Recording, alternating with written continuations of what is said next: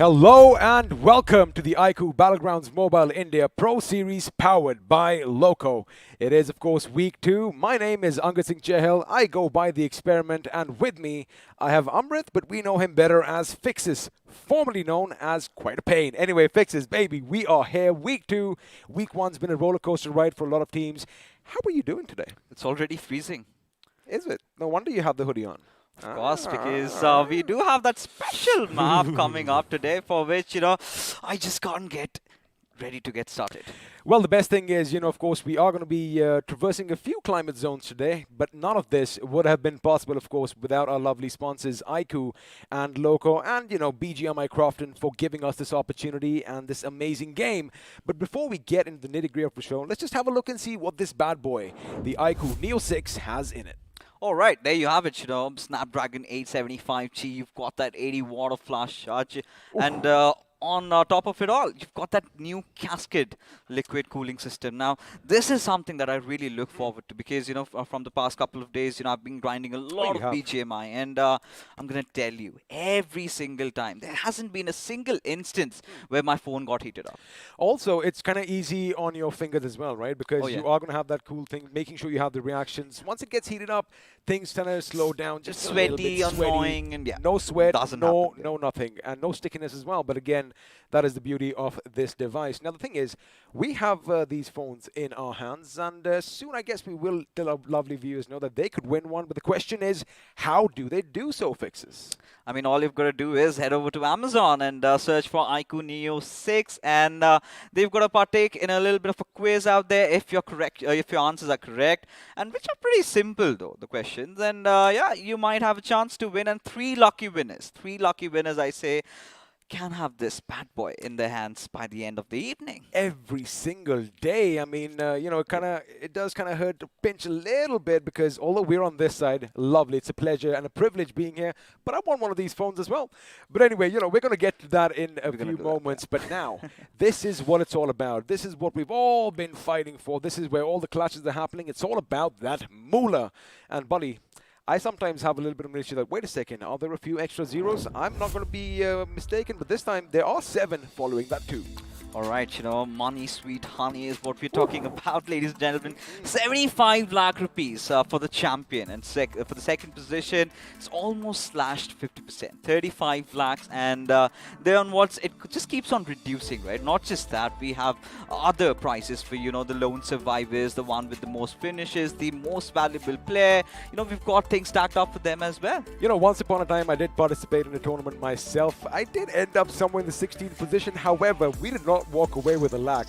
I mean, the thing is, the prize pool these days is just it was a previous title, phenomenal. Yeah. Of course, it was in the yesteryears. Again, I'm an old boy, ladies and gentlemen, but of course, you have all these individual prizes coming in as well. And well, those additional prizes, I like that you kind of have an idea. I don't, so I'm waiting for the surprise, if I can be honest. But how do we decide who gets what? We've got to rack up all those points, ladies and gentlemen. Of course, we've been talking about this. It's the same since the past BGIS. Nothing has really changed. Maybe in the forthcoming tournaments, we might have a little bit of a shuffle. But again, for now, what stands correct is for the first position, you're getting 15 points for the chicken dinner. But what really pops out for me is that 1 finish point equals 1 point. So amazing. That is something that, teams have been capitalizing upon. Teams like Seoul, they've been very aggressive, getting a lot of finish points, and as they sit right at the top of the leaderboards.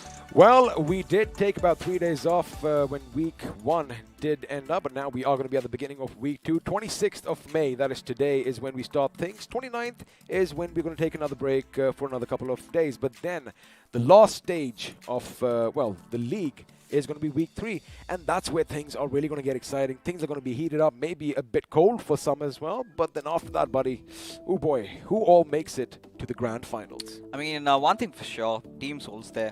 Team OR, I think they're also there for the top 16, considering the kind of a disparity that they've developed for themselves. I like that you just picked the first 2 teams and said, oh yeah, they're definitely going to be there. I mean, there's no chance on earth that they're going to miss out, right? Even if they fluster, even if they have, few bad weeks. But from there onwards, from the 3rd position right till the 17th, it's all out in the open, right? Not a lot of points difference.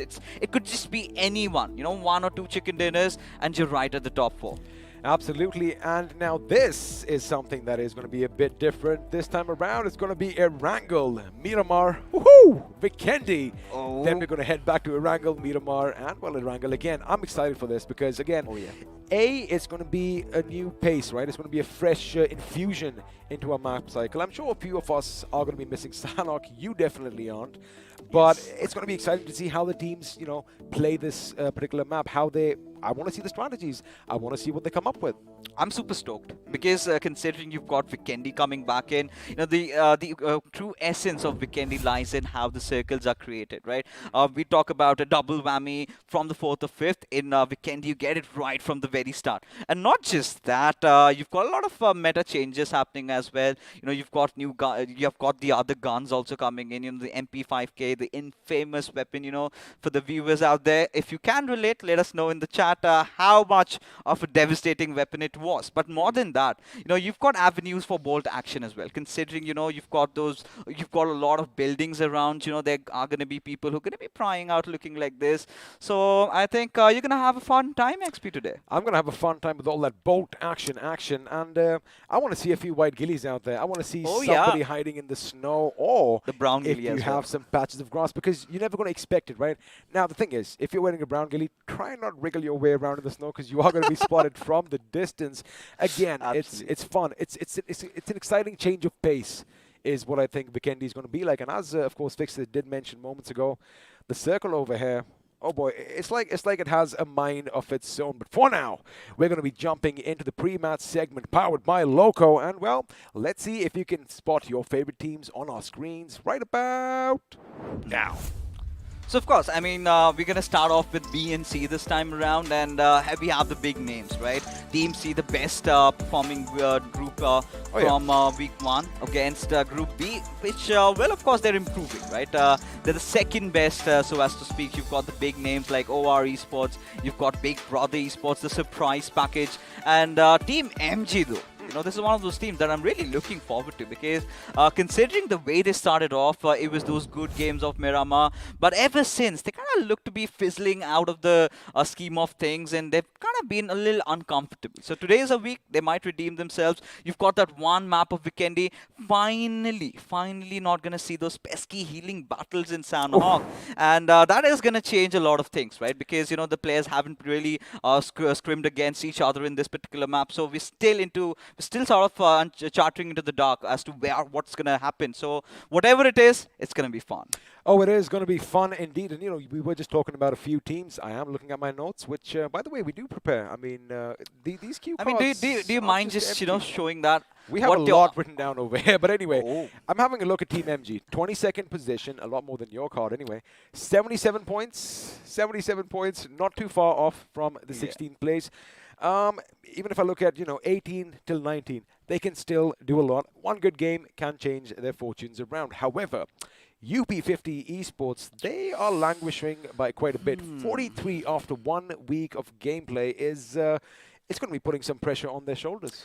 But the good thing is that, towards the end of the first week's final day, right, they finally started redeeming themselves, get a few points on board. I mean, that's good for starters, right? Yep. You've got to start off with somewhere you already know you're quite demoralized, you're not feeling it, and suddenly you rack up a 10 finish game, and then from there onwards you look at positive things to come. And it's not just UP50 over here. You've got to talk about Esports Wala WSF as well, considering how they played in the iQOO BMOC. The transition to the BMPS has been pretty rough. It has been rough, but again, there's a bigger prize out there. I mean, what's at stake is a lot bigger than BMOC, and they were trying to prove themselves at that stage, which they of course did. And as you mentioned, they were picked up by Esports Wala. So, the pressure, I believe, is going to be mounting a bit too much to basically excel. Now, I'm pretty sure, the organization isn't going to be too stringent in case they don't make it. But again, I think their biggest critiques right now are themselves. And that is what we saw in their gameplay. They did kind of do a few things here and there. They did have a few good games, almost, clutching it out and getting the job done. However, let's see what week 2 is going to be like, because they've had a few days to breathe. Everyone's going to be coming in proper strong. And, well, I can't wait for the action on the first map of Erangel. Oh yeah, certainly. But again, if you talk about Erangel and the other teams, the newcomers inside the scene, the new pros, so as to speak, I think a few of them have really impressed me. One of them has to be Autobotz, the only team in the top 8 from the ones who really made it. And then you talk about teams like ACBC, and then you've got a few others, but it's going to be fun now. Oh, it is going to be fun indeed. But again, massive shout out to BGMI Crofton for giving us this opportunity to have a lot of fun. And of course, couldn't have done this without our sponsors, the iQOO Neo 6 and Loco. So before we get into the action, let's have a look at that beautiful video for the first time this day.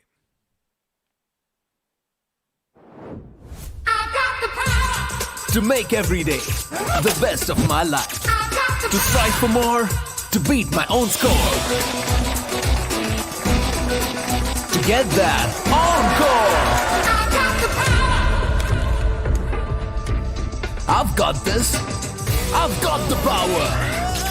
To do more. See more. Be more. I've got the power. To win. Well, when you do have the iQOO Neo 6 in your hands, you definitely have the power to win. And, speaking about winning, we've got a lot of groups fighting it out. And before I get to a question, I do have a question for you. I think we should let our viewers who are joining us now, by the way, we start at the right time. How can they get themselves one of these? All right, all you've got to do is head over towards Amazon. On the search bar, type iQOO Neo 6 and then partake in a quiz. And if your answers are correct, 3 lucky winners. 3 lucky winners are going to get their hands on this bad boy. Now, the best thing is, in case you don't get the phone today, it's all right. We have a lot more in store for you because we have a lot of BGMI merch to be given out. Of course, you can get yourselves a nice little T-shirt and those zippers, or a big T-shirt because, some of you might be big like me, even bigger.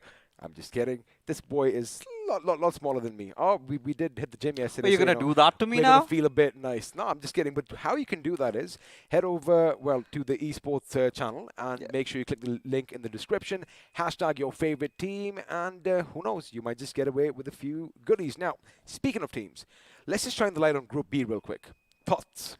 I think today Enigma Galaxy is one of those teams that I'm really looking forward to, considering how they played the final Erangel game last time, and MJ has certainly been one of those players to watch out for, making his way to being one of the top fraggers in the fragger board, and that is something that I'm really looking forward to, because Enigma Galaxy has always been one of those teams that prioritizes heavily on their position points, and on behest of that they've accrued so much for themselves. But again, a new week coming up, teams have come with fresh minds. Few teams did get ample opportunity and chances to go back to the drawing board and figure out their mistakes. So this has to be one of those weeks that is going to be very paramount for all these teams, right? If they kind of mess up, I guess we might have to bid adieu to a few names, because if they do not perform in this week, if they're still not in the race for the top 16, I think a couple of teams might have their dreams shattered. Well, 8 of them are definitely going to be leaving us at some point or the other. But the thing is, the massive question, the million-dollar question is, who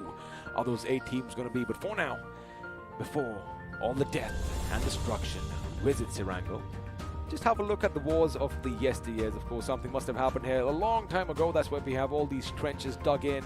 You have your Bofors, you have your howitzers trained outside. But again, not a lot of population over here. I do believe the citizens of Erangel never decided to come back, because every now and then we keep dropping in. It kind of gives you that Chernobyl vibe, right? The map of Erangel. You better have your radioactive suits then. You certainly need to, right? Because considering if you kind of draw comparisons, even in the real life, you've got some inspirations out there. The same abandoned school apartments. You've got those buildings. You've got cities like the Western Georgia Paul one. So you're gonna take inspirations from out there. But again, coming back to the entire scheme of things, we've got, of course, Group B and Group C playing. So Group C, they've been performing really out of their minds. They've been one of those groups that everybody's scared of, to watch out for. But I think they've got a lot of sample size to work out with, and it's time to prove their mettle as we take it up to the skies, my man. Well, it is, of course, time, as the Big Bird is going to take to the skies for the first time on day 1, week 2 of the league stages. And I like the fact it is something different than what we saw in all the Erangels of week 1. We are going to be flying just north of the quarry, heading over the ruins. Rozok is going to be there, and we're going to be ending things in Stolberg. Now, question, Fixes. Yep. Our team's going to be dropping different. Are they going to be switching something up at the beginning? Because we did see last time we had a few clashes every now and again. You know, the mystery kind of lies for me as well, because again, we open to a few changes, few tweaks here and there. Nothing too major, nothing too out of ordinary is what the teams are going to be up to. But yeah, of course, the major issue has always been about getting those vehicles, right? A few of those teams, like let's say, teams heading towards the eastern side, maybe teams going down below. So that is where the trouble really arises. And OR Esports has always been one of those teams that has really excelled in the map of Erangel. We're going to expect nothing less from them.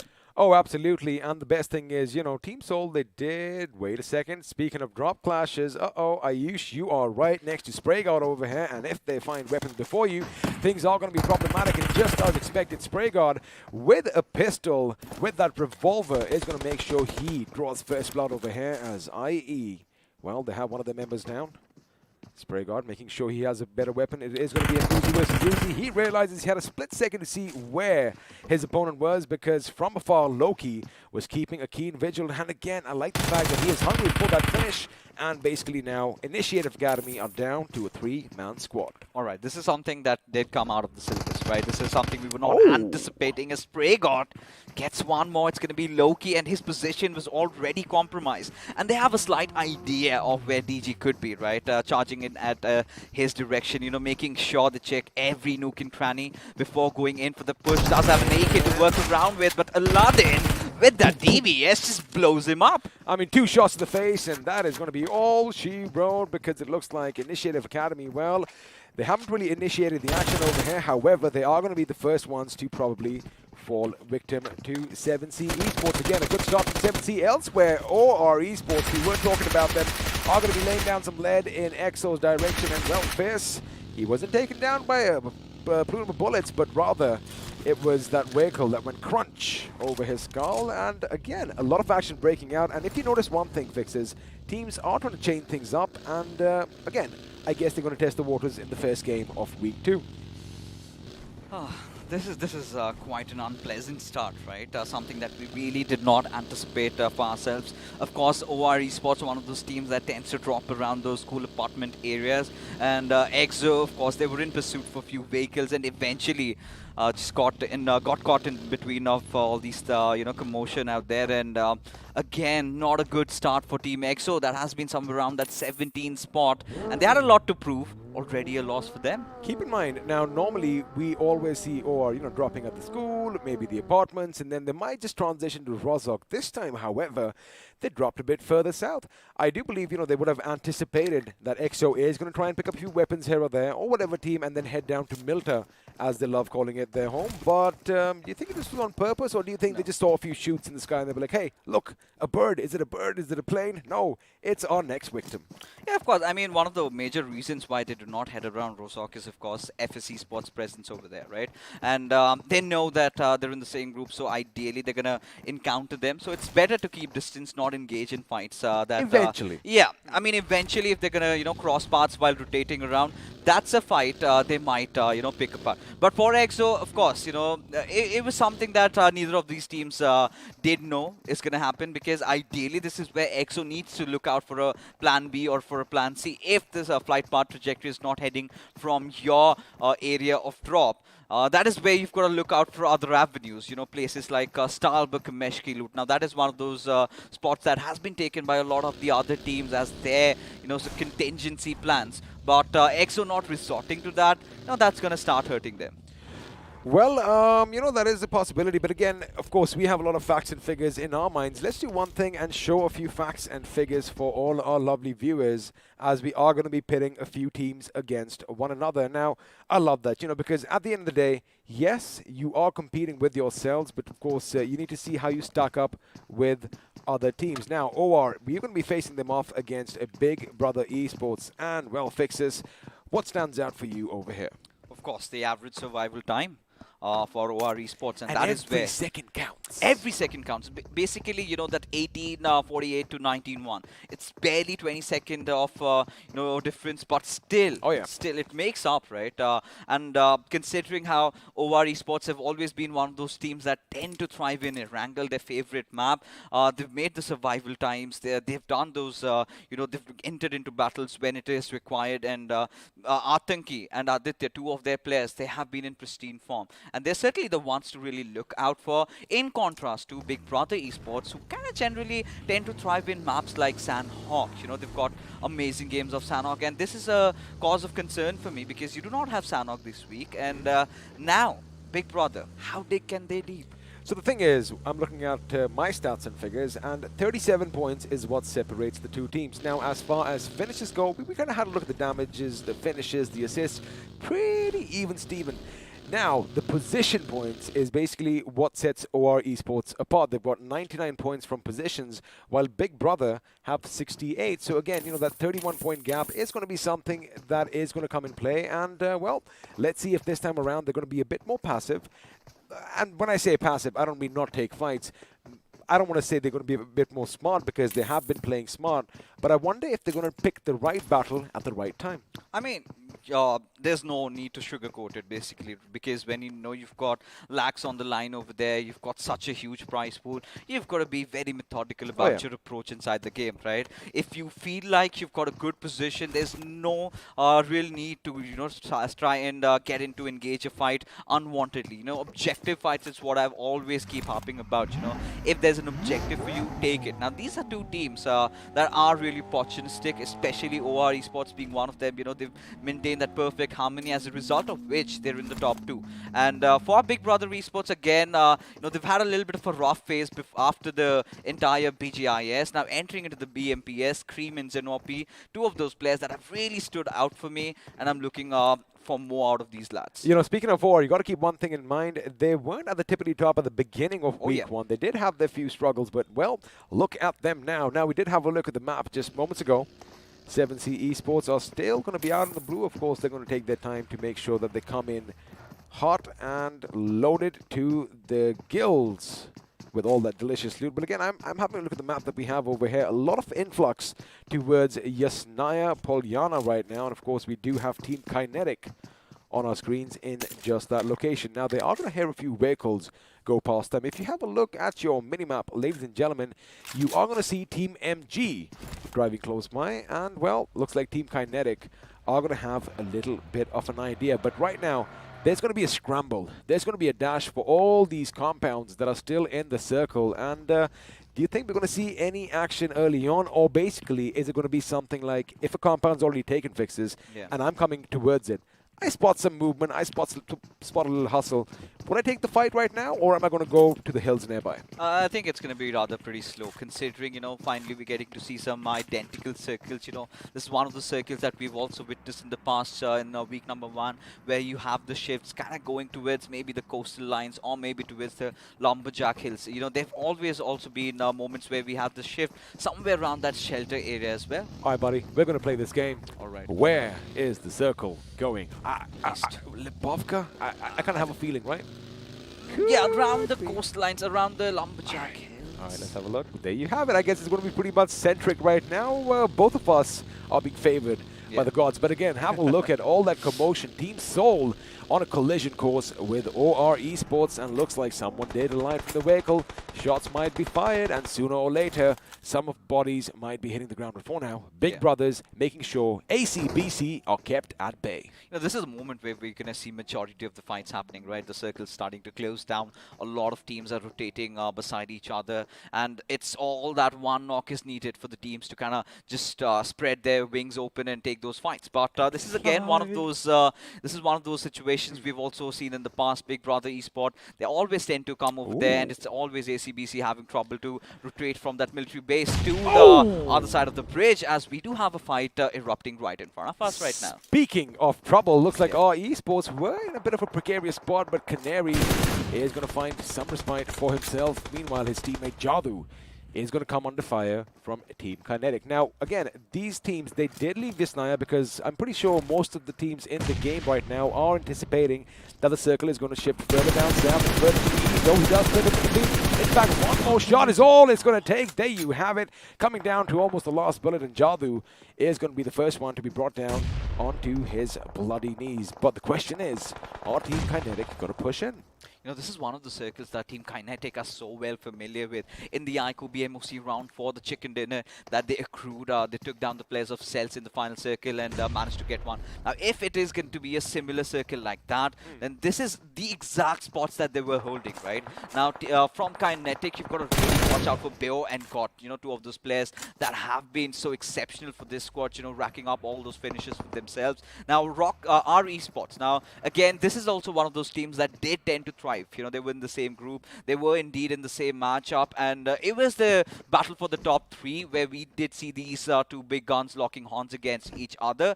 But this time it's pretty early. So it's going to be interesting as to what really happens. Well, again, you know, we did see some action early on. I'm sure everyone is going to be happy. But now, all your favorite teams, what they are going to try and do is, hold on, Canary. Do you have a read on them? I think he has a good read. That grenade is going to go in. In fact, I think it's a bit too far in. Had it been outside, he might have got a couple of knocks. But now he's expecting a push coming in. A little preempted grenade over there to keep them at bay. And looks like he did chip away at the health of the aggressors and made a hasty retreat. Again, quick thinking on his part. And there you have it. He might just jump out the window. But the thing is, his teammates are now set up for flanks. And, well, little sunshine for the little bird. And there you have it. I mean, Team Kinetic also retreating because they are not aware about the position of the other players, their opponents, right? They could just get flanked over. And considering the fact that you have got the players of Team MG having that little higher platoon with themselves, and yeah, I mean, KO is going to take his chances. There's no chance on earth that, you know, even if you get a knock, you're going to try and push at them. The moment you try to do that, the revives are going to come in. It's just about, you know, having those armors depleted, and that is what they're really up to. This is where I love me some bolt action because one shot goes boom, and well, somebody is going to be falling down to his knees. But now the question, it might actually have a sudden bit of a shift. In fact, Lipovka still might be in play. The prison held could be in contention. There you have it, ladies and gentlemen. XP is on fire. But now what's going to be problematic is a lot of vehicles are also going to be in fire because everyone is going to be migrating due east. You know, this is where ACBC, I would love to see them take those coastal areas over there, right? You still have a few of the other teams, even Team X, so they're going to resort for a rather late rotation. Team MG, they're making their movements pretty fast, and this is where, you know, finally we're gonna have some vehicular manslaughters, few of their players trying to take each other down. But I believe it's gonna be Dawn who's the one trying to scout around a good position. But I believe Team MG have decided to hold on to this little high ground advantage that they have to themselves. Look at what's happening, XP. Well, speaking of advantages, looks like Soul is going to be at a bit of a disadvantage over here as BB are going to get the better of them. Hellgod, of course, making sure Hector is going to be sent packing. And, well, just like in Troy, he has finally fallen. Now, Team Soul, they are going to be in a little bit of a tight spot, caught in the open, like we anticipated. You know, all these vehicles are going to go through action. Already lost their tire, mind you. And his buggy is pretty much going to be screaming for attention right now with that little speed. Now, they do have this nice little ditch to play around with, which means for now, it was pretty much like an ambush. They saw a few vehicles coming behind them. They took their shots elsewhere. Looks like Optunki is going to be opening up on UP50. Again, a team that needs as many points as it can get. You know, Big Brother Esports have done their homework, right? But we've got a bit of a situation over here. UP50 already out of the race for knockdown. Yes, just walking right in the open, showing his backs. He's going to get shot. But this is where OR Esports understand the gravity of the situation. They're going in for a push. Well, they are going in for the push because all they have down below are just people crawling in on their bellies, on their knees, and Aru is going to make sure he makes quick work of them, which means only one man stands from UP50 and fixes again. Not a good start for them. No, not at all. And this is where UP50 really need to understand. What should they do? I mean, at this time, again, a very impatient rotation. Either go in pretty early or else, try to rotate completely late, like something like Team EXO is doing. And somewhere in the middle between, if you kind of rotate around, you're going to get caught in the mix of things. Speaking of rotations, I'm pretty sure a fight might just break out on our screens. There you have it. I was going to bring this up. 7C up against EXO. Now, EXO, they did have a slight advantage as 7C Esports was driving past them.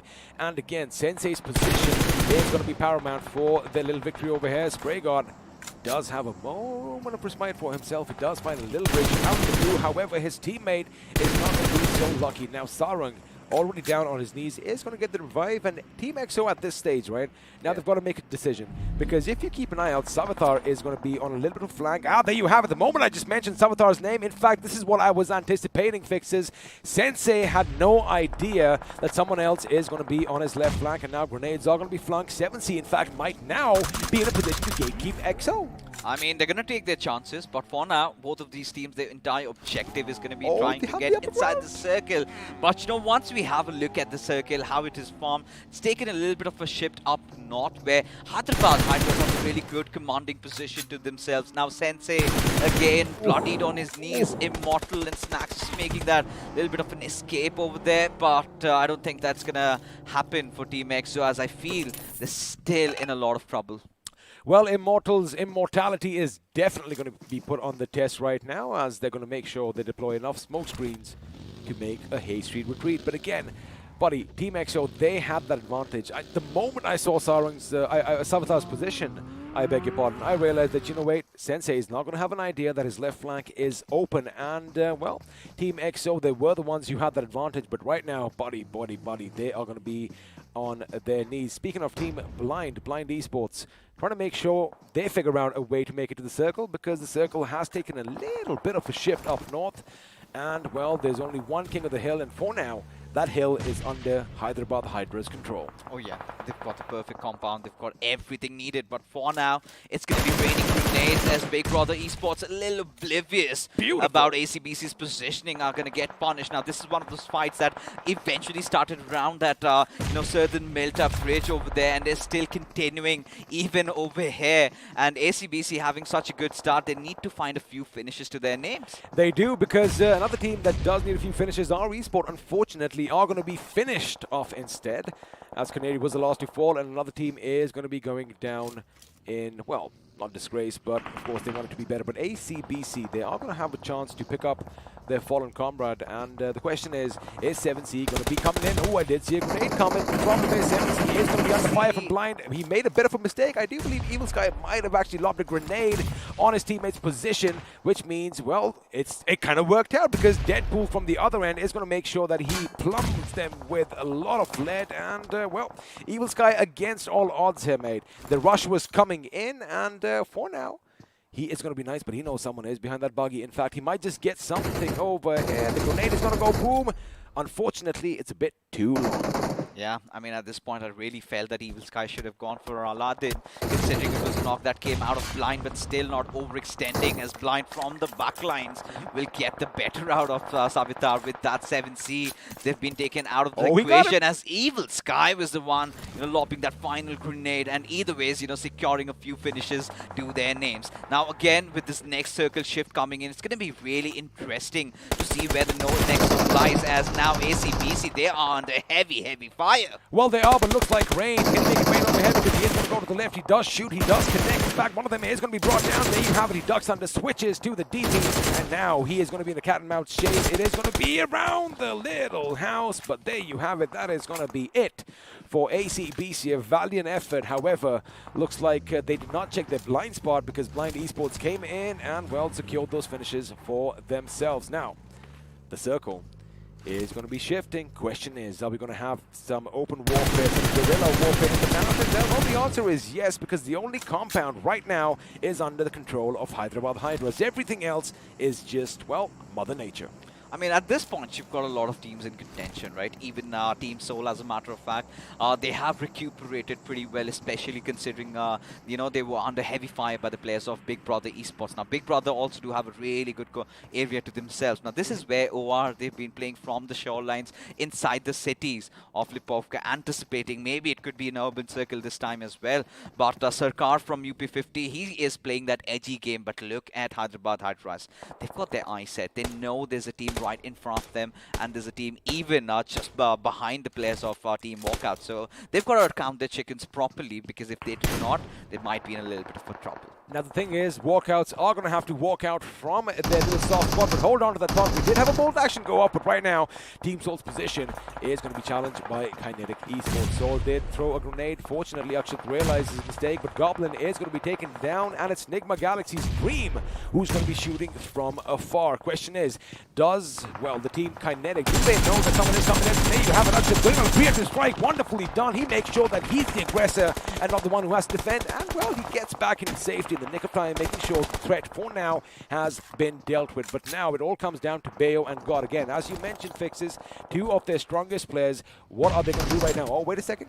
Akshat was spotted. Unfortunately for the opponent team, they come in a bit too late. Had it been a bit quicker, Akshat taking the mantle, picking up all that weight for his teammates. He knows Goblin is down. He knows he's the last man standing. Oh, cheeky. That was a cheeky move. And of course, if you can see it, chances are you can shoot it. Akshat, he knows someone's right outside. They're just playing the waiting game, but I'm a little scared. Oh, he gets another one. It is all going to be a one-on-one situation, as I do believe Kinetic are now going to be on the back foot. Unfortunately, that buggy was blocking his pop.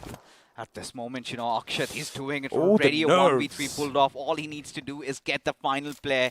And after this reload, I'm pretty sure he's going up for it. There, you know, the movements are being made. God really resigning from that heal over there. But now he's going to step out of the window. Maybe he does go for it. And there you go. Akshat finally spotting out the players. No, that's not going to work out like that. A little bit obstructed with all the vehicles around him, as God is going to get himself inside the compound. Akshat still relentless. Wants to go for this 1v1 situation that he's got it, but can he clutch it out, XP? Well, the thing is, the zone is coming in now. There you have it. Akshat is going to be taken down. It is going to be God's day, as he is going to be a happy man. 6 finishes for themselves, and, well, now he's going to make sure he's in a little bit of a safe spot. Lucky for him, he does have a few more minutes, well, a minute to be precise, to just, you know, patch himself up. Take a few deep breaths, let those jitters, let all that adrenaline that is coursing through his hands just, you know, calm down, and things are going to be good. However, things do not look good for Team Walkout, as they are going to be bombarded from either end. At one end, you have OR Esports. At the other, Striker is striking for the Hyderabad Hydras, and, well, Mr. Spray is caught between a rock and a hard place. That looks good. He goes down, because have a look at that. Striker is going to be coming in and joining the party as well. He's got to be careful. His right explosion, and again, this is where Soundson comes in.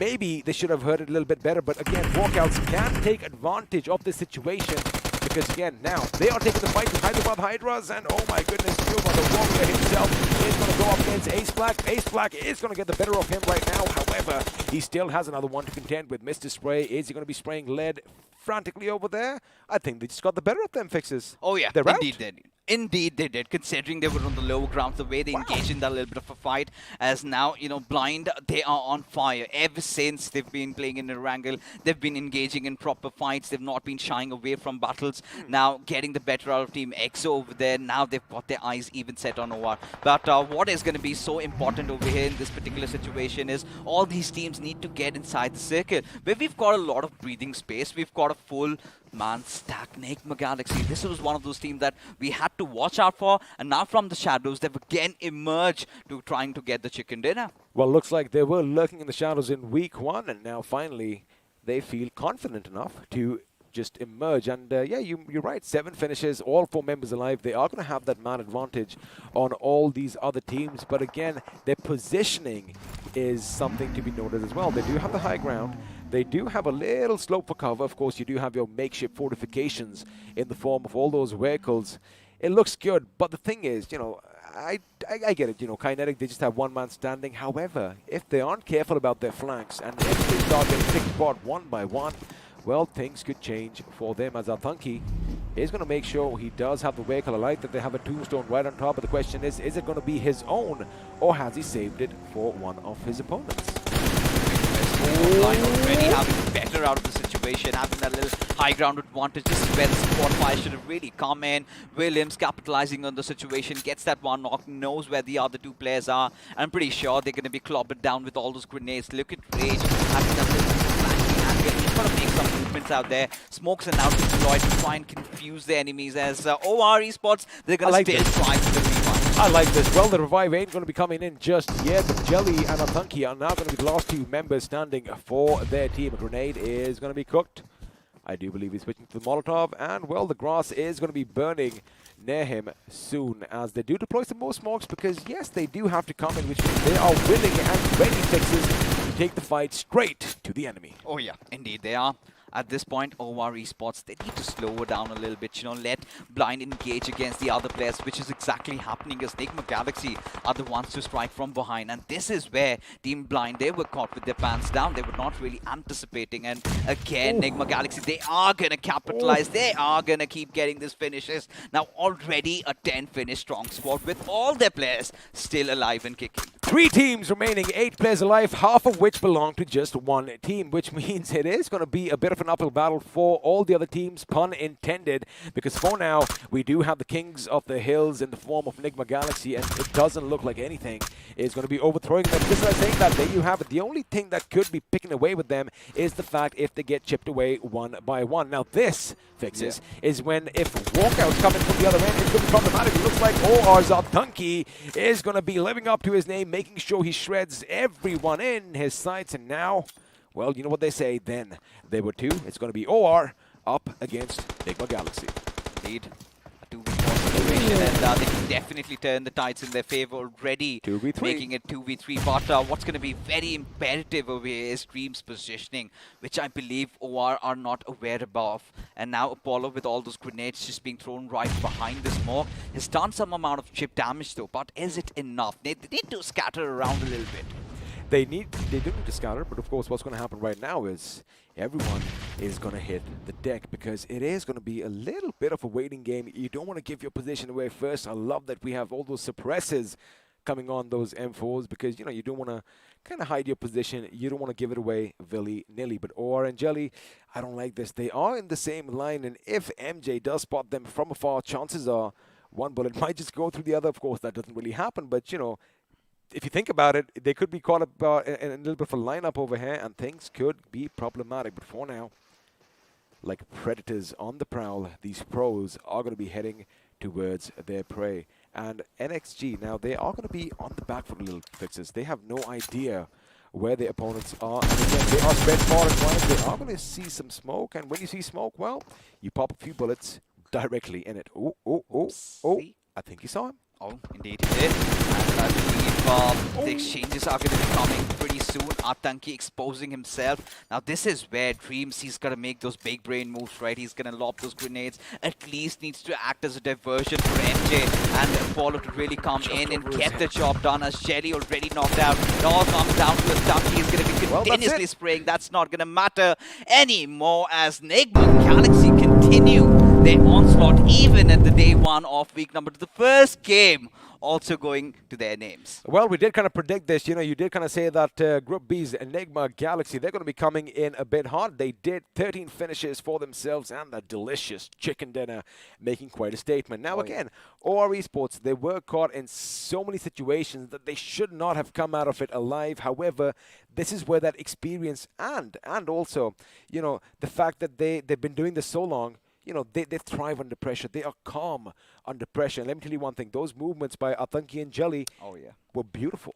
They need work. Now, OR Esports was one of those teams that tries to play a lot from the edges. This time around also, we did see them getting off at school apartments, headed directly to the Lipovka city. And from there onwards, it was a 4-man squad. You know, they tried to come in and that was one fight against Team Blind, which they did not really anticipate. 2 of their players already falling down, and primary players, you know, you're talking about Aditya and Aru over there in that particular situation. And that was a big blow. That was something that they took a lot to recover from. And that is where Nigma Galaxy, again, this has been one of those silent assassin teams that has never really made themselves visible.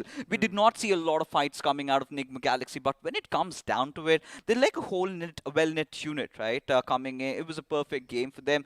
They just did lose out on one of their players, and that was it. Secured a good finish chicken dinner, and you know, they're gonna be looking for the top 3. They're definitely going for it this time. Well, of course, we are going to be looking forward to seeing what they do. But for now, we are going to be heading over to the post-match segment powered by Loco as the point standings are popping up on your screen. And at the tippity top, it is going to be Nigma Galaxy with that chicken and 13 points coming in from finishes. Now, if you have a look at the finishes, a few teams did get a taste of blood.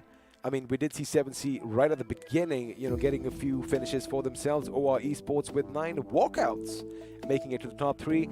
All in all, a good game for a few teams that needed this game to be good. But again, if you have a look at the bottom half fixes, UP and, well, you can see the rest.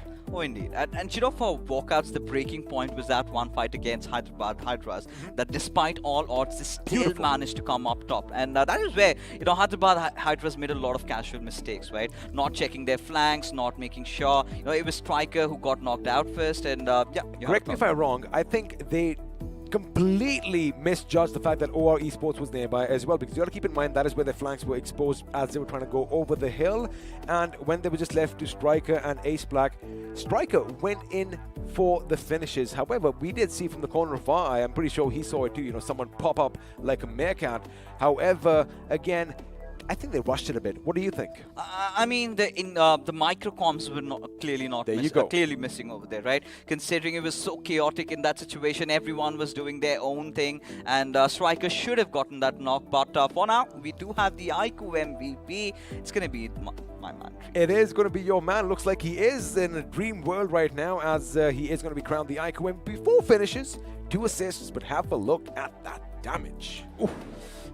48 points of it, and this shows that Nigma Galaxy, one of those teams that kind of tends to drop around the southeastern side, around those Milta factories areas, and then having a really good circle to themselves, you know, making all the right decision, and then going in, getting the job done. Now, just explain this to me. They do like dropping down to the south, but right now, for the last few circles, they were the northernmost team.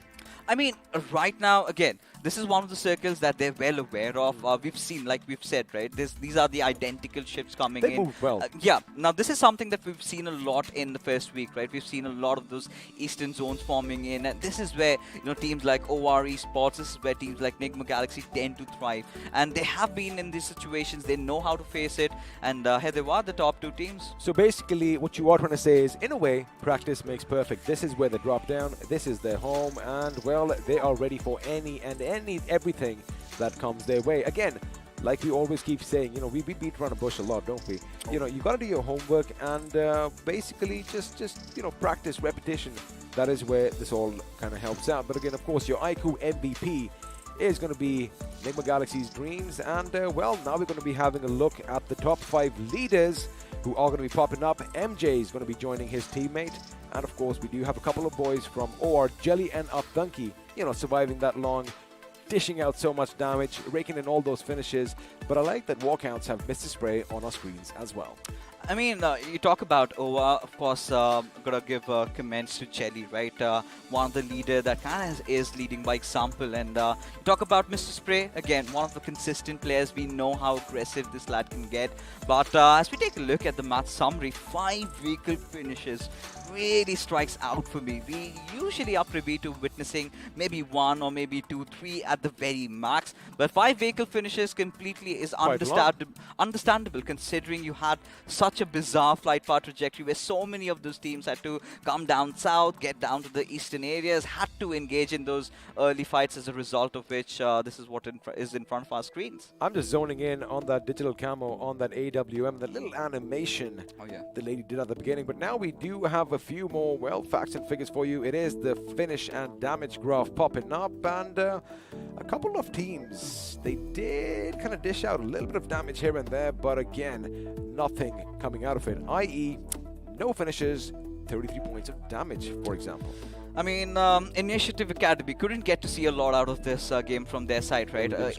Instant drop clash against 7C Esports, and now they know that Initiative, they've been treading through rough waters. Now, this was the perfect opportunity to go in, get a few finish points to your name, and 7C did exactly that. I think Spray God did come out as the MVP in that particular fight, getting not just one, but I think 2 or 3 finishes. We had Aladdin also taking one of those players down with a DBS as well. You know, Spray God, once he did finish the first enemy on the ground, I do believe I made a mistake in the form of Loki, because he knew that his position's been given away and, you know, these boys are going to be waiting for him. But again, you know, they should learn from it, and we'll see what they do in the next match, because for now, the overall standings are popping up on our screens. And, well, although Nigma are still going to be holding on to that 3rd position finish, oh boy, they are getting closer and closer to the big 2. Of course. I mean, if they keep on continuing playing like this, I'm pretty sure by the end of the evening, we're going to have them replace maybe someone up top. And for Team Soul, it has been a pretty rough start, right? This is where they kind of have themselves a bounty on their heads, right? A lot of teams doing research as to when they're entering inside the circle, and this is where Big Brother Esports, they really came in handy. They knew they're going to be rotating through the peripheries, already being stationed at a good spot to try and take them down. It was that fight when, you know, Team Soul were traversing around, Hector got picked off, and that is where all their buggies kind of went astray. They had to resort to that single vehicle, and eventually, you know, it was a one-man show effort from Akshat against Kinetic Esports, and who put up quite a firepower there, right? Taking 3 of their players down. But towards the end, I kind of felt like he overextended a little bit over there. Hey man, could have done better. My hands would be shaking right now. I mean, all that it's not nerves, right? It's all the adrenaline. Your heart is pumping. It's about, the BPM must have been at least 120 at that point, right? And you're trying to focus everything. Your hands start shaking. A few mistakes are made, but have a look at page 2. And, well, Team EXO, we kind of thought that, you know, where have they been all this while? They had that massive drop that came in.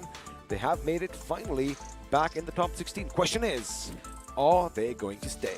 No, that's the thing, right? I mean, for EXO, it was again a very unpleasant first game of Erangel, having one of their players picked up. I think it was Fierce being taken down by the players of OR Esports while he was getting down to the Milta City and had to deal with the brunt of it. But yes, I mean, there are teams like INS who are yet to play. They might come in next, and that is when, you know, EXO's top 16 position can be challenged. But more than that, you know, you're talking about teams like Team MG, who ever since, you know, those few good games in Miramar have been struggling, and even for UP50 in that manner, right? The kind of a start they had, they wanted to go for the shelter compound, which was clearly not necessity. They wanted to head over to the bunkers and stay over there, which kind of shows their mentality of trying to play a lot more defensive rather than trying to pick up fights. And eventually we're just getting pummeled down by the other teams, and they really need to again work things around as to what they really want from this particular week. Otherwise, you know, the ship is going to set sail. Well, the ship might just set sail, and the team's in danger. They are obviously going to be left behind. Again, you know, that is part of life. I mean, you win some, you lose some. That is, of course, one of the major things in this tournament as well.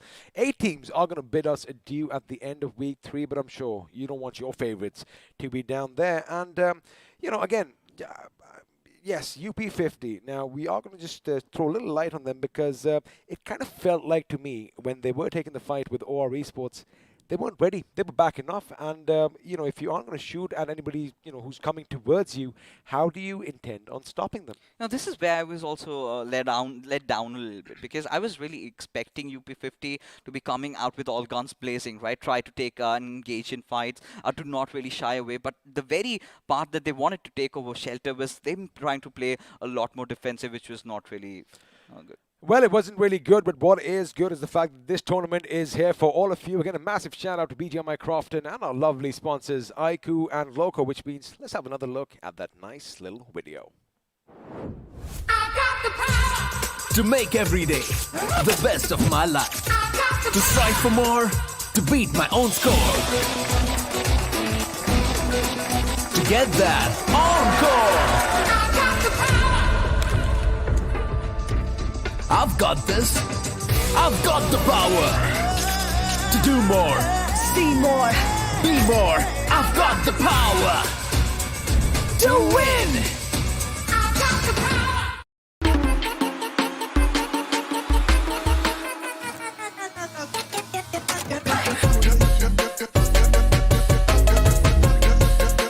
Catch it, earn it.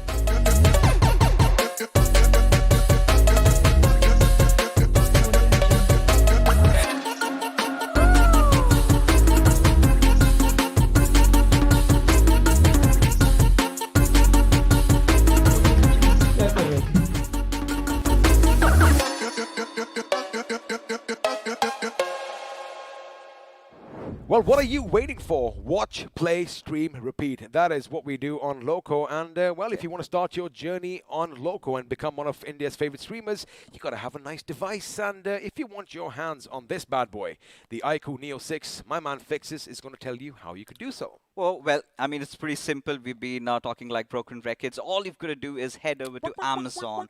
And then in the search box, you just got to type iQOO Neo 6. Partake in that quiz. And, well, if you are lucky, 3 lucky winners are going to have this bad boy in their hands by the end of the evening. But for now, you know, we're done with the first game. It's been a fun affair. And it's time, I guess. Let's take a look at the highlights and figure out what really happened inside the game. Of course, it is going to take a few working days for the device to actually reach you, but you can start rejoicing and partying from tonight. Now, of course, the highlights. And count your chickens.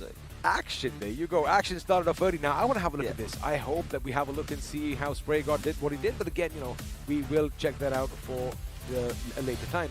Now, that double-barrel shotgun up close and personal is just devastating. Boom, boom. And, you know, not only is the person dead, but the thing is, there's a massive wall, a hole in the wall behind as well. It's the RNG of the game, right? Ideally, you get to see a lot of DVS in maps like Sandhog. But considering the fact that 7C want to engage in a drop fight with them, Initiative were really not prepared. And this is what I was talking about, Stupid50. They were looking so lost, man. And the last thing that they were looking for out here was trying to get into covers, right? And this is where it all went awry for them. They could not really understand what they wanted. And the same can be said for Team EXO as well. I mean, losing out on one of those players pretty early on, trying to rotate pretty late into the circle. They had everything in their favor. They were in a position that, well, one of the members from 7C was down, as he is on our screens right now, but Evil Sky over here, he, you know, could have maybe got a few more finishes for himself. I mean, finally getting that finish on Saboteur was something that he did expect. Oh, that grenade bounced right in front of his face. It went boom, and, well, all that shrapnel shredded his face. I love being a little bit graphic, but now in comes Blind. And, well, again, you got to take advantage of any commotion, anything that pops out for you in this fight, and, you know, this whole situation as a whole. I think Team Blind as a whole, they've had that little resurgence coming in, right? Finally waking up to their senses. But this is one of those fights that we have to talk about, because it was all about Akshat. The other two players, Omega and Goblin, they were really not prepared about God's position. And this is where, you know, Akshat trying to be a little preemptive on his shots, you know, going for those pre-fires, going all up for it. And Nigma Galaxy from the backlines also, you know, just peppering down those bullets, hurting Team Soul. This is something they were really not anticipating. No wonder he had 1,000+ points of damage. But again, break this down for me. What do you think is going on in Akshat's mind? You know, at this point, it all came down to the guns, right? The moment God entered inside the house, that is where he lost the fight. And did have an AMP to himself. And, you know, an AK against an AMP, these days, I really fancy the chances of the former. But for Nigma Galaxy, again, they've been silent throughout the game. They've been picking up on all those loose pieces out there. They've been getting those finishes done. And nobody really saw them coming. And this is where I really felt Hyderabad Hydra should have never come down, rather maintain that higher ground and secured the fight to themselves. You know, I'm sure all our players, even all our viewers at home, they know each and every sound of the weapon. And the thing is, the AK, of course, is an intimidating gun as well. So I like to think when it goes, you know, it just kind of puts the fear of God in people. But again, Walkouts, like you explained, Hyderabad Hydras extended a bit too much, and oh boy, Rage, that was a nice grenade. And well, Mr. Spray is the kind of teammates you want to have on your side. Oh, you've got to do this on all the other days. But you know, this is where I was really, you know, having high hopes from Team Blind.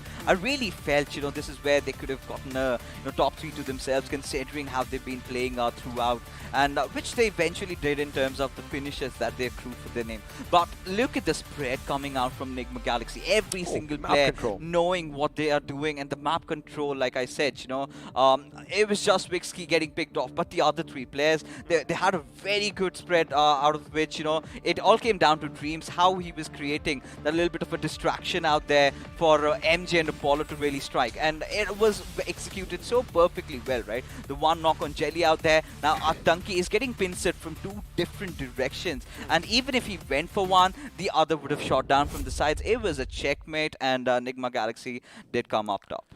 Well, there were a few checks coming in early as well, but again, as you mentioned, I like that, Aptanki, we did kind of anticipate that OR isn't really going to be messing around a bit too much because, the big boys were fighting on either side of the hill. But boy, oh boy, he saw someone on his knees. He took him down, he took the other one down, and Walkout, well, they finally walked out of this game in the third position. Not a bad outing as far as the day goes because, again, it is Game 5. Game 5, but of course, the first game in Week 2. But boy, oh boy, Enigma Galaxy, like you said, this was their little special place. And, I'm pretty sure they're going to be hoping that the circle shifts to their location all the time because they look amazing. That has been the tendency of the circle these days, right? We're not getting to see a lot of those It gives everyone zones. a chance, right? Yeah, I mean, ever since the update, we were all kind of worried about, what's the next meta going to be? Where are we going to see all the circle switches? Now, we've got a slight picture, painted up. It's still pretty vague, though, but we're getting there. We're getting there. Maybe by week number 3, we understand, how the tendencies of the circles are to rotate around. But for now, it's more on the eastern sides.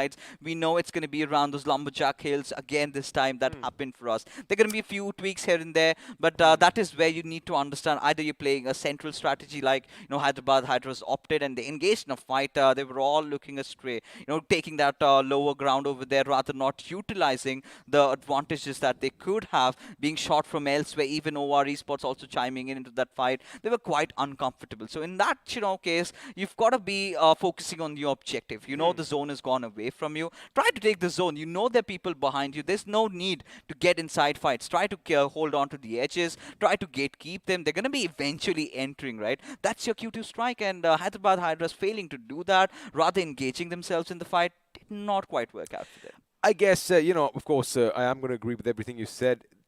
There was a little pressure coming in because I kind of feel they knew it was inevitable. Their demise was inevitable because they had let off things for too late, as you mentioned. Now the circle was on their backs, and well, we had not one, not two, but 3 teams who were trying to pin them down and make sure if anything pops out, well, boom, a shot's going to come in, and that's going to be it.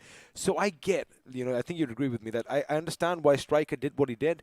Maybe had they done it together, again, coulda, woulda, shoulda. We love saying that over here, all these maybes, ifs, and buts, and, we're going to leave that for the analysis later.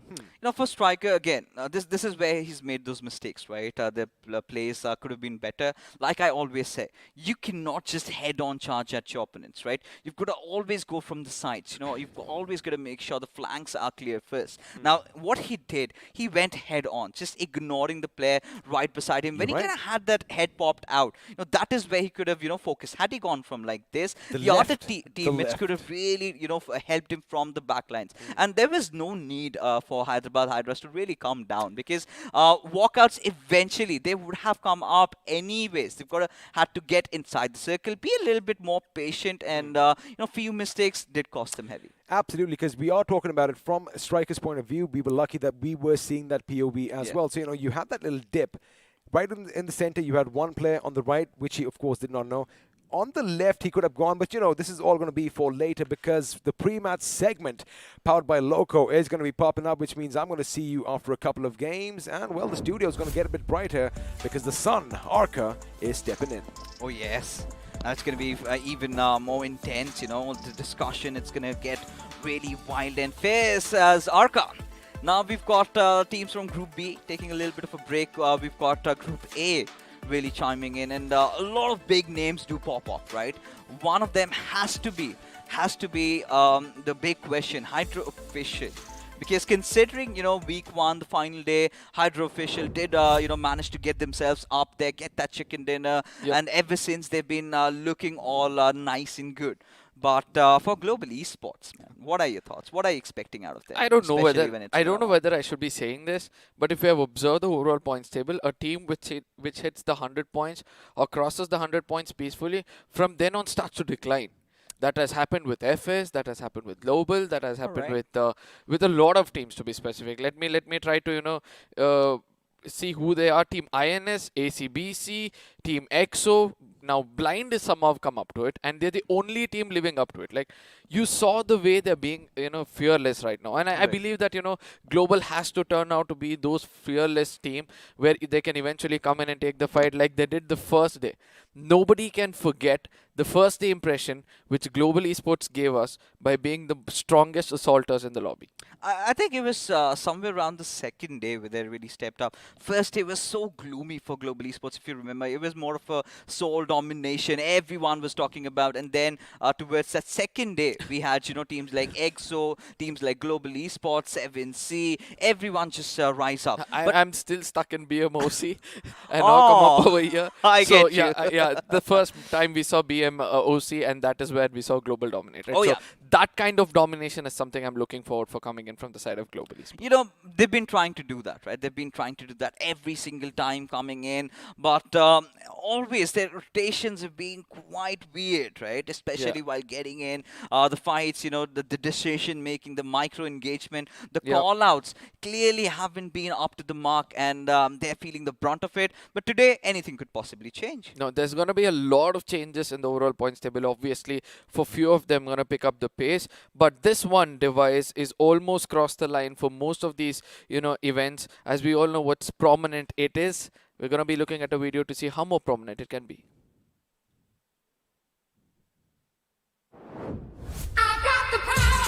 To make every day the best of my life. To strive for more, to beat my own score. To get that encore. I've got this. I've got the power. To do more, see more, be more. I've got the power. To win.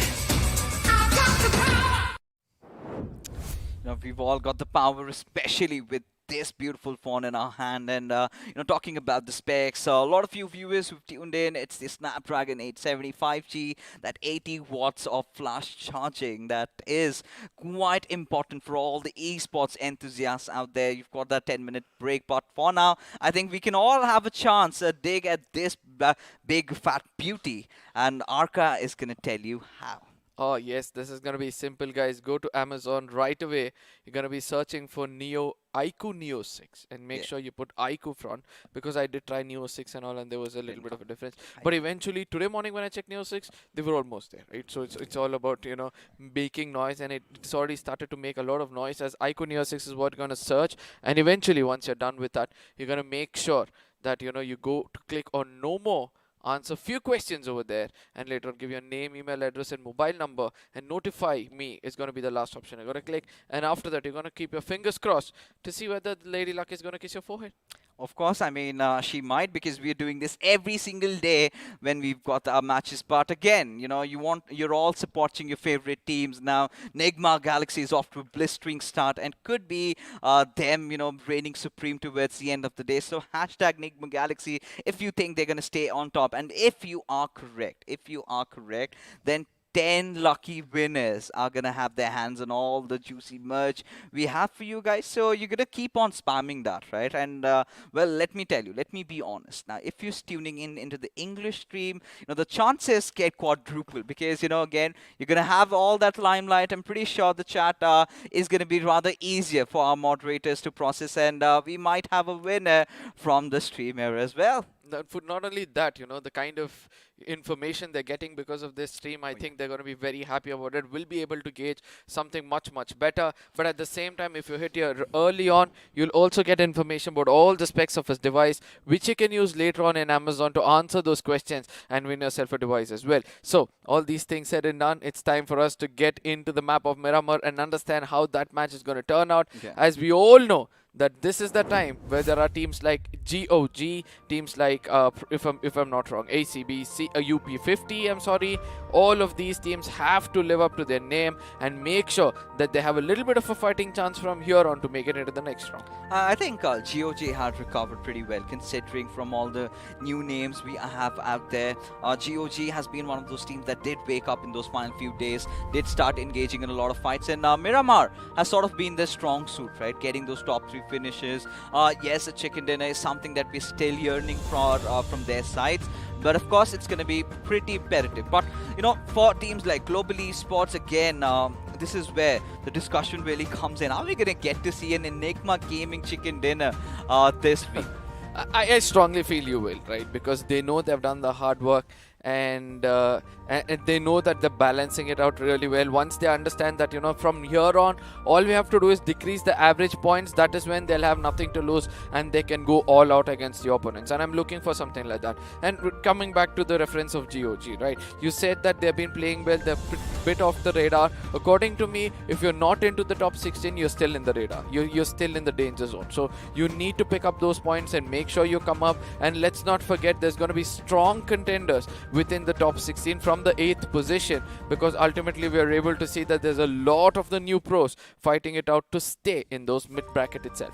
Oh yeah, I mean, considering how the fight is out, all open till I guess the 17th or the 18th position, and this is what we were even having a conversation with XP in the first game, right, the pre-segment.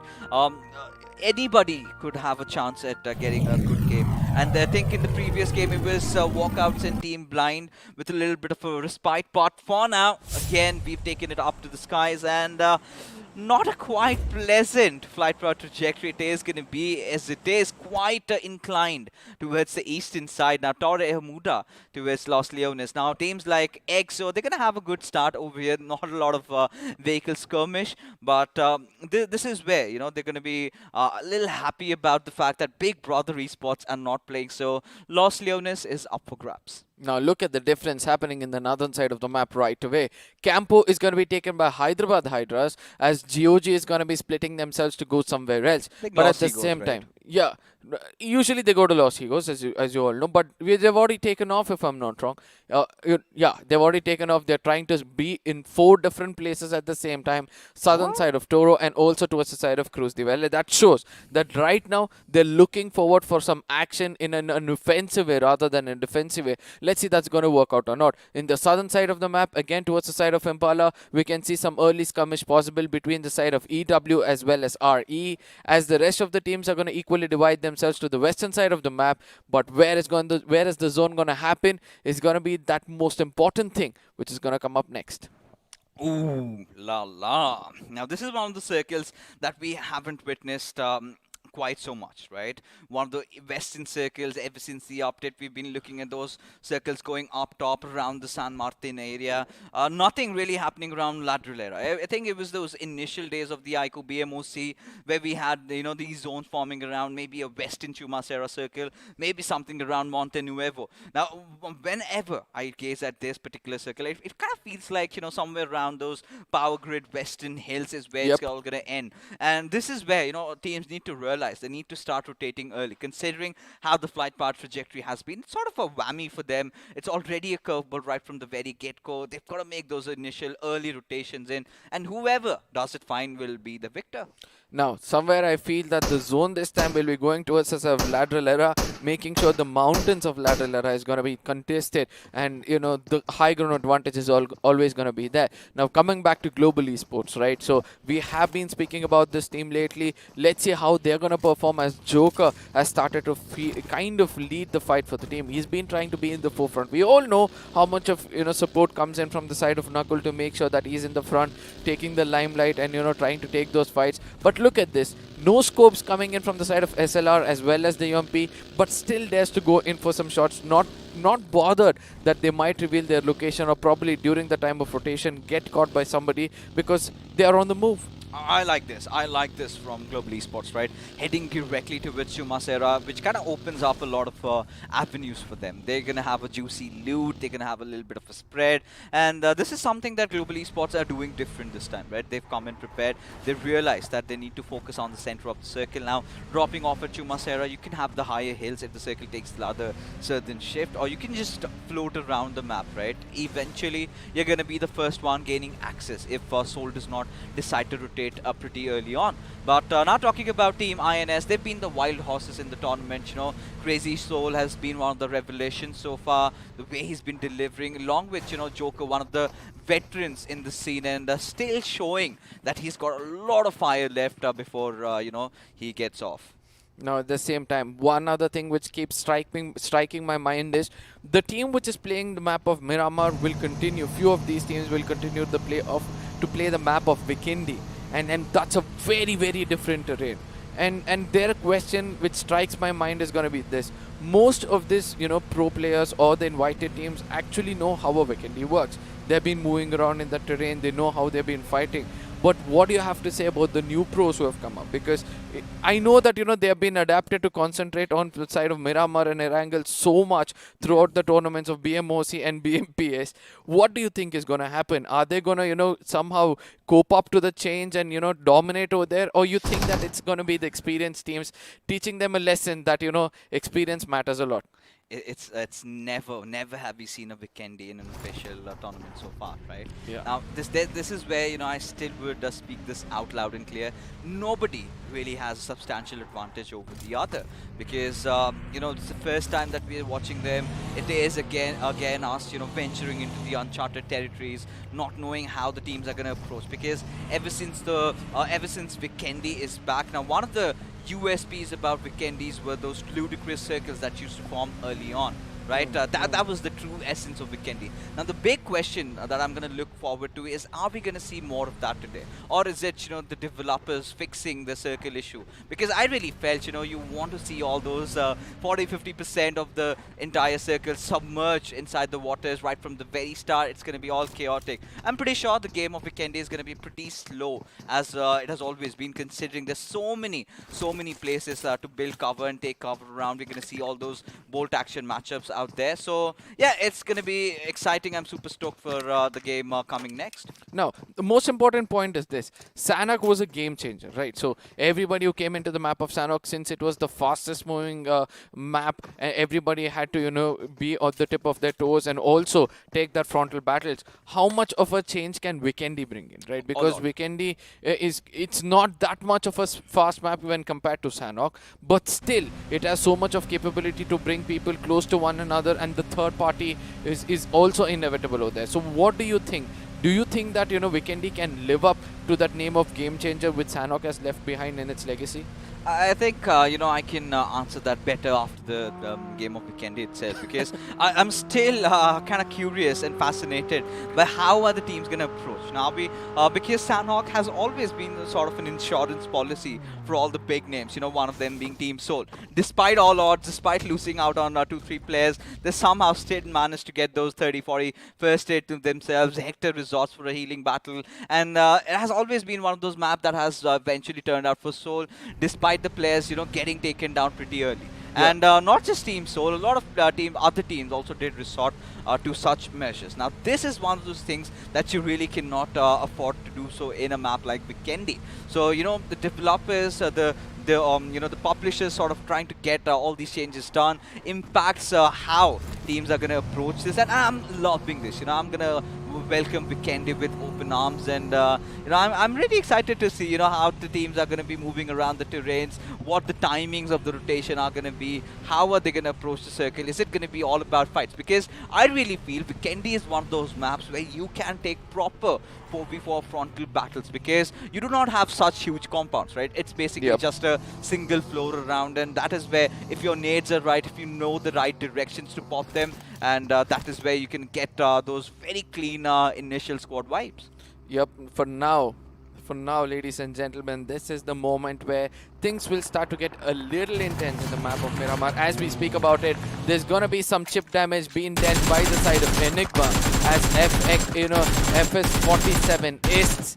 But let's see how that's gonna turn out from here on, as it's gonna be Enigma who will be looking forward to retaliate. And we have been seeing that the side of Enigma has been very, very strong on two things, right? So they tend to get the information of the opponents first before they get into the hard cover. Like, as they traverse around, they usually don't get knocked out. And once they get into the hard cover, they seal themselves like a mountain. And the way they take the fight towards these enemies who try to tag them from the beginning, it's complete redemption, and they conquer it and make sure get those 4 finishes completely. Oh, they indeed have to, because at this particular moment, it's all about taking the center of the zone for all these teams. Look at the splash of colors on our mini map, right? We've got G. Now, this is what I talked about when they made that early rotation around Chumasera. They're going to have so much of that access, so much of that terrain to capitalize upon. And, you know, teams like Hyderabad, Hydras, again, resorting to those long, edgy rotations. They're still going to wait for the curveball to hit the radical shift.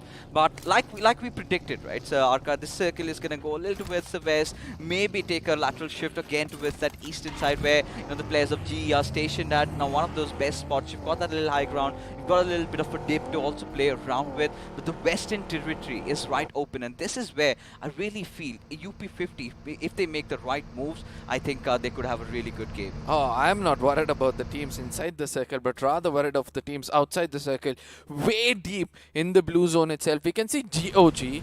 They are the only team who is outside the circle but still not seated in a vehicle.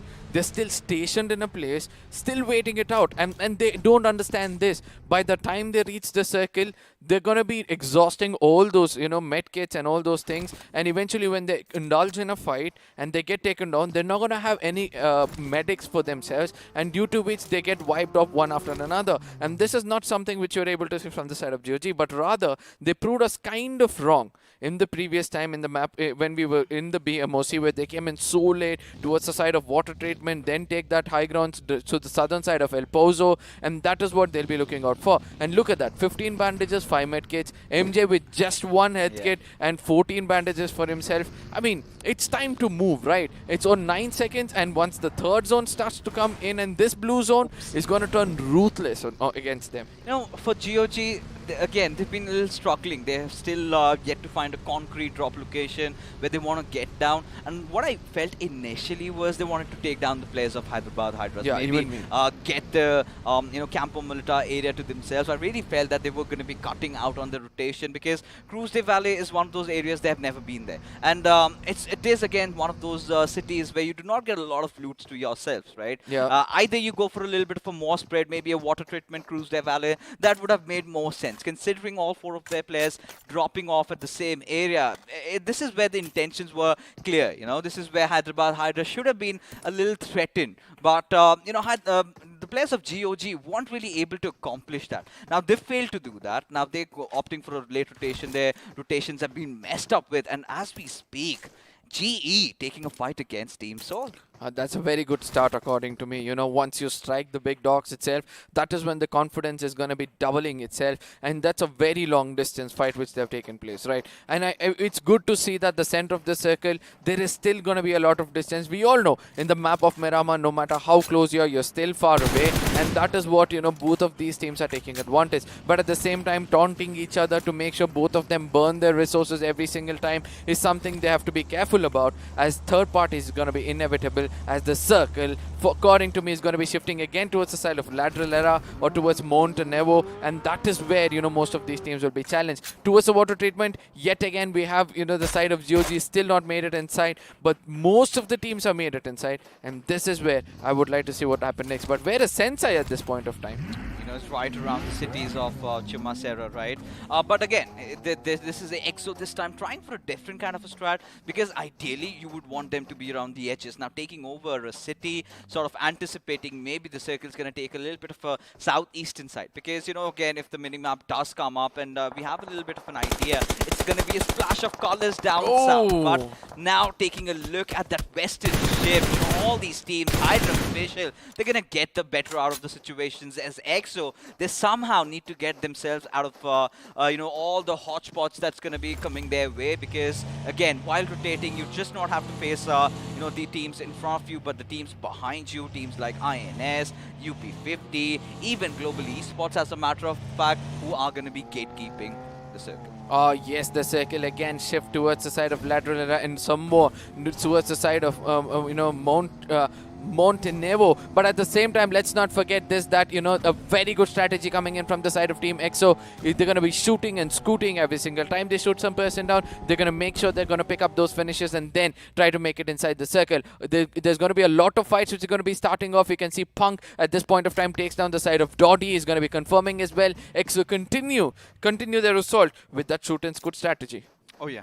At this particular moment, right now, how the circle's been building up. Now, this is where our Esports, the kind of rotation that they're up to, if they kind of get a little bit of a high ground advantage to themselves, it could really favor them. But I also like how Enigma have been rotating around. Now, Hyderabad Hydras, they've been around that certain side, they've been making those moves, but have to really watch out for the players of our Esports. As Team EXO getting Punk back again into the mix, getting a few finishes up to their names, and this is something that they can really start to fight. Now let's see what's gonna happen next, because now is the moment of truth. As who's gonna be taking that, high ground towards the side of Ladrillera Hills, right? The extreme western side is what I'm thinking at this point of time, because ultimately I know even if it falls away, they're gonna rake up some finish points for themselves. But ultimately walking into the crosshairs of S7Cs is something which you don't want, as the pixels are gonna be visible. I don't know why Sarang is not concentrating on Hector at this point of time when he was pretty much in the open. That mini is going to be really, really something to watch out for, as there's going to be a grenade cooked up against them, and Savitar is going to be coming in from the perfect off angle to make sure he strikes, and he does strike hard, takes down both the players, and from now on, this could be the beginning of the end for the side of Team Soul. Indeed it could be, because considering the fact this shift to it going to hurt so much of these teams, and Team Soul are going to be spared over here at 7C. That nice. Red Savita just blowing up that buggy into smithereens is Team Soul yet again. Those few losses right from the very start again comes down to how Omega and Akshat are going to retaliate to that situation. But for now, 7C, they're going to really enjoy themselves, as they did manage to get the two big fishes in the ocean. And they certainly are going to look for a few more finishes to their names. Now the next circle is something which we have to look out for. GOG somehow made it inside the circle.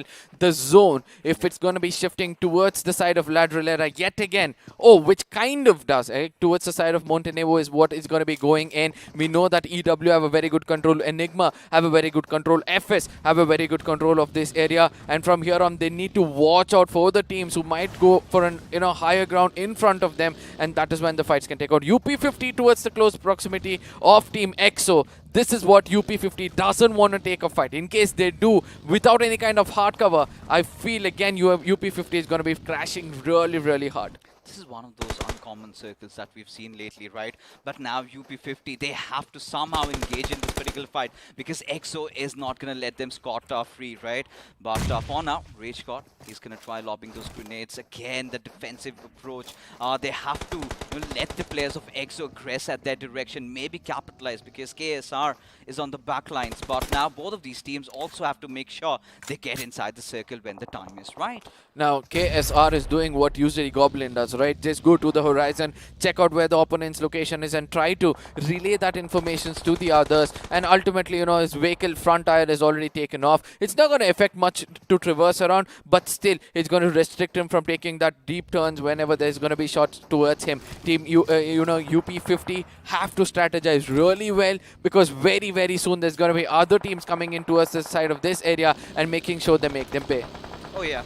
I mean, that's what they're going to be trying. But Team EXO, again, did want to back off from this fight. They know position points have been so instrumental for them. It's quite needed, as we have another fight breaking down. It is going to be Hyderabad Hydras against RTR Retribution. Carry lobbing that grenade, would want to connect as from elsewhere. It's going to be the players of Global Esports from the backlines. They're going to try to get the better out of the players, as Hyderabad Hydras down. Now the numbers have started to dwindle already, and I think it's going to keep increasing. I mean, Global Esports out of nowhere has got 4 finishes for themselves. They're looking the strongest. We did speak about this, right? The aggressive Global Esports is something most of the viewers, most of the boot camp would want to see at this point of time, and they're trying to live up to it. But at the same time, let's not forget a very, very good grenade coming in from the side of Hyderabad Hydras. Took down 2 players of RTR and gave the right kind of opening, the right kind of push. But at this point of time, it's got to be EW versus the side of 7Cs, where they've struck Sarang at the right chord. Now we have to see whether it's going to be Spray God who can do wonders over here. As from far away, Aladdin also hits the ground. It's going to be hard. We all know this. We have seen this happen before as 7Cs. Once 2 of their strongest players get taken down, the rest falls down like a domino.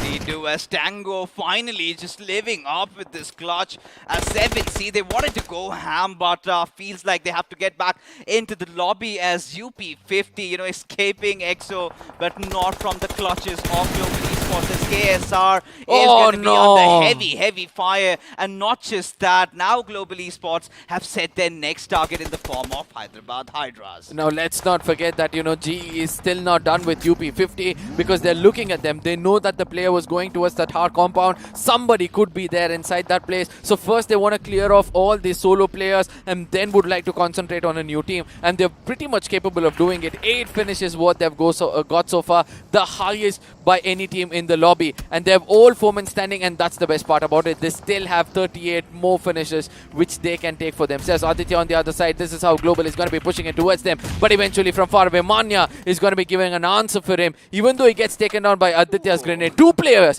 get down by Aditya's grenade. Probably this could be the time where Hyderabad Hydras could have dominated, just in case they had a little bit of a high ground to look what's happening over here. I mean, at this point, Hyderabad Hydras really need to figure out a way to get inside the circle, especially when EXO is looking out for them. Now, Global Esports, of course, they're going to have their players get back up, and then they're going to make a move with the circle trying to get in. But considering Team EXO, all the decisions that they've taken as Jadoo, oblivious about leader, pushing at his direction still, considering the fact that he had that advantage to go after him, this speaks in volume about what GOG really want to accomplish, you know. Get a lot aggressive right now. This is one of those circles where they can really capitalize, they can really dominate, have that little bit of a high ground. They need to make a good use of these vehicles as Hyderabad Hydras, they're marching in for Team EXO. Now, two other players off the side of GOG is something which is concerning for me, right? Yeah. They can come in and be the support for leader rather than holding the dunes over there, which could be the dunes of death. Now, we'll concentrate on that later, as right now we're going to be seeing RE Europe doing some damage against the side of GE Mania, and this is a time where other teams can take advantage of it, as Nakul also gets taken down by somewhere far away. It's going to be Enigma trying to dominate against them. I know AJ is falling into the death trap at this point of time. He's rushed into the dead open, and I know that from far away that's going to be Hydra who's going to be targeting against them as well.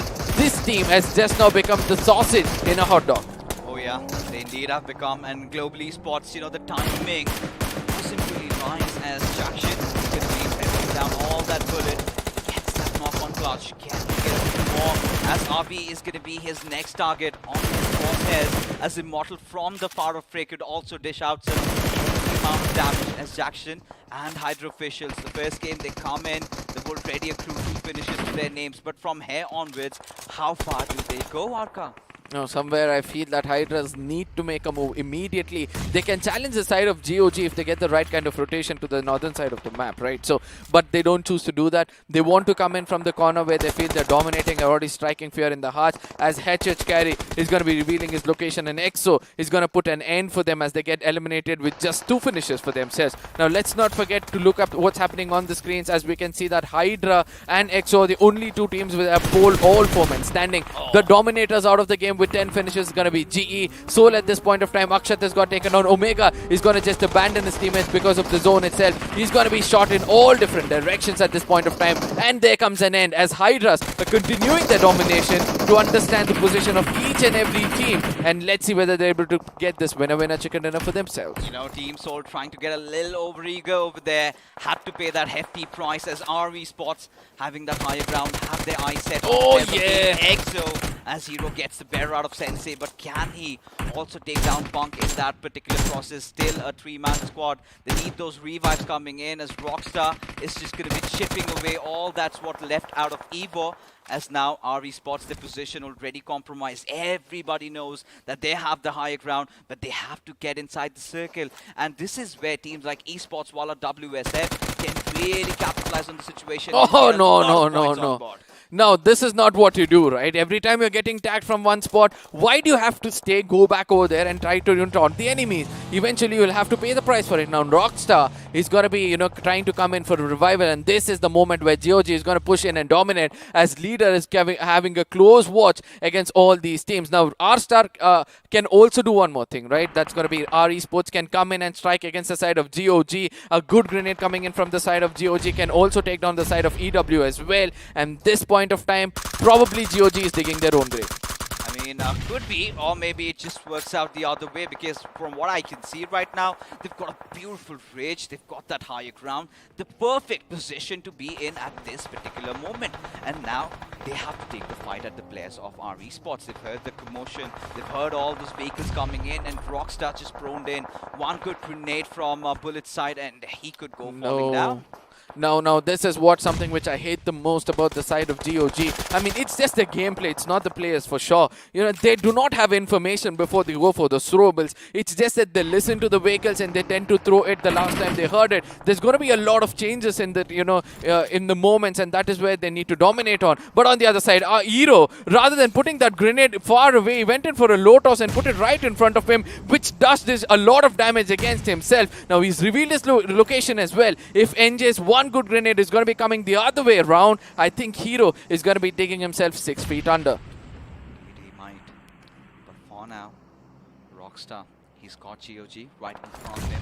He's got to somehow battle inside the circle, and now EXO, they're going to be fighting all that shot, firing all that shots at his direction. Rockstar falls down, and his teammate as well as our Esports, they might just get eliminated, still survive with one of their players, as Team EXO still playing from the lower ground, still alive with all their 4 players still alive and kicking.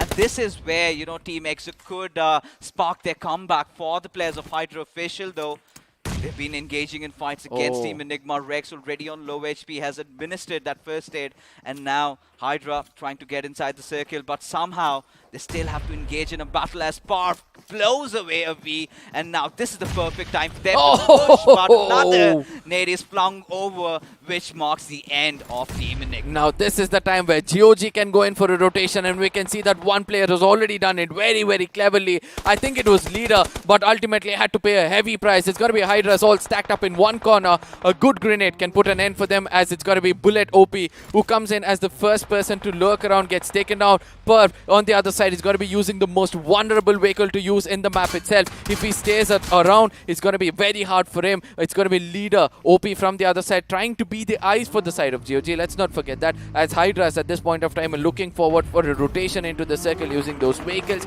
and EXO is going to be dominating this because they're very, very clever in taking down players who try to come in with the vehicle itself. Indeed, but for now, you know, Hydra resorting to all sort of dire measures right now. For this situation, Team EXO, they've been waiting, they've been patient. There's still another player of Hydra, as you can see, Jackson. He's got the perfect vision, but now Immortal knows.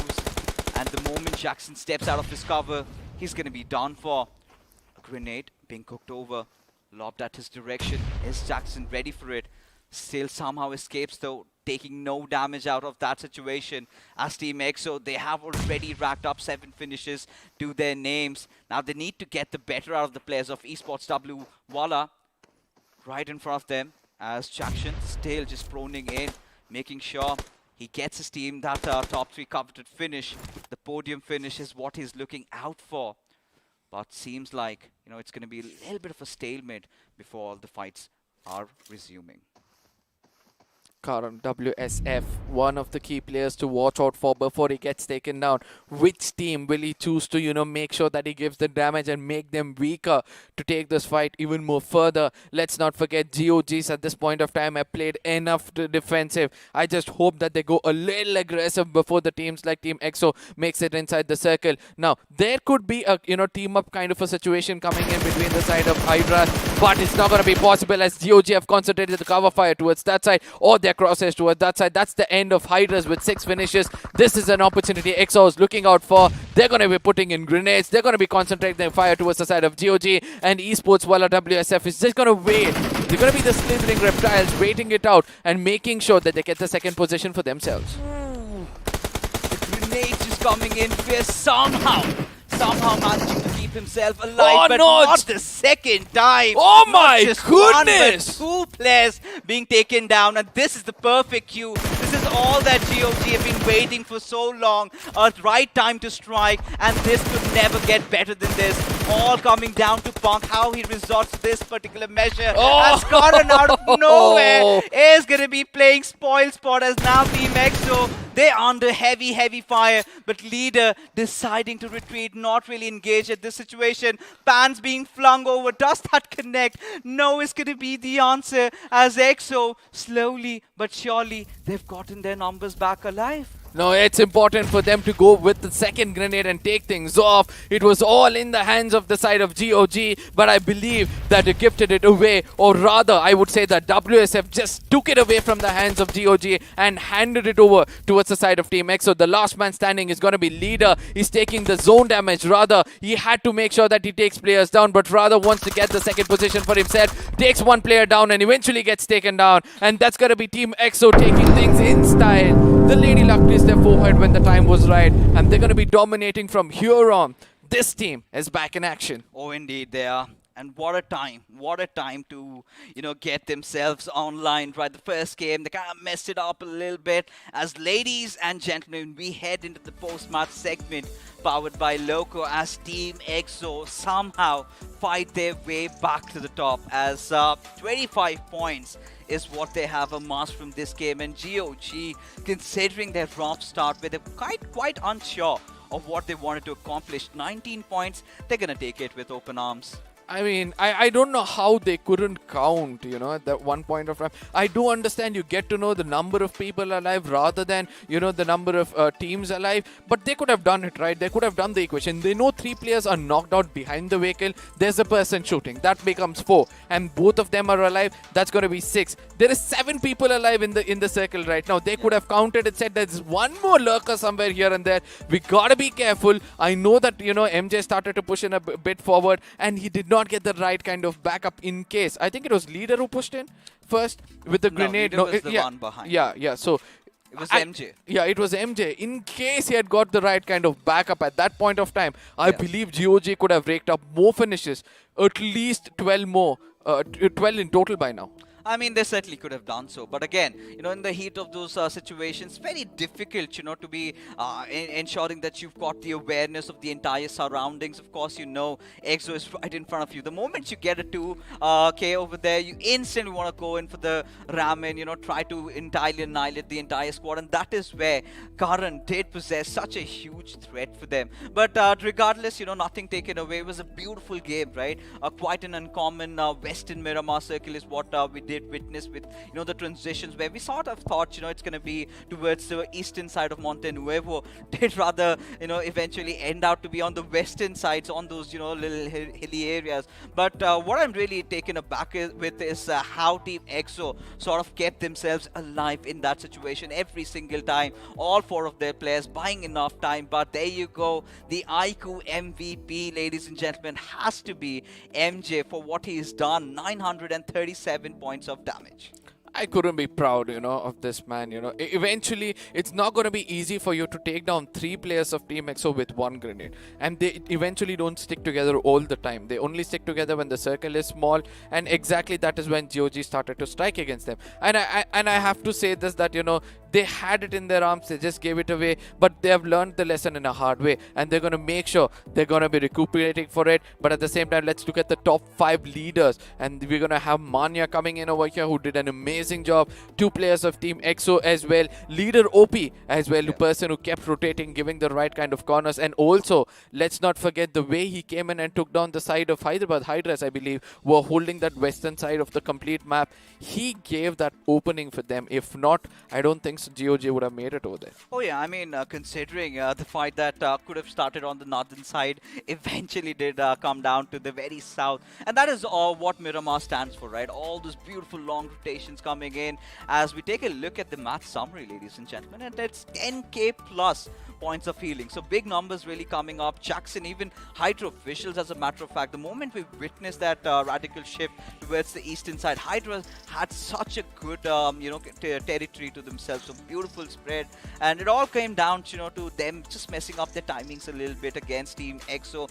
Jackson did stay alive for quite a long time. Few grenades, had they been flung over, had they rotated a little early on, could have been a different case whatsoever. Amongst that 10,566 healings, I believe most of it would have been coming in from the side of GOG because they made it so late into the cycle. But I have to give it to them. Without any kind of healings, they did make it into the top 2, proving me wrong yet again. But let's look at the FD graph and see which team did do the proper kind of hard work and were gifted properly with the right kind of finishes. I'm going to give it to Global Esports at this point of time, 1620 for the small amount of time they were there in the game itself. They got 10 finishes for themselves. Let's not forget Team EXO on the other side. They did a lot of hard work, but ultimately the final moments was where the Lady Luck was kissing their forehead for sure. Oh yeah, indeed it was. And again, it was a pretty standard game of Miramar, right? The FT graph also did show that to us, but a little bit of a squad face-off, between, a team that performed really well, especially in this game, Global Esports, making those early rotations in comparison to Team EXO. They were not the ones who engaged in battles right from the very start, right? Yeah. They were focusing primarily on their positioning on multiple occasions. Team EXO, they were just getting battered, injured, hurt, and still somehow they kept all 4 of their players alive. Now, this is what happens, right? We have heard this before. It's not about how many times you get hit. It's about how many times you get up after getting hit. And that is how Team EXO have proved themselves to be the champions of the previous game. But Global Esports on the other side, they were all out, right? This is the kind of Global exactly we were wanting to see. And from here on, I can say this very, very, with a lot of confidence to be specific, that, Global Esports will climb up the ladder as the man is showing in that image. We're going to be flying up in the air. I mean, of course, we certainly are going to be, and it's quite reciprocated in the in terms of the survival time over here. For Global Esports, they made that very quick rotation down to Chumasera. They started engaging in a lot of fights, went in for the squad wipes, went after UP50, a lot of other teams, but eventually fizzled out pretty quick. And that is where Team EXO sort of being patient, and this is where they're going to be climbing up also in the overall standings, as it is still dominated by Team Seoul up top. Despite the fact that they did lose out on 2 of their players, they have not really been accumulating a lot of points for themselves, right? This sort of gives the other teams, to start racking up. Enigma Gaming, they're starting to climb up a little bit. Hyderabad Hydras, they've taken a little bit of a fall. But what I'm really interested in right now, Arka, is the second page. I really want to see how much have Team EXO climbed. Now, one other thing which I want to see is the third map which is going to be coming up, and I really want to know whether OR is playing in that. No, I don't think so. They're going to be playing the first map of the weekend. They're playing Vikendi? Yes, they are. It's A versus B. You've got OR Esports in B, but The reason why is this: it's going to be 20 points away from making it on the top of the table. Yeah. And if they know Vikendi really well, and we know that OR team is a very, very well known and a well-deserved team when it comes to winning that game in the map of Vikendi because of the experience. Let's see what's going to happen. As now, it's time for us to answer the question which you asked a few minutes back. Team EXO, where have they made so far? They're going to be coming up to the 11th position with 3 winner chicken dinner for themselves. They're going to have 65 points, and look at that, amongst the 65, 3 games have given them that 45 points which was required for them. This shows the inconsistency of Team EXO, right? Yeah. Out of which those 2 chicken dinners did come in the second day of week 1, 2 back-to-backs. We were talking about that coveted hat-trick, and finally we're getting to see that third on board. And ever since, it's been such a tumultuous journey for Team EXO. But again, teams like UP50, Retribution RTR, Esports Wala WSF, a little bit of a respite, making it into the top 3. And this is where they're going to look going up. And the same can be said for GOG, finally reaching that hundo marker.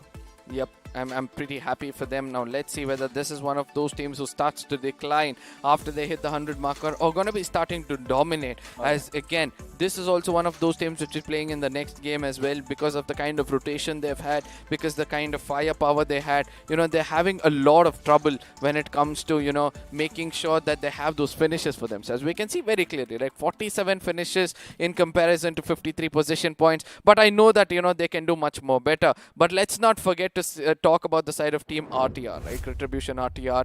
We saw the way they got decimated with grenades which was thrown in towards them as well.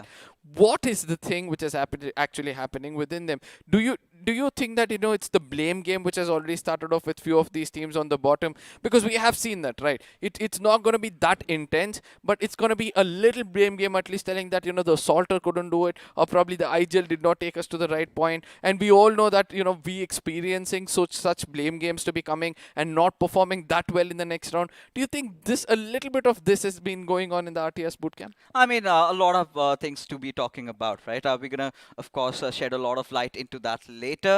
But for now, ladies and gentlemen, of course, we've got to talk about this beautiful device in my hand, right? The iQOO Neo 6. Of course, they have been very generous in sponsoring this entire event. And let's take a look at what the sponsors have got to say. To make every day the best of my life. To strive for more, to beat my own score. To get that encore. I've got this. I've got the power. To do more, see more, be more. I've got the power. To win. I've got the power.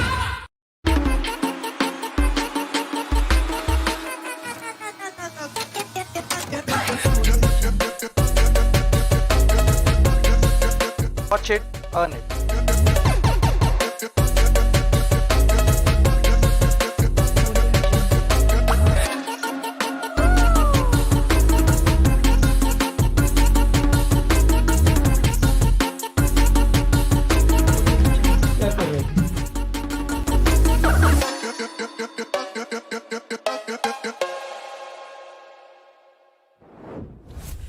Oh, it's a crazy party out there, right? Especially when we're talking about Loco, India's biggest and, the best gaming platform for all you guys, the ones looking forward to live stream their games, to watch out for their favorite BGMI content creators. They're all out there. And for the ones, who are kind of overwhelmed, they want to get into the streaming arena, that is where you're going to start things off. But we've been talking about Loco. All you've got to do is go over to your App Store or your Play Store, get the Get Loco app and get on your streaming business and join the carnival. Oh, let's not forget the kind of UC which is going to be given away in Loco as well, right? So you guys have to make sure you head on to Loco right away. And there's going to be a few questions asked in Loco itself. If you're ready to answer those questions, you're going to be rewarded with free UC, guys. Then just imagine the kind of skins, the kind of things you would want to own in the game. Sometimes I've seen, right? I've seen few of these players having some really good dresses on themselves. It has got fire on them and all those things. I know most of those viewers would also want keep their hands on them. Yeah, free UC giveaway over there, guys. Don't forget to hit up to Loco. Of course, with all those animated, skins out there, you can get your hands if you are lucky. But for now, let's take a look at what happened in Miramar as we transition into the highlights. As again, a lot of teams did get caught off guard. It was all about how the zone was starting to shift all along, the southern split, and then you're looking about the western shifts going on and on and on. And this is one of those fights that we were talking about. So a little late to the rotation, a little late to the party, and had to pay a hefty price. Now 7Cs on the other side, the way that converts towards the side of Team Soul, it was lucky that Team Soul were not sticking together. In case they were sticking together, I believe that would have been the end of the story for them. But on the other side, let's not forget GE, the way they started things off, that was the first of the few finishes they could rake up. UP50 on the other side has always been in the crosshairs of everybody, as GE is going to be a little bit of a blessing in disguise at that point of time, taking down the side of HH. But this one good grenade, taking down the side of the RTR, allowing the zone to eat them up, as Eros 24 was the last man trying to get in, and he also gets taken down by the side of Team HH. Very, very bad ending for them. Yeah, I mean, like I said, right, again, coming back to the discussion we were having about Retribution RTR, it was not more about the playing game. It was about the southern cluster that eventually built up, right? When we did see that lateral shift up north a little bit, that is where majority of the teams tried to move. And that is where they kind of caught in the crossfire and eventually got finished off. But for global esports, they really started off pretty well, especially, the way they were racking up those finishes, engaging in fights. They were looking promising. They were looking like to be one of those contenders. But again, it came down to how the circle shifted and the fights that they engaged in. Sometimes, it's been one of the tendencies of the players of GE to engage in a lot of fights that they could really handle, and eventually had to deal with the brunt of it. Look at that, the way they got wiped out. It was just not one team, but multiple teams being a reason for their demise. Now, let's not forget that, very rarely we have seen Dunes of Death in the map of Miramar, but all of a sudden, The open is where, this time it was being a little vulnerable, even for the side of FS, Enigma, Global, everybody, whoever went to the dead center of the circle, they had to pay a very hefty price because of Hydra holding the right angle. Soul also was holding a very good angle, and Omega out of nowhere also does the same mistake of coming in. Now, Hero on the other side, no matter how many times he was taught the lesson the hard way, he was not ready to, learn it, and eventually had to pay a very hefty price of giving away his finish point.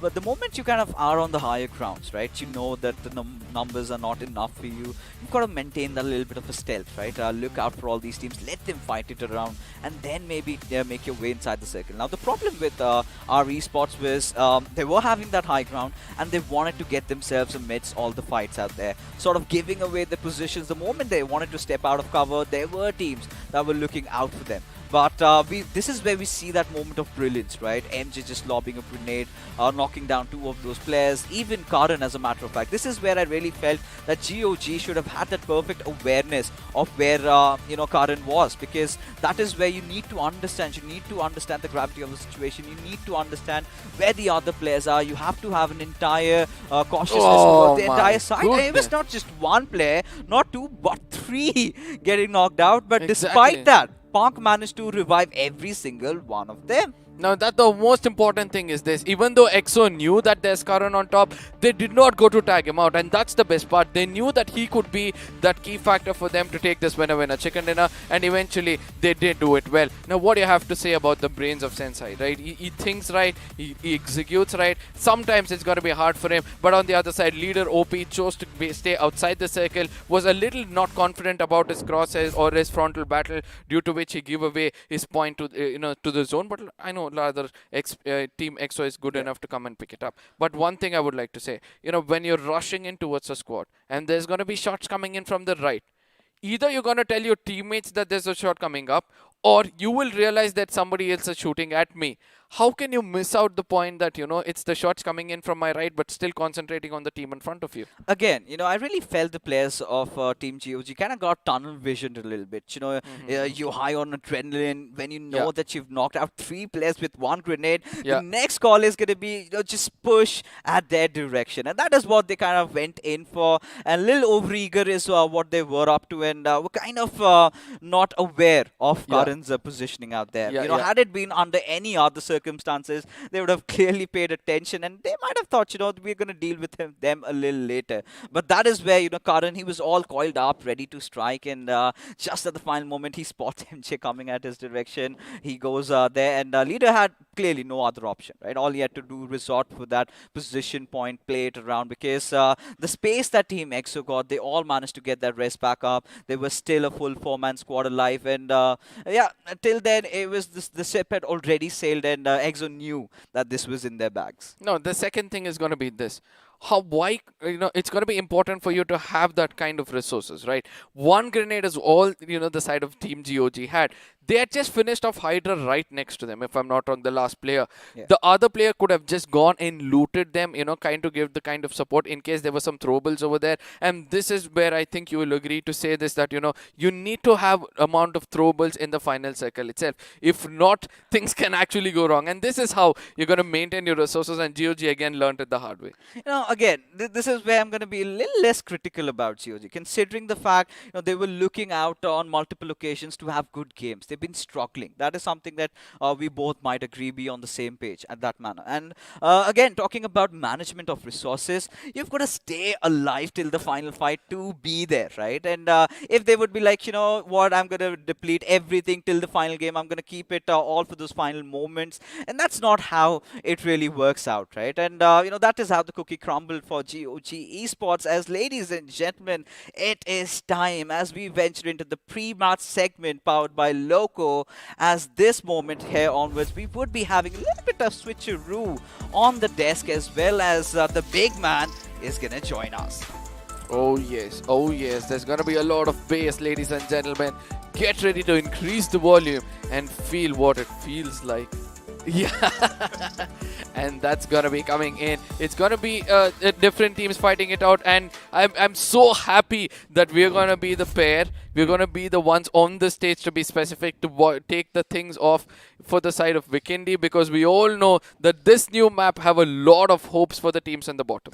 Oh, absolutely. And of course, you seem to be a bit more prepared than me. You've got your jacket on. Fixes has his hoodie. Maybe I should have borrowed it from him, because things are going to be chilly in the next game. It is going to be Vikendi, and I like that it's going to be, like I said, you know, fresh breath of air. That's what it's going to be like, because, again, I do believe things are going to be a bit easy. Teams aren't really going to be gauging one another, you know, quite early on. They're going to try and maneuver around, making sure they survive as a four-man squad for as long as they can. So chances are things can be a bit slow. Now, let's not forget, several things in Vikendi stands out. One is going to be the trail when you run on ice and somebody can track you using those footsteps. I love that. Two, and the second thing is going to be this, right? There's going to be a lot of scope for some bolt action as well, because sometimes in the open, when you see some players here and there, you can actually use those bolt action if you have the high ground.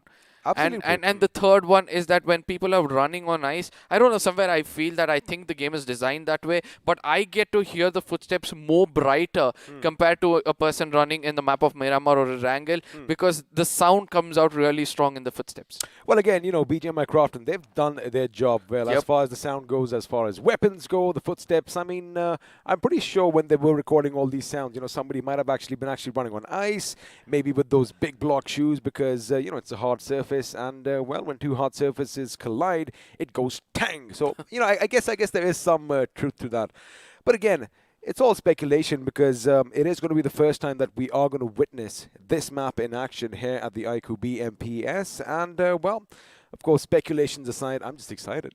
Now, there are a few places, right? You've been playing the map of Vikendi. Hands down, if you'd continued your professional career by now, we know what kind of an assaulter you would have turned out to be. Oh, I'm getting too old. The reaction, I'm just kidding. But, you know, I mean, you need, it happens, man. We all grow up. It's inevitable. And I'm enjoying what I'm doing right now. It's a pleasure, like I said. You know, I've been able to cast with you. Fixes, on the other hand, you know, I do love that kid. But again, you know, none of this, Arca, would have been possible, like I said, without BGMI Crafton and our lovely sponsors, iQOO and Loco. And, well, we're going to have a look at another video about this bad boy, the iQOO Neo 6. To make every day the best of my life. To strive for more, to beat my own score. To get that encore. I've got this. I've got the power to do more, see more, be more. I've got the power to win. I just love that again. Every single time we hear that song, I've got the power to win. And, well, if you want the power to win as well, all you have to do is head over to Amazon, type in the iQOO Neo 6, and, well, what's going to happen is you are going to have to take a little bit of a quiz, and trust me, I mean, we know this. If Fixes can do it, you all can do it too. And who knows, you might just be walking away with one of these bad boys in your hands. 3 lucky winners every single day. Now, there's going to be this big question which is going to be coming up, right? I know that you like the map of Vikendi to an extent. Which are those places you're looking out for in the map of Vikendi, which could be a game changer if the circle forms there? I mean, if everything was going my way, if I had a sniper in my hands, I want to be atop the castle, and I want everybody around me to scramble in for the castle. You know, a bit of old school warfare. But what's going to happen right now is we are going to have a few substitutions coming in.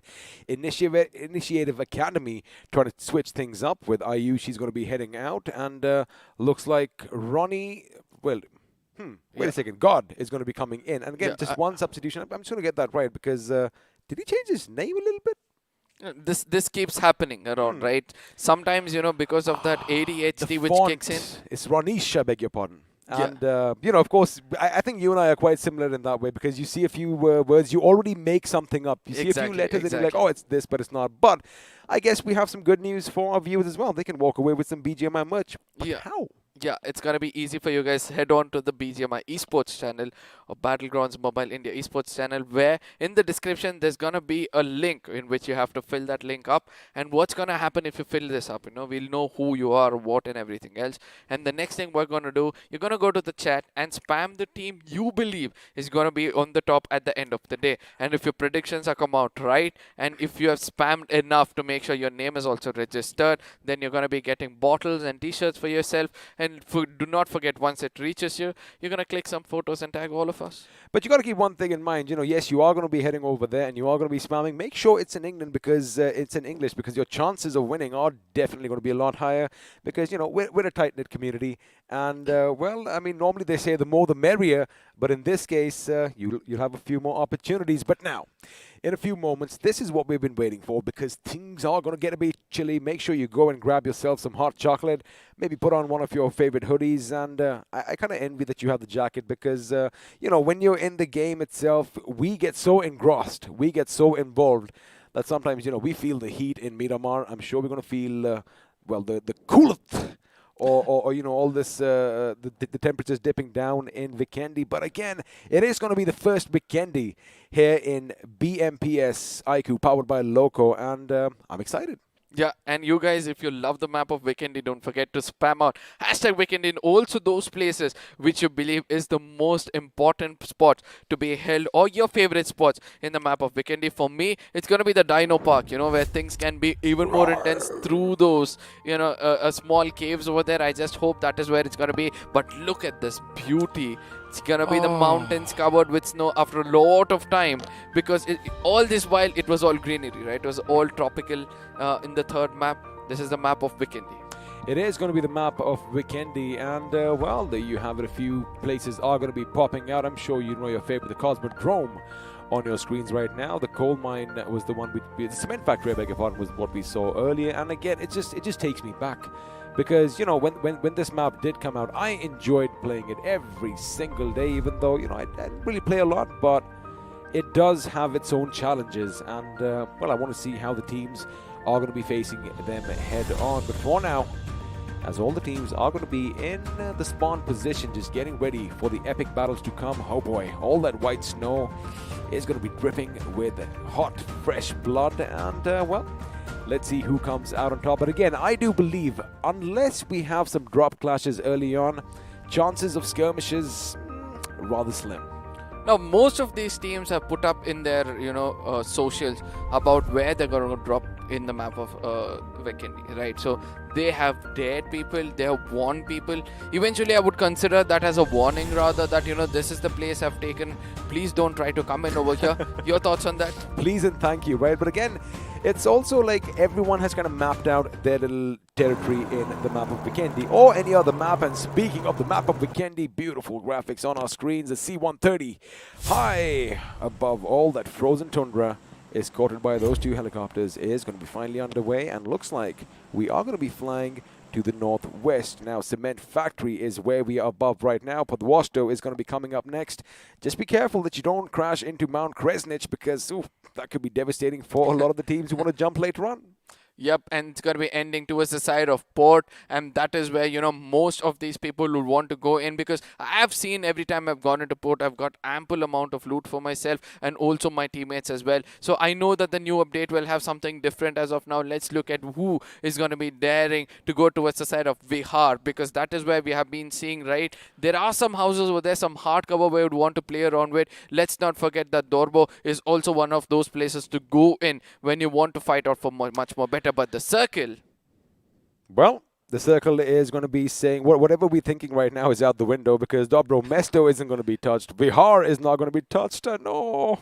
Dino Park, no dinosaurs this time on our screens. I mean, I don't know if I've told you this, but as a kid, I used to walk around like a T-Rex, making sure my arms are as close to my chest as possible, and just, like I said, a big nerd. But looks like shots are going to be fired early on, and there you have it. Global Esports are going to get the better of IE, who once again are going to find themselves at the receiving end of things right at the beginning, as Ronnie Scott, although he did come in fresh in this game, is going to be the first one to bite the dust. And now, DG is going to come under fire. Initiative Academy, buddy, even in Erangel, they didn't have the best of times, and looks like, well, their plight and misery shall continue. This is what I would like to say, in the map of Vikendi, when people did ask me, what are you expecting from the map of Vikendi? I said I'm expecting the sides of the new pros cannot perform. It's going to be so hard for them, whereas the teams which have experience or the invited teams are the teams which are going to be dominating. The first fight over here has proved to us already that, it's the experienced teams who might take it home. Also, what did kind of stand out like a sore thumb was the fact that Initiative, the moment they realized, trouble is brewing, they kind of pulled out, and as a result of that, Global Esports, they have the advantage as far as weapons go, and as you correctly mentioned, the invited teams and the old school veterans, they played this because, if I was the... wait a second, what's happening over here? Blind is going to be caught off guard. I mean, I'm pretty sure Global was thinking, hey, that might be the last man from IE, but he might have heard all the gunfire in this direction. The massive question is, what is he doing here all by himself? Because if I have a look at the map that is provided for us, his teammates are about, 3, maybe 500 meters away. Now, this is where, I really didn't understand. I think Blind kind of knew that the players of GOG are going forward. He was just waiting for the perfect time to strike and eventually got detected. I don't think he had a weapon on him because no shots, no retaliating shots were coming back. He did go for that snowmobile, which again, if you hear gunfire in one particular direction and you don't have anything on you, chances are, you should probably be heading over the other side. Now, have a look at that. Right at the Cosmodrome, you do have Global Esports, and now, well, Blind is going to be traversing from the west. But a few teams, as you mentioned, have taken the time out. They are going to be going outside the circle. We have people in Dobro Mesto in the form of Hydra Esports. In fact, Dino Park is going to be in play as well, and I hope that we could just have a look at the Autobotz and, well, walk with the dinosaurs once again. No, it's a very unique thing, right? We all know Optimus always wanted that dino robot for himself, so that every time, yeah, so every time he wanted to transform to use those abilities, they did once. Yeah, they did once, right? So I'm looking forward to see whether ABZs will be able to bring in the dino within themselves and take it towards the fight itself. But this area is specifically being held by the side of BBs. This is a very vast area, right? A lot of teams can actually come in over here and try to contest them, and also most of them can go in different ways, because obviously the map of Vikendi might look small, but it is actually not. This is a lovely place. Now, what I like is the cellar down below, because every now and again, I think I like to imbibe myself. I like my wines, and the only problem is you can't take anything home with you. So I wonder what's going to happen over here, because it doesn't really seem like, well, of course, it's not in the circle, first of all. And the loot, on the other hand, is aplenty over here, because, again, you have so much of real estate to cover. And any team that does drop in any of these big positions, right, they're going to be walking away happy. Now, speaking of walking away happy, Aditya, the last man standing for his team, Blazy, I beg your pardon, isn't going to be that happy. However, now survival is going to be the name of the game for Initiative Academy. Now, the center of the circle is where everybody are trying to push in, right? Until now, we saw that everybody in the corners, nobody wants to gatekeep anybody. Everybody wants to go to the dead center, because eventually when you have that white ghillie for yourself, it's going to be a little hard, for the mid-range fights to actually connect some. Yeah, it looks absolutely good as well. So I would want to see who amongst them will be going in for that white ghillie as quickly as possible and making sure they camouflage themselves where required. But let's not forget, there's going to be two-colored, ghillie in this game, right? One is going to be brown and the other one is going to be white. But somewhere, even though the white is tough, it's the brown ghillie which is going to be even more tougher if you have the right bushes in front of you. Now, that's all about your positioning, because have a look at what Wixie sees, right? He sees all that snow, fresh coat of snow on the ground, but amongst that, you do have all those little, dried out grass. Now, amongst that, just like a predator, just like all these pros are always on the prowl, someone could be lying in wait. But for now, Enigma Galaxies, your winners of the first game, are going to be a little happy. They have a little bit of that momentum that is going to be pushing them forth. And Blazy, oh boy, he's got to be really careful. He's got to make sure that he is not spotted out, even though, he can't see the enemy. The enemy from that angle might just see him slithering on the floor. Now, this is where I love the map of Vikendi, right? It's pretty similar to the side of Sandhawk, where, you know, you're on the higher grounds, you can actually see through the windows inside where the enemies are. And that is kind of vulnerable for you guys. So you need to have the high grounds in the map of Vikendi rather than the hard compounds itself. Or else you need to have compounds like this where nobody's going to be tagging you from any direction. But somewhere I feel your wish is going to be granted, where the circle might fall in towards the side of castle, as it's still inside the circle as of now.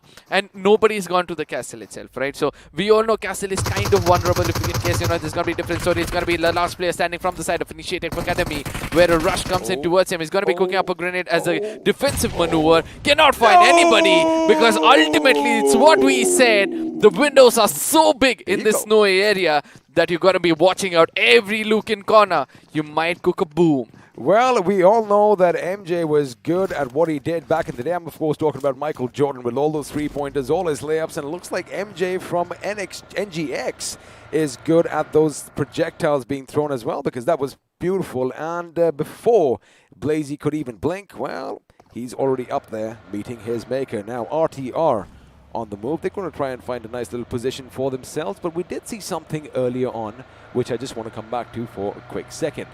Team INS, now again, we do call them the loose cannons. They had a good position at the foothills of Mount Kresnich. And speaking of Team INS, there you have it. Walkouts, Beard Barber is going to get the better of one of them. And this is the fight that I was actually anticipating, because although the face-off was against, I do believe, Team MG, wait up and I have to hold my thought, because Team MG are now going to be taking the fight to the boys from Big Brothers. Now, Xenop again, one of those guys who's been instrumental in their success, does the right thing, but he doesn't hide in time, and well, under the vehicle, sometimes you can see some feet. Shots will come towards you, and Ghosty is going to try and make them a few. Ghost over here. BB, they did have a good spot, but not looking good right now.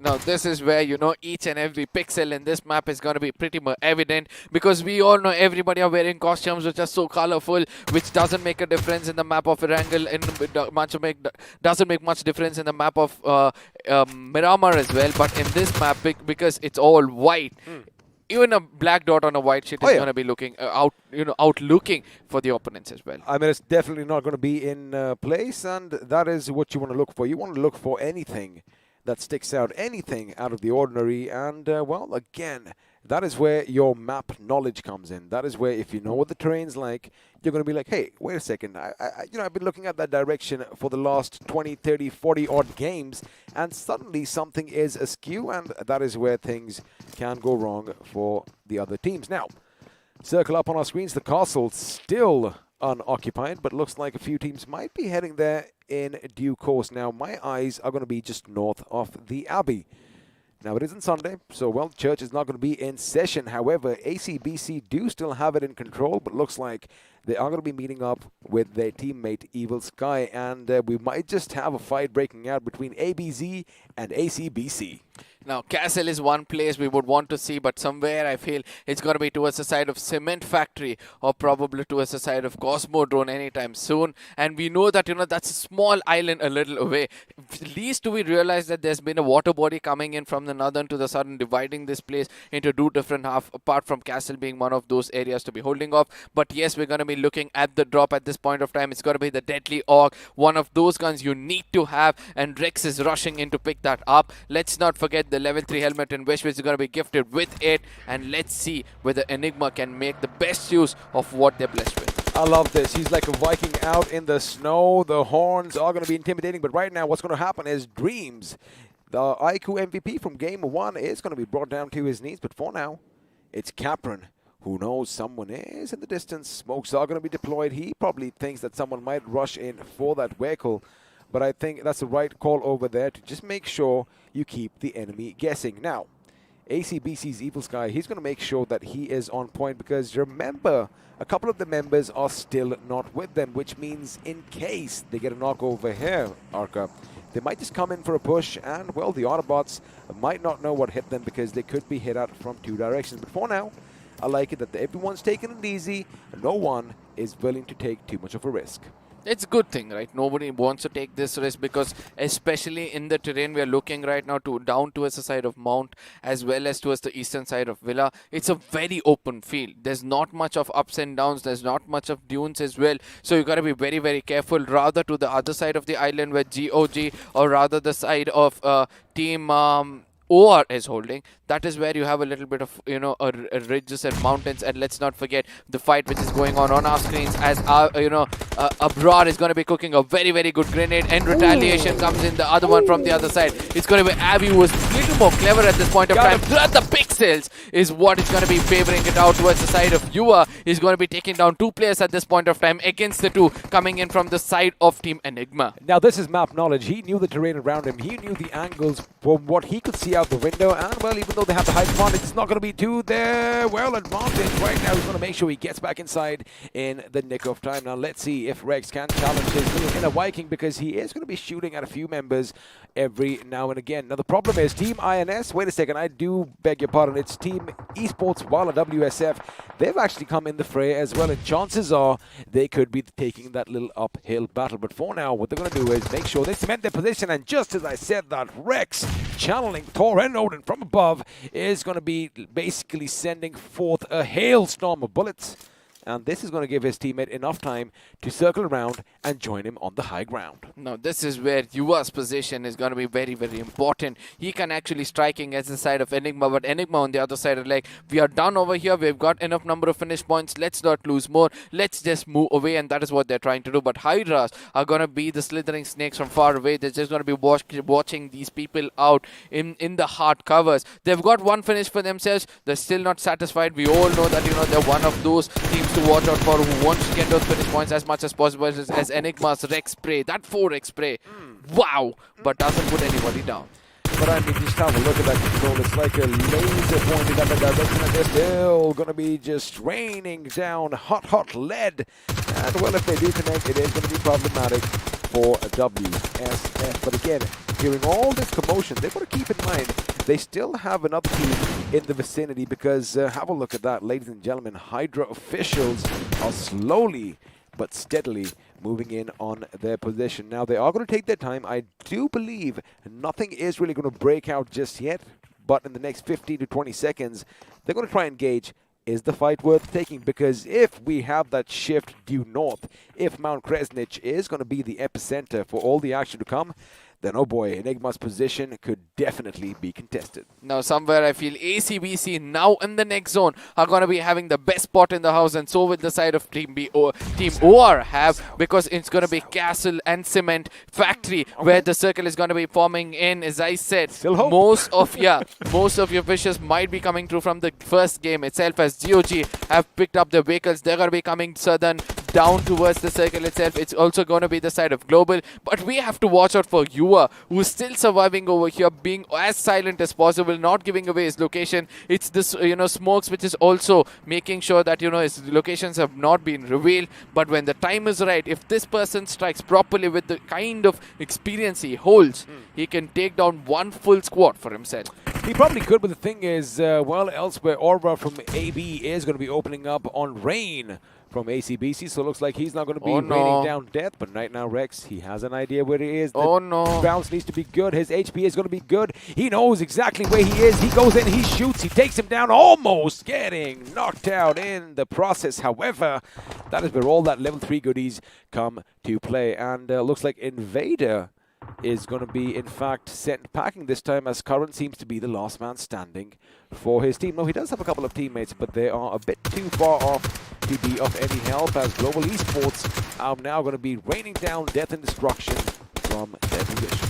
Now, GE has to realize this, right? The next zone which is going to be happening, that is where the point of concern can be, because they're playing in the northern corner of the circle where the next zone could not be happening in their favor, but at the same time they're tagging out players who are actually having a better chance of getting close to the circle, and this is where problems can arise towards them in case they cannot, get some finishes for themselves, because their opponents will be in the path of redemption. And let's not forget, towards the side of Cement Factory, the side of OR, the way they're spread around, they can actually dominate on this fight.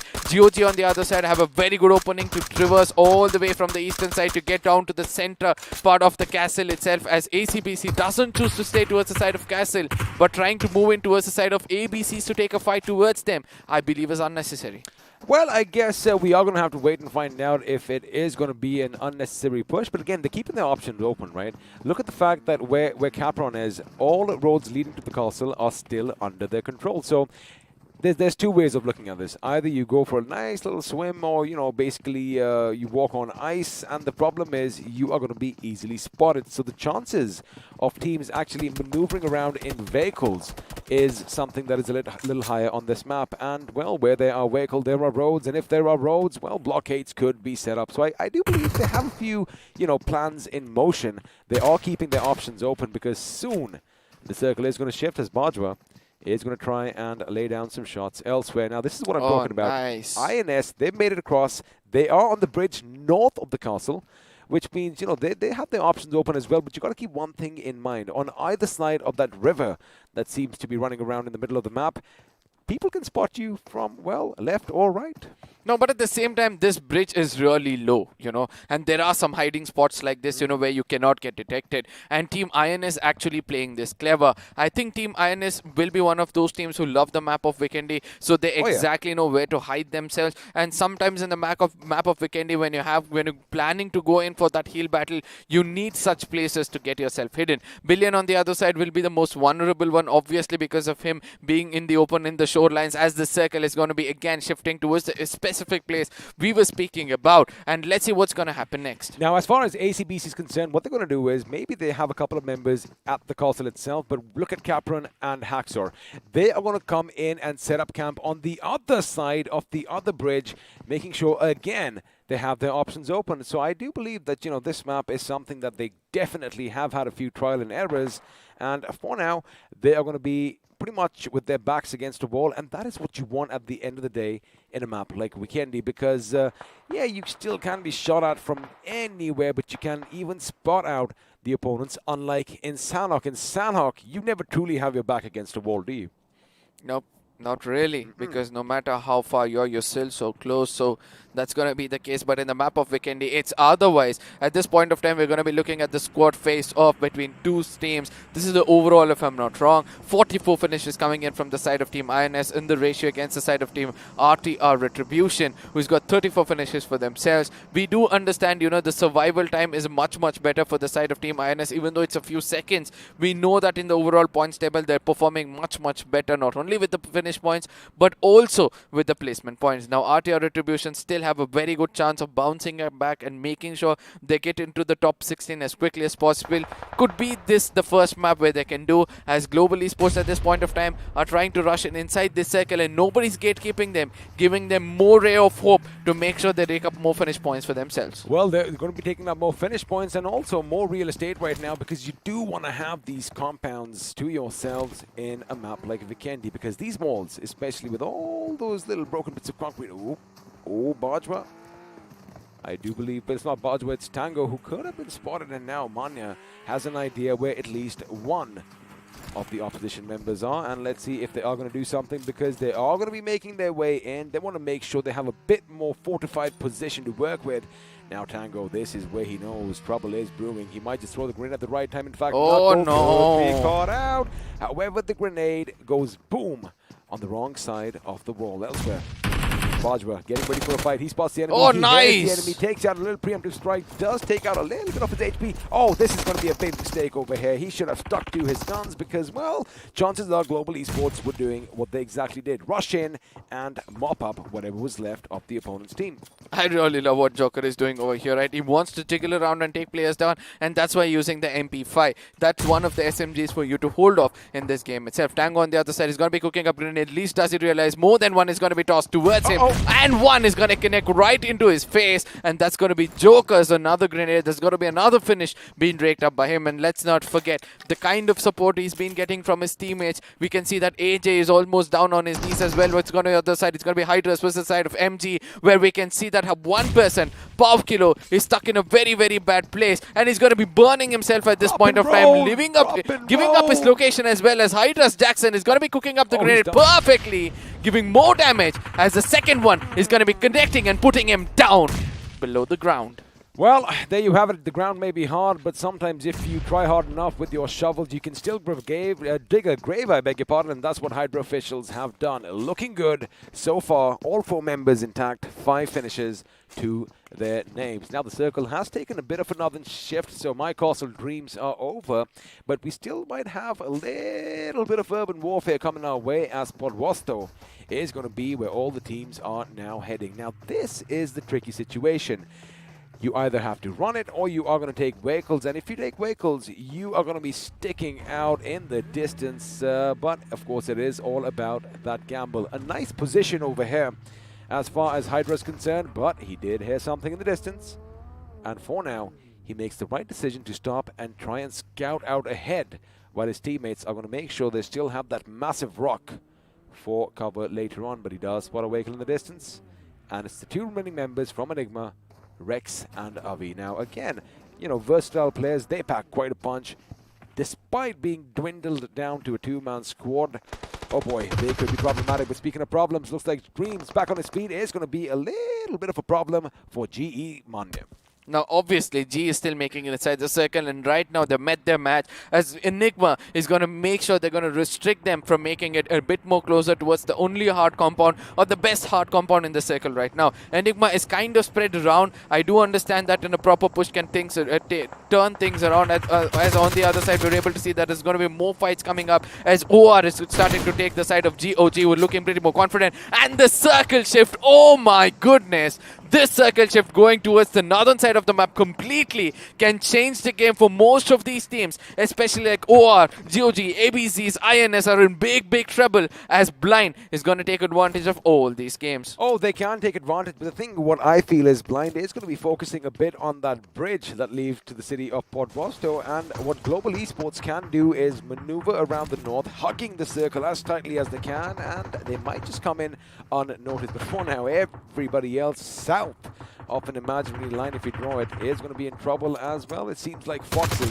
don't do so well in water, as one just drowned, but INS Joker is going to be in trouble, and I think a snowmobile just came in crashing. Mr. IGL for the Autobotz, the last man standing, but OR a bit there suddenly realized, uh-oh, my position isn't as safe as I thought it was, especially since he made a lot of noise. Now, I really want to see how the other teams are going to be making inside the circle, right? I do understand that GOG will be coming very late inside the circle, but as you correctly pointed out, it's going to be the side of Global Esports who have a very good chance to come in from the northern side as well. But look at the dead center of the map. We have Blind. We're going to be looking at the side of Team OR almost getting it inside the circle. We have Nigma Galaxy also have to make it inside the circle. They can already see the side of G is also making a move. Blind having the best hard compounds for themselves, and Hydras official especially having the highest real estate when it comes to the left side of the map itself. Now, of course, you know, this is it's like 2 sides of the same coin, right? Either you want to be on the high ground or you want to have some concrete for cover. But right now, Team INS, I think they realize, wait a second, there's only 3 of us. Who's the 4th one lurking with us? And it could be problematic. Now, IGL, he might want to think, get some ground under me and I might just lay down some lead, but the problem is someone might shoot him from afar because shots are being fired, and it looks like GOG is taking the fight to the boys from Enigma Galaxy. Dreams once again down on his knees. Wixky is still up and alive, and well, he's got a few decisions to make. Does he go in for those finishes? Because looks like Duty is going to be laying down the lead, and oh, that was a bit problematic. That was a bit problematic over there, but quick reactions are going to make sure he comes into cover in the nick of time. Now, Global Esports, I wonder what's going to happen to them, because Knuckle is going to be down on his knees. But the thing is, you know, they are kind of pinched in. They don't have a lot of options. Lucky for them, they have that little bridge that is leading away to our left for cover. Now, this is where I would want to see how the map is going to be looking. I just hope the production brings up the map to show us better as to which team is in the crosshairs, which team is in the projectile, as it's going to be Blind cooking up a smoke rather than a grenade. And it was good that, you know, Shadow kind of fell back from that corner itself, but Global on the other side are going to start becoming offensive because they want that hard cover for themselves, as the circle is going to be shifting to the dead center. As we can see, the side of GOG have got a little bit of a cover for themselves. They can play around from here on. GOG Bullet gets taken down amongst that rotation. Can he be going in towards the leader OP and getting a little bit of a support from the IGL? But on the other side, Mr. IGL has got some ground to work around with, and in case he stands up, he finds the side of INS. It's going to be a very, very hard story, as Billions is pretty much close to him, and I really don't know what's happening right now. Oh, well, they're just playing around with their prey, because I think he is going to try and distract him. This might not be the best option from Mr. IGL, just giving up on that little position, because again, although they are in the circle, you know, there's only for so long that he can survive, because there you have it. This is what I was worried about. RTR could be shooting fish in a barrel from their position. And, you know, speaking of that position, oh, Joker. He is going to be spotted out, the 236C. I love the sound of that weapon, by the way. Doing what it does best, and, well, all that 5.56 is going to make sure he's in a bit of trouble. This is where Mr. IGL, all he's got to do is be patient, because sooner or later, INS are going to have to come in that direction to take a little bit of safe spot against, you know, RTR and everybody else shooting at them elsewhere. Or Esports could be a thorn in their sides as well. Now, you know, we did talk about Hydra officials. They had a disadvantage with the circles shifted to the city, but somehow they've managed to make it. That's going to be a talk for another few seconds, because I'm interested in seeing, are Team INS going to ground to their deaths, or are they going to be picked off by all these hungry hyenas? No, somewhere I feel that Team INS is still going to survive as long as possible. But on the other side, we were able to see that GOG leader OP was able to put up a grenade against the side of ACBC, restrict them with the fire trap. For how long can he be holding this corner? Because ultimately a push is going to be coming in from the side of Enigma as well. And in case they get to know that leader OP is upstairs, they're going to be lofting some grenades towards him, as Nigma Galaxy MJ already does that. And Sky is trying to push in towards the side of leader OP at this point of time. A push comes in, almost gets taken down, and he does get taken down, as more grenades is going to be thrown in towards the side of Evil Sky. Now, how long can Evil Sky survive as GOG get taken down in the 11th position with just one finish point? What Evil Sky needs is an evil eye right about now if he wants to make sure that he has all the fortunes in his favor. But Rex is going to be blown to smithereens elsewhere, and it does look like Enigma are going to get a bit of trouble surviving by one man. Oh, Mr. IGL did have a few grenades in his kitty, and now again he is going to have to make a move, but the thing is, it's all about position points at this moment. He does spot Evil Sky in the distance, and have a look at that. You know, I think someone didn't tell us there was a little bit of a reunion going around that little sunken boat over there, but finally the play zone is going to come in, and looks like ACBC are going to bid us adieu in the 10th position. Now, this is where I would like to see whether INS will be able to dominate, but it's going to be over. Aditya on the other side, throwing up a grenade, making sure it connects perfectly. And this is the time where INS have got an opportunity to make it inside the circle. If they stay for a little more longer, another grenade coming in from the side of Aditya can put more bodies down, as the next one almost connects against the side of Billion. Now, 3 players of INS have a very good opportunity to get away from that position, still holding that place. Aditya's, you know, that elimination comes in, right? He puts up another grenade, nobody getting taken down. He's like, okay, nobody might be there. And this is the time where INS can actually dominate against the side of OR, take away that strong position which they're holding at this point of time. No, footsteps come in, reveal location, another grenade is going to be popped up towards them. Unfortunately for Orange Rock, the grenade isn't going to be as effective as he had hoped. It looks like help is coming in from elsewhere, because INS are losing members one by one, and it's going to be up Dunky from atop. There you have it, that position coming in handy. He is going to burn Shane to a crisp, and now there was one. He does shoot. I love the fact he comes out, but again, Team INS spent a bit too much time in that location elsewhere. Global Esports MJ down on his, AJ, I beg your pardon, down on his knees. Knuckle, the last man standing for his team at this moment. Blind are in a good position. In fact, they're making sure that, like I said earlier, all their blind spots are covered, as Enigma Galaxy are going to be bidding us adieu in this map of Vikendi as well. We have 5 teams still vying to be crowned, well, the kings of Vikendi for now, with 15 players battling it out amongst one another. However, Hydra officials and RTR, they look good, as they have a little man. Oh no! That advantage knuckle is going to be taken in, and there you have it. That is going to be all she wrote for Global Esports, out in the 5th position. Now, Global Esports have been holding this position from the beginning itself, and they've been rewarded from then on, as the circle is going to be shifting towards them yet again. And let's see how much of an advantage are they going to be taking. Did I speak too early? It's something which is lingering around my mind, as we have to see what's going to happen next with the circle itself. But it's a good thing to see that, Blind is concentrating on holding the center of the circle, whereas the others at this point of time, that's going to be the side of Hydras, as the OR are going to be fighting in the corners itself, whereas the circle gone away. Oh my goodness, it's the 9th circle. It's not going to go anywhere. The team to the dead center, having the best of the health kits for themselves, is going to be taking home. This is the first heal to finish battle we're going to be able to witness. Well, the circle is going to make sure that all the enemies are going to be coming up face to face. They are going to see the whites in their eyes, but Hydra Legends, they have a bit of an advantage, but have a look at RTR. Now, from their position up top, they need to make sure that they are pretty much all boosted up, and there you have it. He does find the proper position over here at the moment,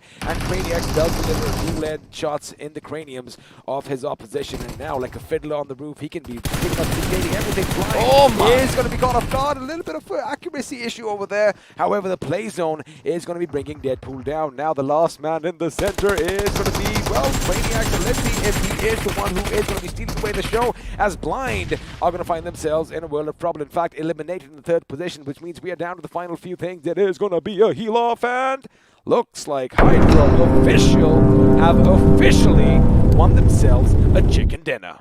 I mean, the least expected time you want a team to win, and they're going to come out and prove themselves that they're one of the strongest teams to be taking it. It's going to be winner chicken dinner for Hydra's official. As ladies and gentlemen, we're going to be stepping into the post-match analysis powered by Loco. We're going to be looking at the most impossible, I would say that it was the most unexpected thing to be happening, and that's Hydra officials picking up this winner chicken dinner with 6 finishes, a total of 21 points. Blind Esports have done an amazing job so far with 9 finishes as well. RTR Retribution, OR, Global Esports, Nigma and Enigma Gaming, all of them almost have the same number of finishes for themselves. They do indeed, and I like the fact that Retribution RTR have made it to the top 3, because again, they were kind of sinking down as far as the overall standings is concerned. But Initiative Academy, boy, they've had a rough time of things lately, and it looks like their bad luck is going to continue, as we do have 3 teams who are going to be walking sans any points: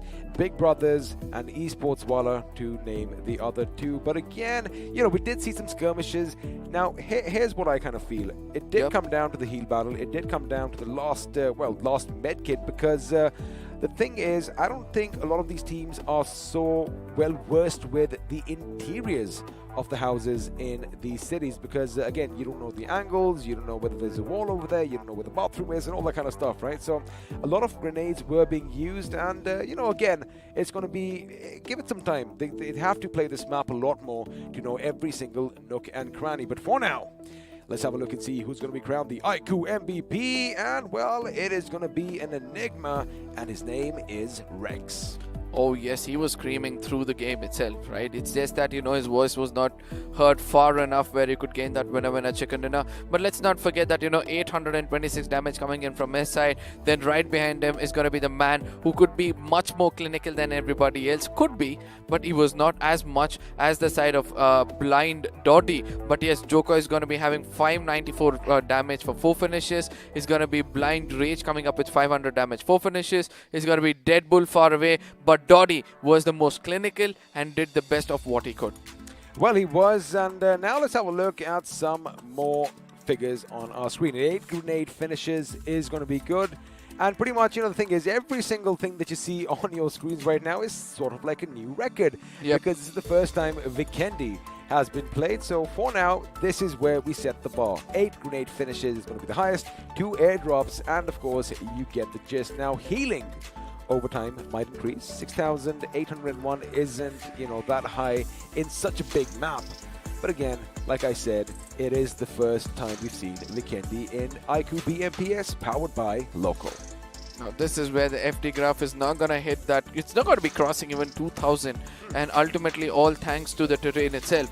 Now Global Esports on the other side have done the maximum of what they could because of them trying to come in from the corners of the circle, but all they could do is get up a total of 6 finishes for themselves. But Hydra on the other side was also able to take up 6 finishes as well as RTR. But for me, the team which stood out obviously is going to be the side of Hydra. Well, you know what we like doing? We always love pitting one team up up against the other. And for now, it's going to be Hydra Official up against Retribution RTR. 6 finishes on either side. And let's do something else. Let's put 2 more against one another. I want to see OR Esports. Hopefully, they do pop up on our screens. And, well, they are going to be popping up. And they're going to go up against the other veterans in the form of Global Esports. And one thing that stands out is all 4 teams, as you mentioned, in the point standings, have the equal number of finishes. Now this is what happens, right, where we really saw that it was the side of Blind who had best advantage, but still too overconfident, coming out in the open and getting taken down because they believe that we exactly know where the corners are.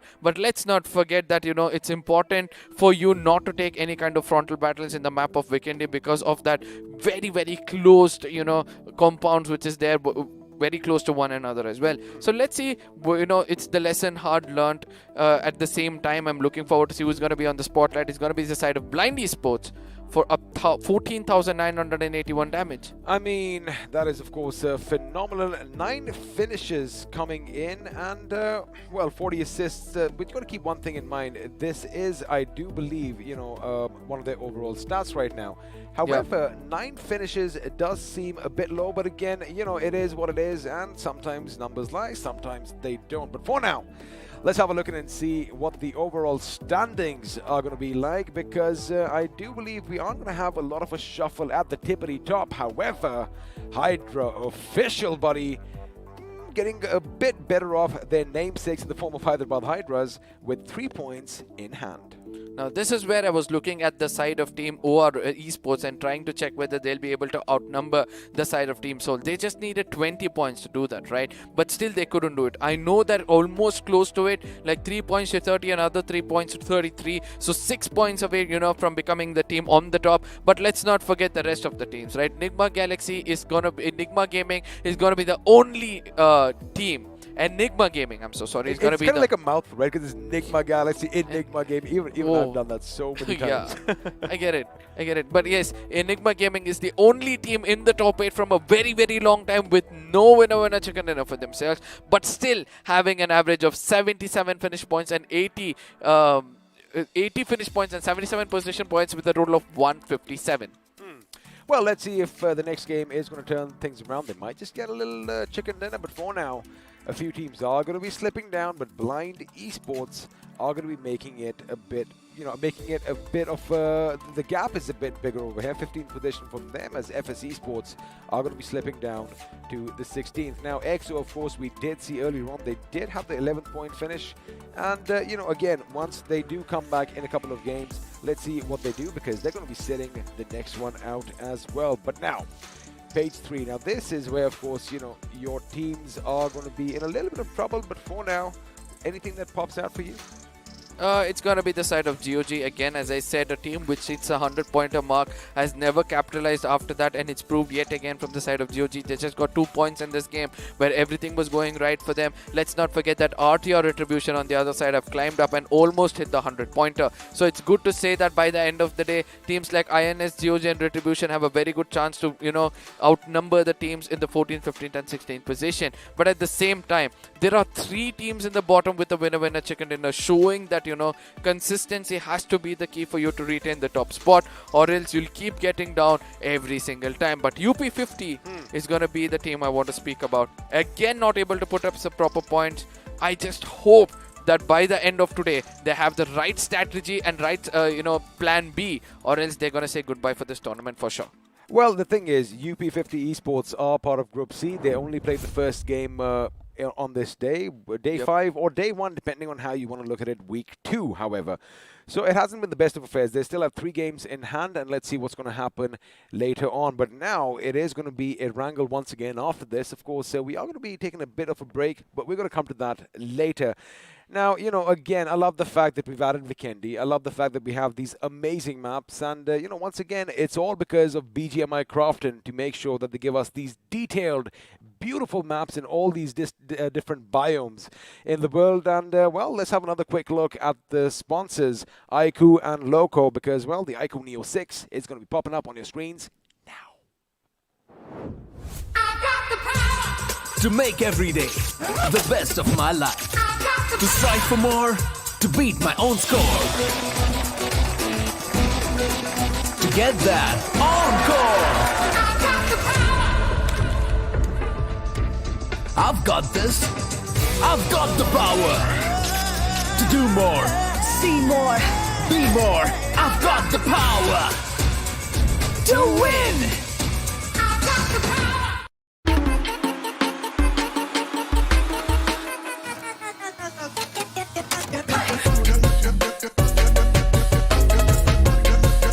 Watch it, earn it.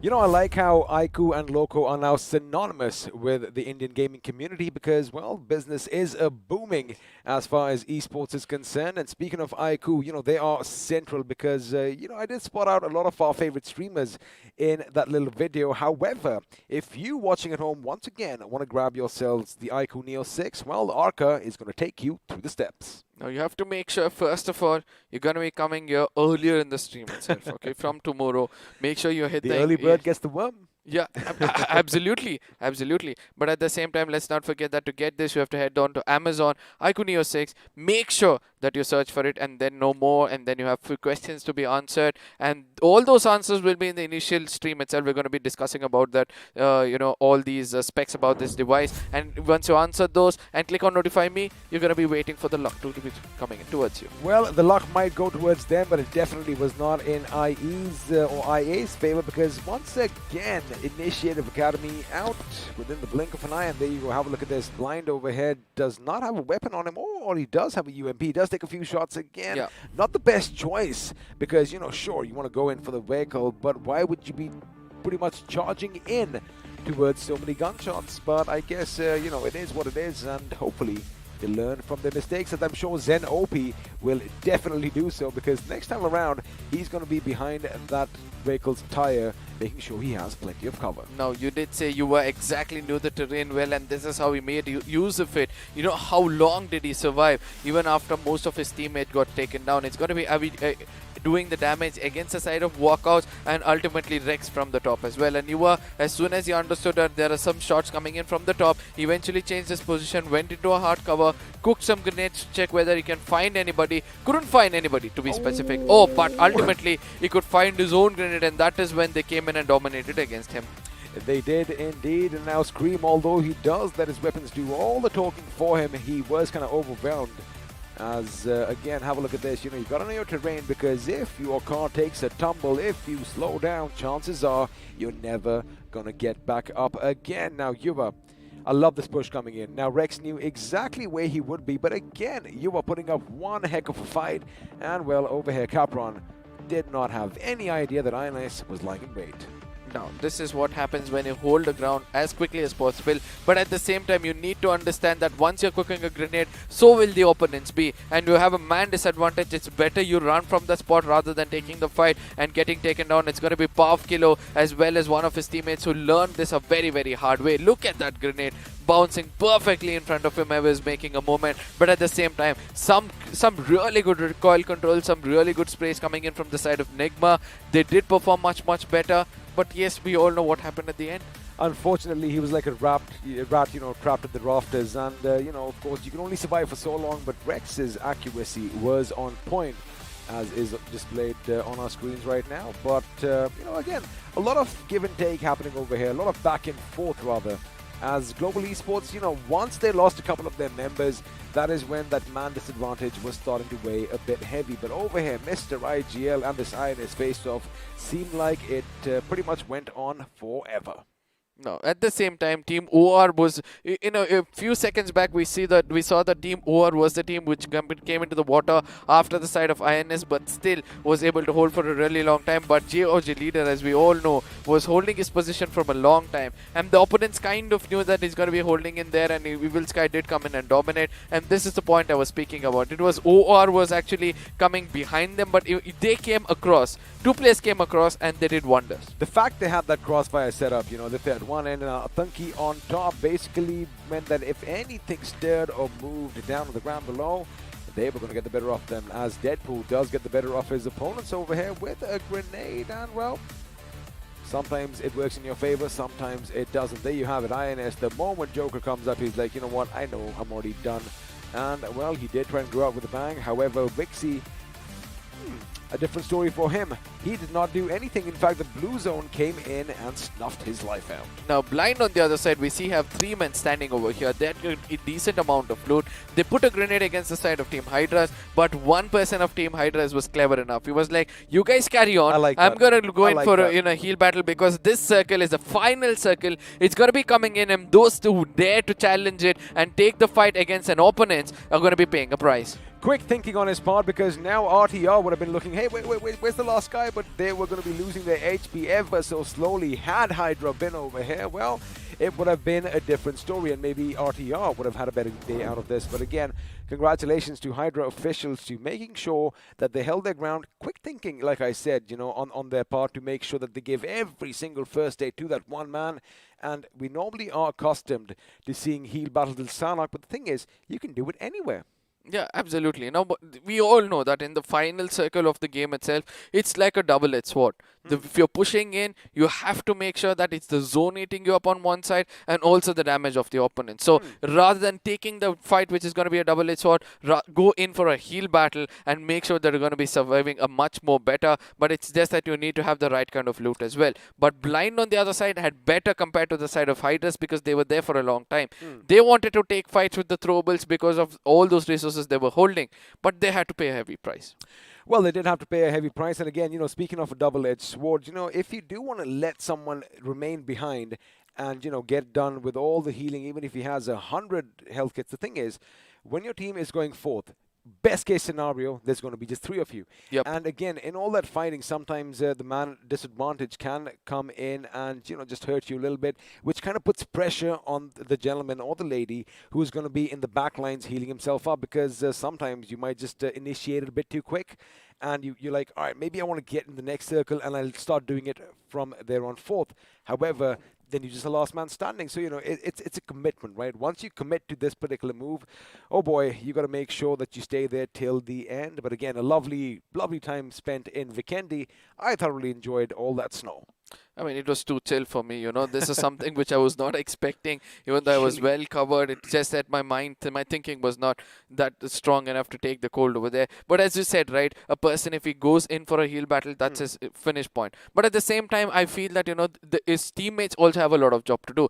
They have to make sure the opponents are also not thinking the same way. They have to make sure the opponents are not healing themselves, and rather give them some little bit of a damage, so that, you know, when the zone is going to be hitting both of them, the teammate who's going in for a heal battle has a bit of an advantage. And that is what Hydras tried to do. They came out, made sure that we tried to tag off the rest of the people, tried to make sure that we fight, we instill fear in their heart, and they'll move around rather than healing, and that is how they were able to take it home.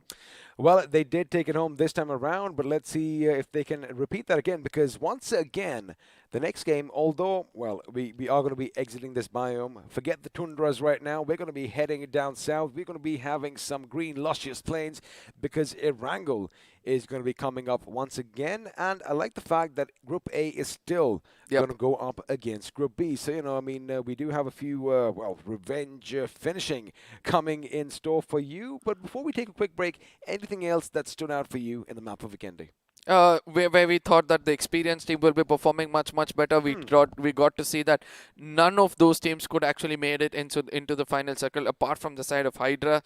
It was Blind and Hydras over there, but still Blind did not make it. But RTR on the other side performed much better than all of them. And we did see that, you know, even though the experienced teams did make it into the final part of the circle, it's just that they did not survive until the final moments of the game itself. So we have to say this, that, you know, it was kind of, our statement did not go wrong or did not go right. It was well balanced game, to be specific. It was, but again, you know, it's all that hunger, it's that drive that basically propels you to greatness. And the thing is, you know, these teams, they obviously have done their homework here in the map of Vikendi, and well, that is one of the reasons why they basically made it out till the end. But you know what we're going to do right now?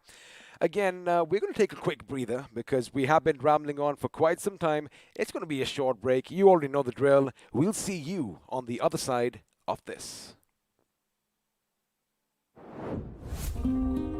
जब court पर बनी team of 5, छठे यार का दिल टूटा ऐसे जैसे टूटे कांच।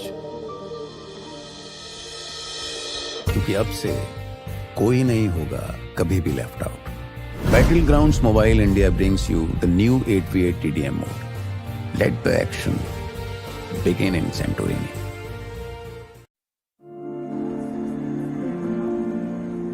It's not about being like everyone else.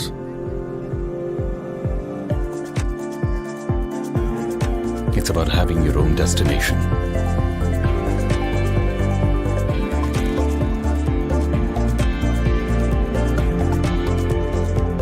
It's not about how you fit in. It's about the skin you choose to fit in.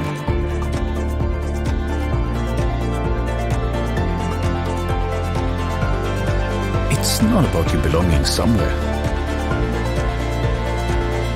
It's about you belonging with your squad. Because everyone can be a player in Battlegrounds Mobile India. All new Battlegrounds Mobile India with new modes and maps. Let the battle begin. Download now. What's your biggest weakness? My biggest weakness? If I had to pick one, I'd say that My biggest weakness is that I'm a real giver, you know. I give more than I should. Are you going to keep all the loot for yourself, huh? We don't need glory hunters on the team. I'm firing on all cylinders 100% of the time. Gives others a huge complex. Arey bhai, can't find any guns here. I'll be toast if I have to carry on with this frying pan. I'm too calm and composed for my own good. Nothing can rattle me. I'm in constant zen mode. Beast mode, guys! Come on, let's go! I scout कर रहे हैं यार. Hello, respond! I just can't push people against their will, you know. Even if it's for their own good. Seeing people uncomfortable just doesn't sit right with me. अबे तुम red zone के बाहर नहीं निकल सकते, कंफर्ट जोन के बाहर कैसे निकलोगे? चिकन डिनर के सपने भूल जाओ, तुम्हारी किस्मत में भूखा मरना लिखा है. Pick the game, drop the act. All new Battlegrounds Mobile India with new modes and maps. Download now. This car won't drive itself, right? Where to go, when to stop, read the map. अब ये सब तो in-game leader ही कर सकता है. And danger rarely announces itself. इसलिए आगे बढ़ने के लिए एक स्काउट भी जरूरी है.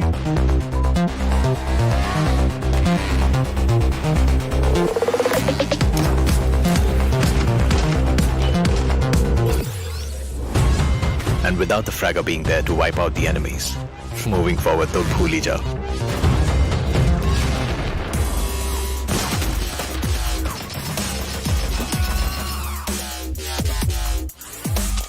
और फाइनली गाड़ी आगे बढ़ाने के लिए सिर्फ पहिए नहीं, जैक भी जरूरी है. कोई भी मैप हो और कोई भी रास्ता, जैक ऑफ ऑल ट्रेड्स के बिना टीम नहीं बनती. Without you as the support ये गेम नहीं चलती. Your friends are waiting for you on the battlegrounds. फिर से अपने यारों के साथ चिकन डिनर करोगे, साथ मिलके रैंक पुश करोगे. Battlegrounds mobile India, download now.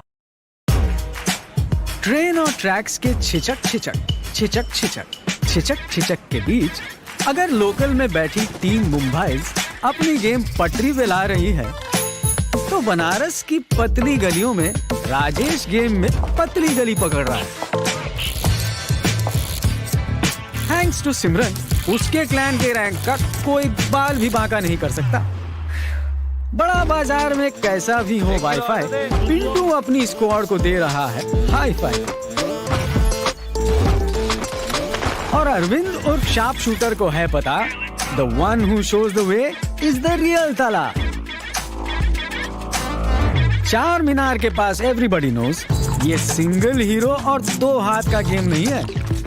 Erangel और मिरामार से भी बड़ा एक मैप है जहां हर कोई अपना रैंक पुश कर रहा है. Battlegrounds mobile India, India rank push कर रहा है यहाँ. आप हो कहाँ? Download now. Well, welcome back once again to the iQOO Battlegrounds Mobile India Pro Series powered by Loco. My name, of course, is Angad Singh Chahal. I like going by XP or the Experiment from time and time. And this guy, well, I mean, he kind of grows on you, right? Of course, I'm talking about Amrit. We know him better as Fixes. Fixes. Last game was in Vikendi. You were the one who was actually kind of, suited and booted for the snow. I got the chills. But again, what did you think of the map of Vikendi? I mean, it was pretty straightforward, right? Nothing really hitting you off usually like Vikendi does. It was quite an even shift. We did not have to see those curveballs hitting it because I was looking for that moment, the circle to be taking maybe a sudden shift, maybe around the castle area. That is where you've got so many of those teams trying to rotate in around. The only point that I really liked was about Global Esports and the northern rotation trying to take against blind from the backlines. And Hydra officials, the way they took over the pot was to city, the other side, I love that. Because even they had a little bit of an issue, right? Because they did have the high ground, and then it shifted to basically Blind's position. But, we're just going to have a little bit of a break. We'll talk about that in a second because, well, the pre-match segment powered by Loco is coming up. And once again, it's going to be Group A up against Group B. But, quickly coming back to the point we were making, I kind of thought that it's going to be tricky, but again, since Blind was engaged with Global Esports at one end and a couple of teams scattered on the other, Hydra, I think you'd agree that they snuck in at the right moment? Oh yeah, and they made the right choice. Now, who would have thought that they would resort for a healing battle? Because considering how the entire traffic was set around, it was so difficult for them to survive. The moment they entered in from the western side, it was way too open for them. They took over the compounds instantly, and the majority of the fight started building up on the southern side. They also realized that, there's no point fighting it out. They had 13 first hits on the final play, surviving. So we get to see those little bit of glimpses of Sandhawk over there. But again, somewhere down, deep inside my heart, I really was looking forward to those really ridiculous shifts that we were sort of privy to in the other iterations of this title. But again, it is what it is, and it has been reworked. Now, the teams, they're going to love that. But yeah, I expect a little bit more of those fights, happening around those compound fights. I wanted some teams to try and engage in, but I think it's all about, teams trying to take it slow and steady. It was a good start. All right, let me just ask you another question because, of course, he is our analytical maestro over here. INS stuck under the bridge in a very precarious situation, and OR, basically being a little bit of a, angel of death for them. What could they have done? At that particular moment, the moment INS were kind of taking the water lines areas, the rivers, I realized that they didn't want to engage in fights. They were looking out for position points, which was quite different from how they usually approach. Now, there were certain avenues, right? They could have taken that longer rotation. They could have, followed the path of Hydra officials. They could have taken it from the back lines, taken that bridge and headed off from that direction. In that situation, they would have been in a contention to fight it around. And stepping under the bridge, it was all about waiting for somebody to strike, which sort of eventually happened.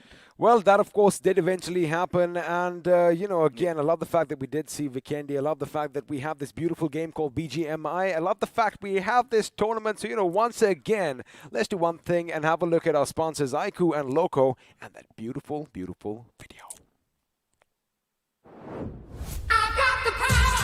To make every day the best of my life. To strive for more. To beat my own score. To get that encore. I've got this. I've got the power. To do more. See more. Be more. I've got the power. To win. Fix this. Try and hit that note. I've got the power. Come on. No, I really do not want people to be having their ears bleeding if I try and do that. I guess I've already done that, right? I mean, you're fine. You've got a good voice over there. But for people out here, for the new ones, of course, everybody wants their hands on this beautiful smartphone, right? How do you do that? You head over to Amazon, search for iQOO Neo 6, participate in that quiz, and if you are lucky, 3 winners every day, they're going to be winning the iQOO Neo 6, the best in business right now. However, okay, if you aren't lucky with the iQOO Neo 6, you might just walk away with some BGMI merchandise because it's not 3 a day, it's a lot higher number, and your chances are, of course, going to be skyrocketing. Now, what you got to do is head over to the Esports channel, and you are going to find a link in the description. Now, before you fill it out, make sure you basically support your favorite team, or be smart about it and hashtag the team you think is going to be on top of the leaderboards on that particular day. And then who knows, maybe you just might walk away with a phone and some BGMI merch. I mean, that's the dream, isn't it? I mean, that has to be the cherry on top of the cake. And then you yeah. head over to Loco. So you have your T-shirt, you have your device. I mean, fixes. What more can one ask for? It's absolutely wholesome, right? What could a viewer particularly want? But this is where I'm gonna make things easier for you, because I've really been feeling that OR Esports have been making some big strides. Now, this might not be one of those teams that have been getting those chicken dinners, right? But every single time they come into play, they've been making sure they get that top 3, they get that top 4, and along with that, they get those important finish points to themselves. Now, if you remember about that OR Esports situation over there, INS, they were clumped under that little bridge. They had that last surviving player of Autobotz, and all Aditya was doing was just pummeling them down with grenades. He was, just he didn't even have to pummel them, right? He was just throwing them. He was just like letting it loose out of his hands. They just roll into the enemy's position. But again, I'm surprised that INS did survive till they did. But of course, that is history. And, well, there's no mystery here, because you already know what's going to happen next. It is going to be the map of Erangel. Now, last time around, we did see a circle near the prison hill. Near the lumberyard. I want to see something different, mate. I don't even mind quarry. I want to see something at the Sosnovka military base. And let me say one thing. Yeah. This time around, I think the BGMI gods are kind of favoring me more than you, so I might just have my wish. And, well, I know you are looking at the camera with your, trademark figure and that little rhinus that you have, but the people can't see us, so ha! Laughs on you.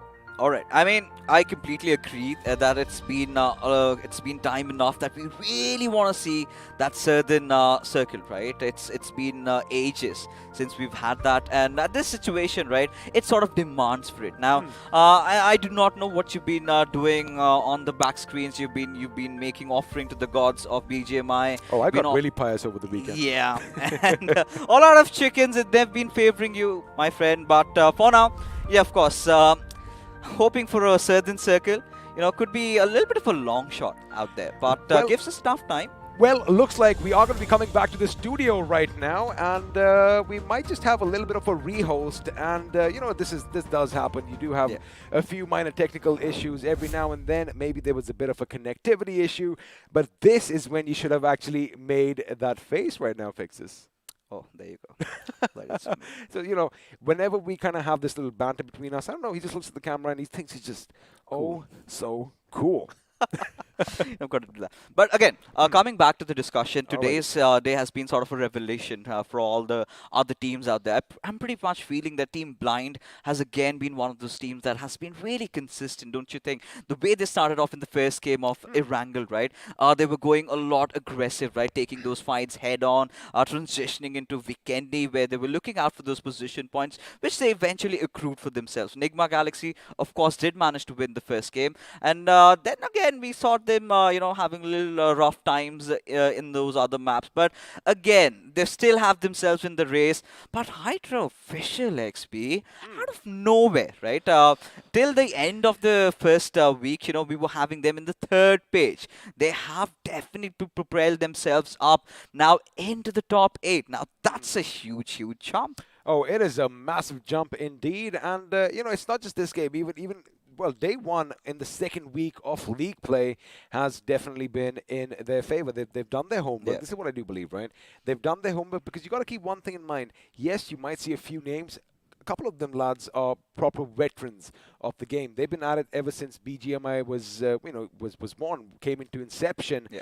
And, that little experience was showing, because we did kind of anticipate that they're going to come back a bit stronger, and, well, a chicken dinner definitely helps.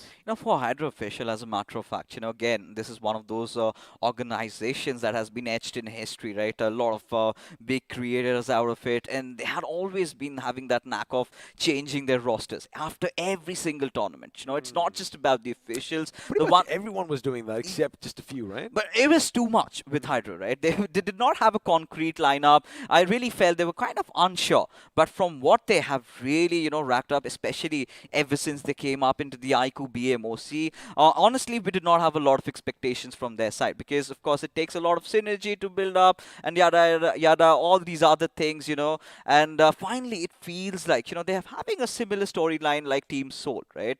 Finally finding the perfect perfect jigsaw to the puzzle, filling it up. They know what they're wanting. They've been one of those teams that have been a little laid back in terms of engaging into fights, have been focusing a lot on those position points, and finally it's working out for them. It is indeed, and again, like you always keep saying, it's about that balance, and let's just see if they can keep this momentum forward, because I want to see that in another team. Now, you know the name I'm going to be using right now. Okay. It starts with the U, ends with an O. UP50. Now, well, they are in a little bit of a slump, but again, we are going to see them in the next few games after this, so let's see if they can turn their fortunes around, because, it just goes to show, if one team can do it, anyone else can, but do they have that drive? Do they have, well, the cojones? Do they actually have it in them to take a few risks? Because if you don't risk it, well, you aren't going to get that biscuit.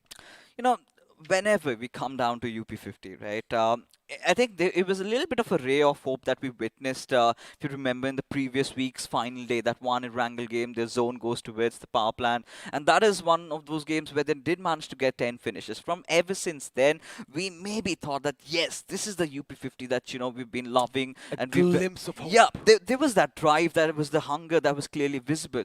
But then again, after that little bit of a reset, you've got those 3 days coming in, and it's back to square one for them. They've been quite unsure of what they've been wanting.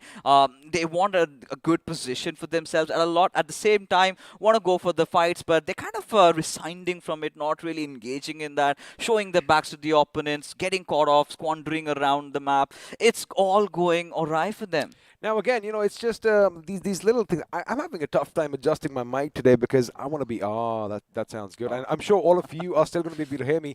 I want to hear myself as well. Not that I like my voice too much, which isn't too bad. But anyway, coming back to the thing, yes, the moment you turn your backs to the enemy, forget the fact that, yes, you are trying to get into cover. Your psyche is kind of exposed as well, because you can just tell, all right, if I push up on this person, it's basically it's basically akin to letting someone walk all over you. That's the kind of feeling that I got. What do you think? It's like a The ticking mental bomb thinking. for the UP50 at this point, right? Okay. It was week 1. They messed up. It's all right. We said, it's again 2 more weeks to play. And this is where the other teams are starting to step up, right? Even Esports, Wala, WSF, the one Miramar game they played, they've racked up a lot of points for themselves. But this is where they need to understand. If they have one more bad week, then this could be the end to their fairy tale that they're having so far. And in week number 3, maybe they would not have enough to pick upon, because majority of the teams, right from the very start of the day, we were talking about, it's all open till the 17th spot. Even EXO really reaching that 100-point marker. It was one good chicken dinner for them. They propelled themselves to the 14th spot. But UP50, they're still not in the race, man. As week 3 is going to be coming closer, I am going to use something of a phrase like, the most dangerous animal is the one that is backed in a corner, because it has nothing to lose. Right now, I wonder whether they should start playing like that, because, again, I won't say they have nothing to lose, but they have to at least go for it. Exactly, XP. This is Get something. those claws out. This is something that we've been talking about for quite some time. Engage in battles. Now, this is where we have to draw comparisons between GOG and UP50. Now, GOG, they were going through a lot, a really bad phase, and nothing was particularly working out for them. Then they started engaging in all those fights, right? They started picking it up. The one iconic fight, if you remember the map of Erangel, GOG and INS, players pushing out, and that is where they made a few mistakes. But what they did was they learned from it. They knew how to engage in those situations, how to keep themselves calm. Now, that is something that UP50 have been really missing out on. They have not been engaging into battles. They have been trying to, go all for those position points. They're going to play a little handy-dandy, play a little safe, and that clearly hasn't been working out.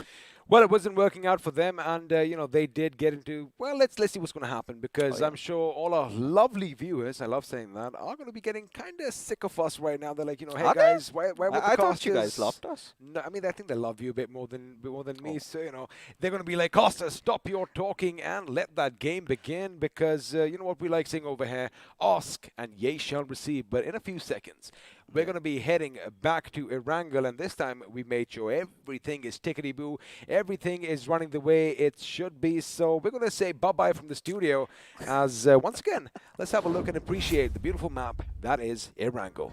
course, the map where we're really in pursuit to see that southern circle really hitting in. And, in a little while, of course, we would get a slight idea. But from what we've seen so far, the way the flight path trajectory had been in the initial game, of course, we did have teams from Group C coming in. So it's now going to be just A and B playing it out. So it's going to be about the fact as to where the circle is going to form. Do we get to see any of those early battles breaking out? Is it going to be someone else? Because again, if you can't get it, if you're talking about teams from Group C, even Team Seoul, they've not had a good day so far, right? Just getting, I think, mere 2-3 points throughout the entire matches that they've played. But it's only halfway through for them right now, yeah. right? Because they've only had 2 games, and yes, you are right. I was kind of expecting them to showcase a bit more firepower in the map of Miramar, especially.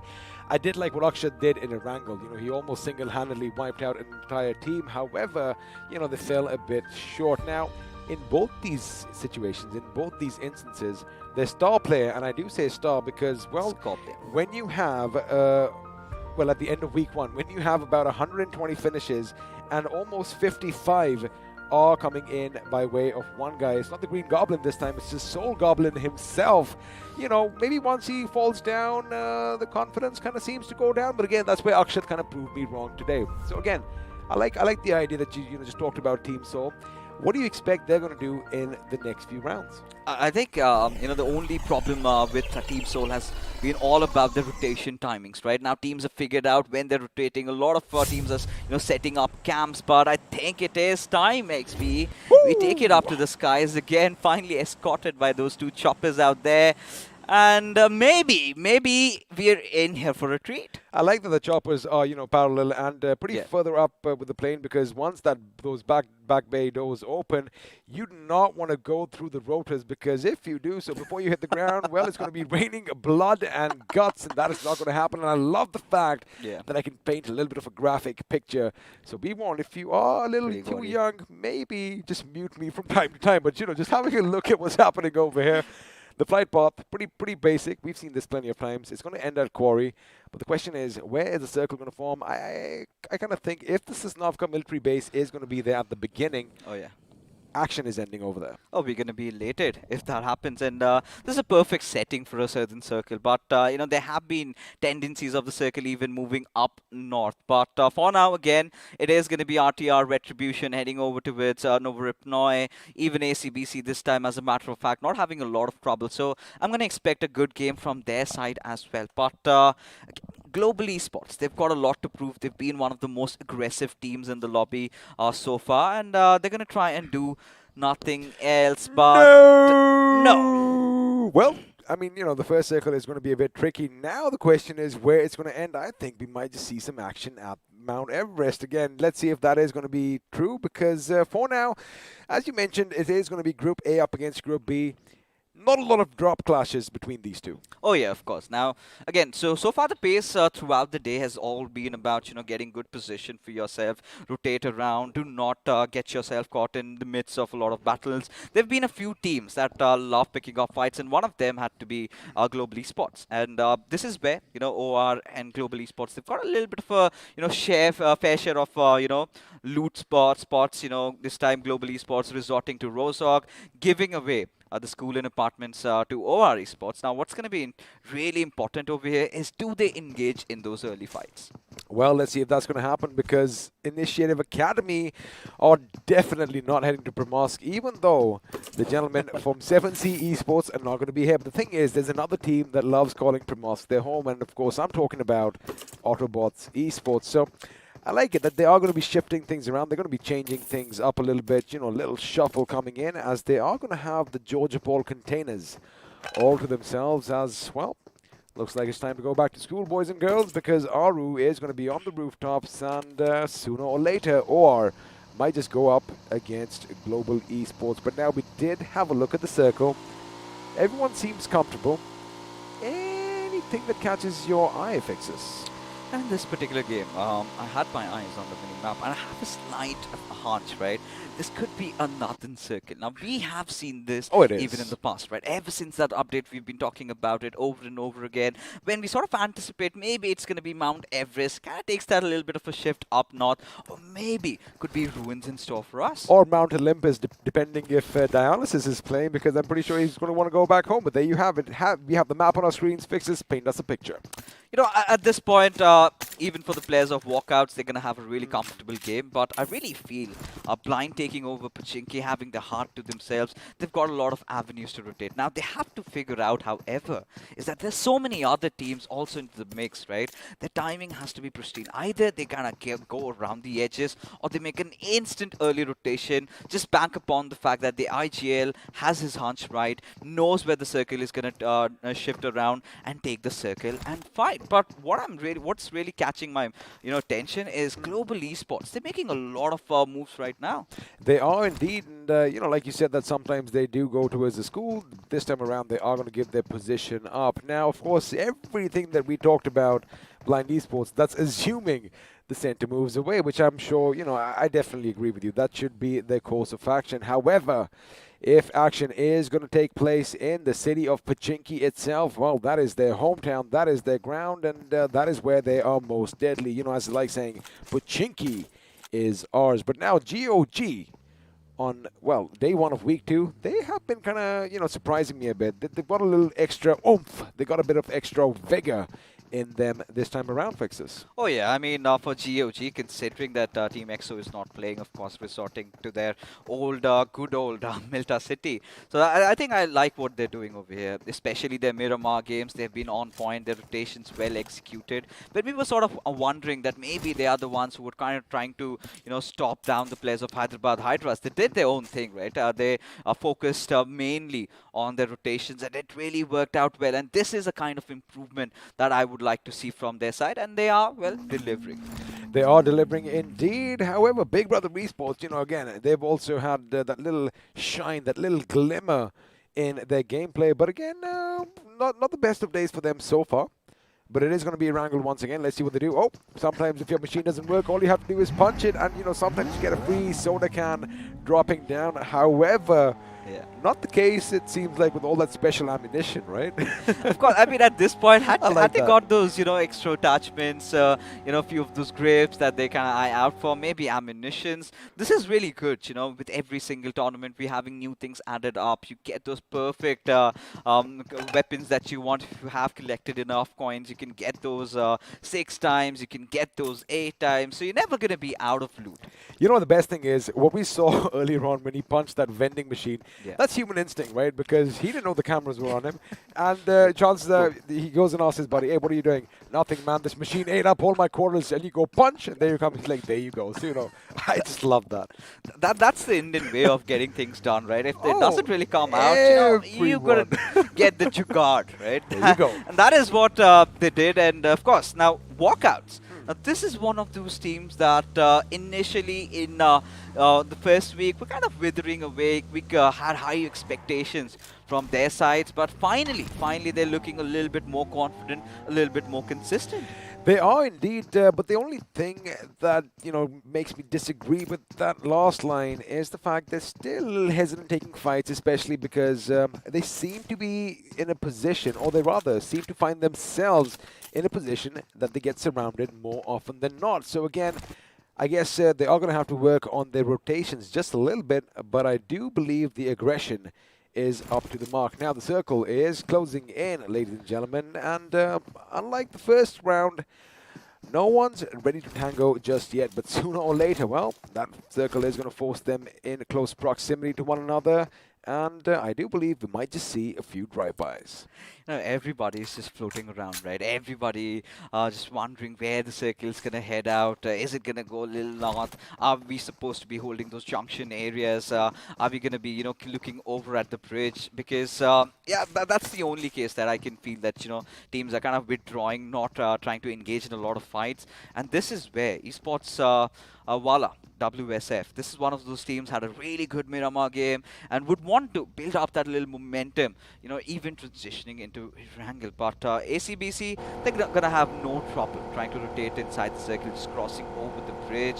Nobody to fight against, and this is them. They've got that open western areas. They can try and directly head on towards Mount Everest or Mount Olympus, whatever you may call it. Well, let's have a look and see if that's going to be the case, because have a look on the eastern bridge. It does look like Art here are going to be having a bit of a visual. There you have it. They aligned from their vehicles, and shots are going to be pretty much sent GOG's way, but GOG did the right thing. They're taking the lower ground. They're making sure they hit the beachhead instead of, you know, exposing their position, you know, traveling on the roads, because a couple of teams could be lying in wait. Now, the question is, they do have those two warehouses all for themselves, but if the circle has a drastic shift, well, their game plan could come under fire. The question is, where are we going? Because it is going to be, all right, they're going to be happy with that. Again, you know, they can go along the beach itself and make it to the next safe spot. But this is where all the teams are going to be migrating in, and of course, Pochinki, buddy, still in play. Quick question for you. Is anyone going to contest blind in that city?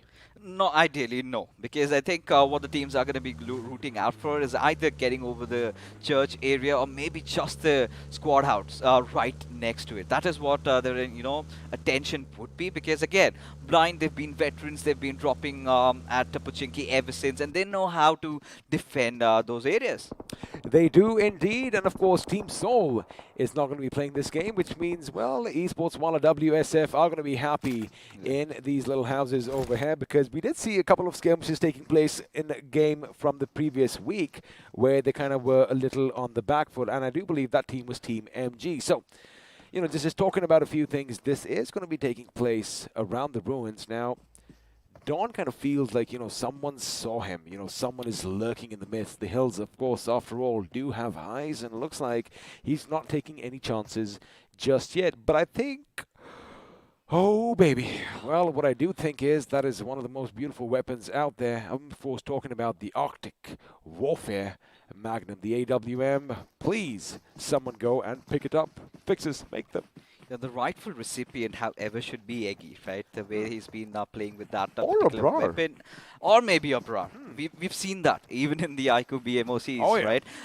He's been doing so much with that weapon. Just give that man the big green cannon and watch him just blow away the skulls of all his opponents. But again, you know, taking a look at this particular circle, teams are going to start congregating around the center, right? Try to get the peripheries of the Pochinki city. Yes, sir. Some would want to capitalize over the Pochinki hills. Aha. And as we speak, you know, Aha. maybe they want to pick fights. Well, looks like the big brothers are going to be living up to the name. They're like, hey, you're the young ones over here, and we're the ones who are going to come in, and we are going to be on your blind side.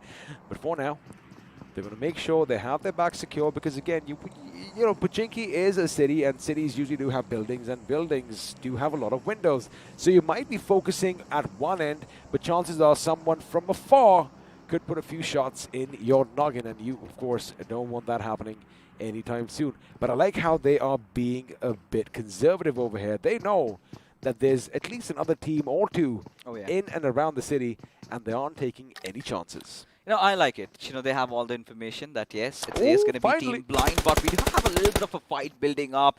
This time, Hydra official, however, trying to rotate it around. And MG, they were lying right out in the open, got the better of situation, and here goes the first knock. Well, looks like Dynamite, although it was bullets, he might just be blown to smithereens right now. But the thing is, Hydra official, they could actually go in for the right. There you have it. I do believe Jackson is going to go in. Team MG, on the other hand, should have already started moving. Ooh. Interesting. Don is going to try and get as much information as he can, but the question is, maybe they should have been cooking a few grenades into that little fight. I do believe they are going to push in a little too late, but let's see if that's going to come and bite them later on, because the circle, buddy, is going to be shifting, and looks like we still have the foothills of Everest or Olympus, whatever you want to call it. But finally, after quite some time, the action is going to shift to the plains and fields of Gatka. This is where I really want to redirect our viewers' attention towards Autobotz, right? The way they've been playing, they were kind of lingering around the edges. Now this is the moment to realize, okay, it's a curveball hitting in. You're not going to get a lot of other ridiculous shifts. So let's just go in, take the center and play how we've been playing so far along. Now what I really liked about Team MG over there, despite getting that knock, it did not overextend, right? Because the moment they ride out in the open, so many teams are going to go after them. But Hydra official, they're making quite a lot of noise here. I like how, you know, Hydra's Jackson is going to be looking at someone else, and lo and behold, someone goes through in the middle. Oh, I think he's going to realize it. That car had a little bit of an oopsie. Unfortunately, his vision was obscured by that tree right before. I do believe that there are a couple of tractors that are broken down over there. So you've got to be careful, and you've got to maneuver around them if you know the terrain. And speaking of terrain, we are going to have fights breaking out elsewhere because WSF, I beg your pardon, not taking the fight, but Enigma is going to be on his feet, and Evo just drives right through them, all three of them. Had he crashed, had he had a little bit of an accident, it could have been problematic, but now Scream is going to be doing all that Scream to his airport, but he is taken down from afar as Rex is going to try and make his way, and you know what? He does do so. Oh, he indeed does. Look at Eggy's cover. Yeah, he has a perfect area for himself. Does manage to get yet another knock. Now, he does not have that bolt action, but he's going to make do with that mini 14 he has. Now he's going in for the push. The call-outs have been given. Enigma Gaming riling up, going in for that fight. One good grenade, and it all could go kaboom. It all could go kaboom, or it could be Evo who's going to let his weapon do all the talking for now. He's going to make sure Zen OP is down, and there you have it. Down goes one grenade. That grenade went boom, and well, Evo, buddy, there's no one there. Eggy's taken care of them all, but now the problem is he's going to get taken down from behind as Rex, on a sliver of HP, needs to patch himself up because remember, Evo still is on his bloody knees. But again, this is where all the commotion is going to be a bit problematic. But for now, Rex, he does have the grenade. He does throw it. Does he have the accuracy his teammate does? This one, just a little bit short. This time, Rex is playing defiant, right? He understands GOG, they're split apart, and the moment he tends to overextend, this is what I was talking about.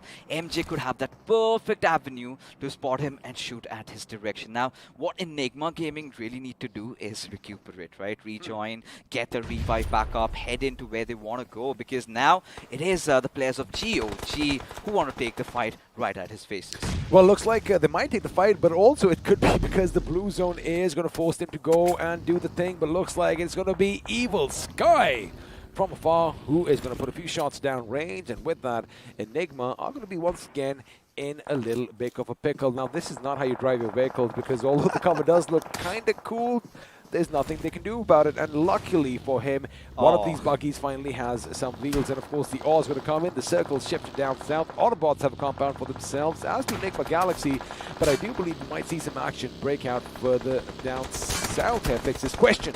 How does WSF come out? Hold on, we're going to wait on to that right now, because against all odds, Enigma Eggy is now going to be pretty much the last man standing for his team. Yeah, I mean, they've been engaging in so many battles out there.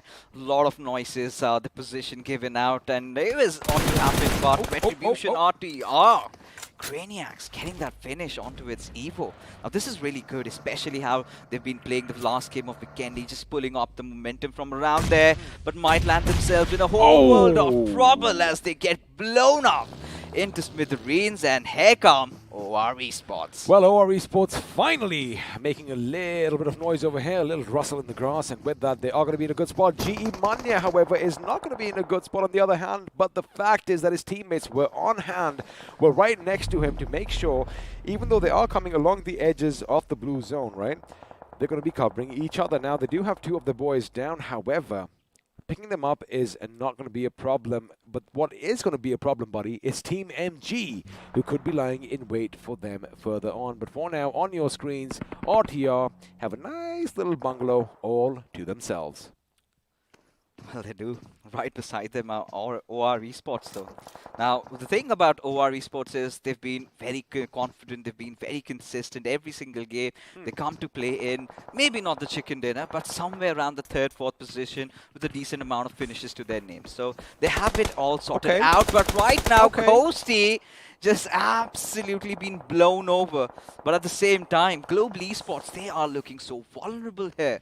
AJ kind of just made an oopsie too. He got out of a moving vehicle, knocked himself out. Lucky for him, he still has his life now. Shane, no, somebody's in there. Oh my God, that grenade could be devastating. Oh, that UAZ is going to come in and take a little bit of the damage away, or Shane would have been in a lot of pain. Oh, indeed he would have.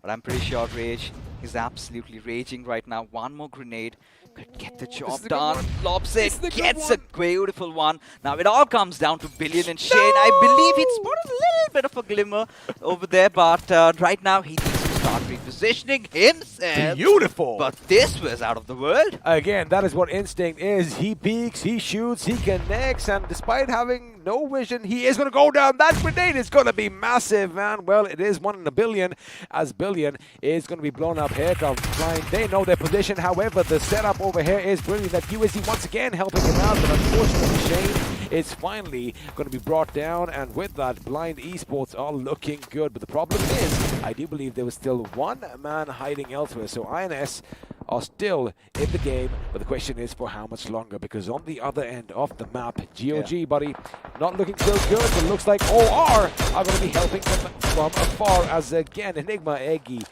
with his weapon is going to get the better of the remaining members in the smoke. And now, the thing is, you can shoot a bit randomly, right? You get a hit marker, the position's given away.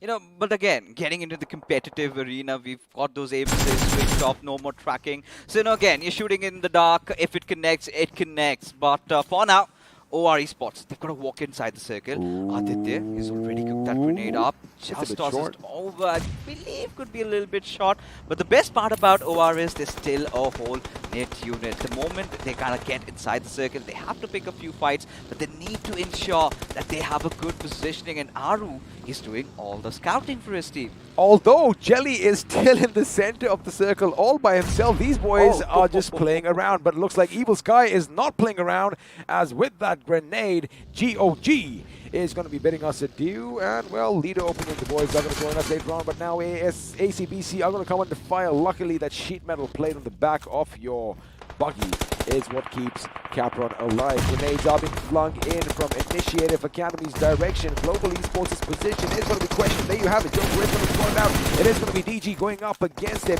He does finally spot it, goes out of the blue, does a little bit of a shroud move over here, hits the deck before he accidentally got himself knocked down. But looks like, again, you know, the opponents can do some indiscriminatory fire themselves. And wait, is that it? Yes. Initiative, they had everything going for them, fixes, but once again, an early finish. I do not know how the boys from Global Esports managed to do that, but I'm pretty sure for the fact that Esports WSF, they have a slight idea of where they're coming in from. They're going to be unleashing all that lead, just like the player of OR Esports, as they have their next target set. Of course, it is going to be the final player of Team Blind bidding us adieu. And this is the consistency that I was speaking about when I talked about OR. OR, buddy, are racking up all those finishes. Jelly is going to be in the central position, giving out much needed information to his team, who is still not completely in the circle. They're driving around, they are looking good, and now I love what they're doing. They're going to try and engulf the team of Autobotz, just like an amoeba does its little prey. And, well, Jelly's going to be giving out all the shots, all the locations, and it is possible that Atanki, Aru, and Aditya might just take the fight to them. Speaking of them taking the fight, Aru coming in dangerously close to the opponents. Now this is where Sound is going to be key. He does spot someone in the distance. In fact, it's going to be Aditya who gets taken down. And wait a second, can he make it to cover the Fox? Almost did. However, Aru was on point, and now that grenade is going to be coming in to make sure he finishes what he started. You know, I love what OR Esports are doing, right? One of their player gets knocked down. The other instantly gets a trade. The third one comes in, gets the rest back up. As Aru, he's going to be continuing his barrage of grenades, trying to ensure that finish to his name, as OR just keep increasing their tally. They're sitting at 7 points. Now they've got Jelly at such good spot. Now he's got to be the one who's going to pull off all these tricks. Now coming in from the sidelines, he's going to go after Orva, but has to also deal with Mr. IGL. Does connect the shots, gets him. Beautiful. Well, he does indeed, and now looks like backup is going to be coming in. The cavalry is finally making it. That is a good grenade. It could go a bit long, however, but for now the position is given away. This is it. Mr. IGL, I do believe your days are numbered, but now Jelly He does need to make it. Well, they don't really need to move. They just need to keep the enemies at bay. But I'm worried about one thing here, Fixes. WSF, although they haven't had the best of days, they could come in from behind and be a bit of a problem for OR Esports. But have a look at that. All 4 members alive. 10 finishes to their name. They do, in fact, look nigh unstoppable. But finally, Invader just invading through Jelly, taking a lot of damage out there. But the retaliation, the trades coming in for OR Esports as Invader has been taken down. Aditya is going to follow suit, takes one another, and I believe has a slight idea where Bajwa is. In the meanwhile, Aru is causing so much of a ruckus, just a bit of a drive-by, and they are in control of this entire game. The confidence, buddy, is oozing from OR Esports right now. 14 finishes at this moment. Another squad wipe coming in to their names, and I love the fact that they're giving each other so much cover, right? As soon as OR came under fire, they did lose one of the members. Not lose, they did have one of the members knocked down. Oh boy, the cavalry came rushing in, and you know what? Well, what happens is vehicles go boom, and looks like the McLarens aren't really suited for all these grenades. Of course, speed is what they're all about. Dynamite taking some cover behind his vehicle as OR Esports. Boy, oh boy, these guys are hungry for more. But the thing is now they might be in a precarious situation because, yes, they do have these bridges to play with. All they have to do is wait for the enemy to come towards them because have a look at your map, right? We do have another team, RTR, who might shoot them in their back. But for now, it's going to be Jelly laying down all the lead in Hydra's position. Yeah, they're tunnel vision, right? From the backlines, RTR might strike in any single moment, but for now, OR Esports, they're going to stop at nothing at all. They want to secure the players, they want to secure the bodies out there, they want to take down Hydra official for good, but this is what I was talking about, and maybe Jelly has finally snuffed out the players. Maybe someone is lurking around the corners, want to get the better of situation as Powerkiller. Look at him, he has his position compromised. One grenade might go in and could be the cause of his demise, but it's going to be Dynamite getting taken down with this grenade, and it is pandemonium all over the map. And once again, from the distance, it is going to be OR. They are going to be racking up all those finishes. 16, remember, 21 is the highest we have seen. However, they aren't going to be crossing that today as, well, 3 teams and 7 people still remain, out of which 4 belong to OR Esports. And boy, oh boy, they are vying for a few more finishes. Aru, in fact, deadly with his buggy. He catches one. He gets the second. He hits the deck. Oh my goodness. This is what precision is all about. This is what confidence is all about. And that is how you win a chicken dinner, buddy, in style. Oh God. All right, while you catch your breath, because I know that was brilliant, let's quickly jump over to the post-match segment powered by Loco, and we'll have a look at that. 34 big ones. 34 big points and get themselves to the top of the standings, right? They are nice, unstoppable at this point, especially with the way they've been playing. They were pretty calm and composed right from the very start. They were like, you know what, we're going to let the other teams fight it out. The moment the curveball hits, I think the sheer brilliant strategy is being displayed by Chelly, trying to take that center while all his players were playing around the edges. It takes a lot out of you, right? Oh, it takes a lot out of you. It takes a lot of cojones. It takes a lot of balls as well because, you know, you're going to be all by your lonesome and you are literally just that lone king of the hill. But the amount of information he was dishing out and, well, basically it was almost like, you know, having a little spy in the other team's side because his teammates were coming in from behind. They know exactly where the opponents were. And let me do one thing. This kind of reminded me of OR of the good old days. The good old days, you know, the redemption time. OR Esports have that first spot to themselves as we take a look at the Ico Mvp. Pretty sure someone from OR Esports. Let's find out who it is. Ooh. 9 finishes, and he's been so clinical. Every single thing is done, right? Now, the best part about OR Esports in this particular game was they were so spontaneous. The knocks came in instantly. If their player got taken down, the trades were coming out, right? Everyone was providing cover fire for the other. Everyone just knowing what their job was. A lot of communications relayed, and it was a picture-perfect game. I think the best game that OR Esports has played in a long, long time. Oh, absolutely. You know, it's not just about providing cover. The way they did it, the way they knew exactly how to position them. Smooth is what OR Esports was right now. However, Enigma, once again, you know, that little confidence is coming in. They are going to be climbing a little bit higher up on the leaderboard with Eggy. 4 finishes for himself, and Blind Rage once again finding himself as one of the leaders. Now the Matt Sumbri is going to pop up, and well, not a lot of healing this time. Of course, I mean, considering how the circle was, kind of gives you that Vikendi vibes, but in Erangel. When we were sort of anticipating maybe it's going to be that little Everest circle, maybe it's going to go a little bit up north, and then you get that whammy right down below. There was even certain instances where we thought maybe around the Pochinki Hills, but yeah, I mean, the circle never ceases to surprise us. It didn't. It kind of just looked like the snow might have just melted away, and that's exactly what you said. But now let's have a look at a few more things. As except maybe one, everyone else had a kind of good time, you know, dishing out all that damage to one another. But again, OR capitalizing on it all. 19 finishes to their names, 2,345 or 2,345 points of damage. Now what really catches my eyes is again Hydra official being consistent, 7 finishes this time as well, along with the players of ACBC. Now this is where you get them into the mix, right? This is one of those teams that heads down below, down south, had a perfect rotation up, and they did try to survive till the very end, which I felt was really nice. What I really expected more out of was from Team Autobotz, considering, you know, rotating from the Primorsk area, you would want them to do even better than things. Now, let's have a look and see if there's a new king. Yes, sir, there is. OR Esports with a good lead are finally going to dethrone Team Soul. Of course, that extra chicken dinner helps, and, well, those position points definitely come in handy. 261 points for them. Team Soul, again, remember, they still have a game in hand.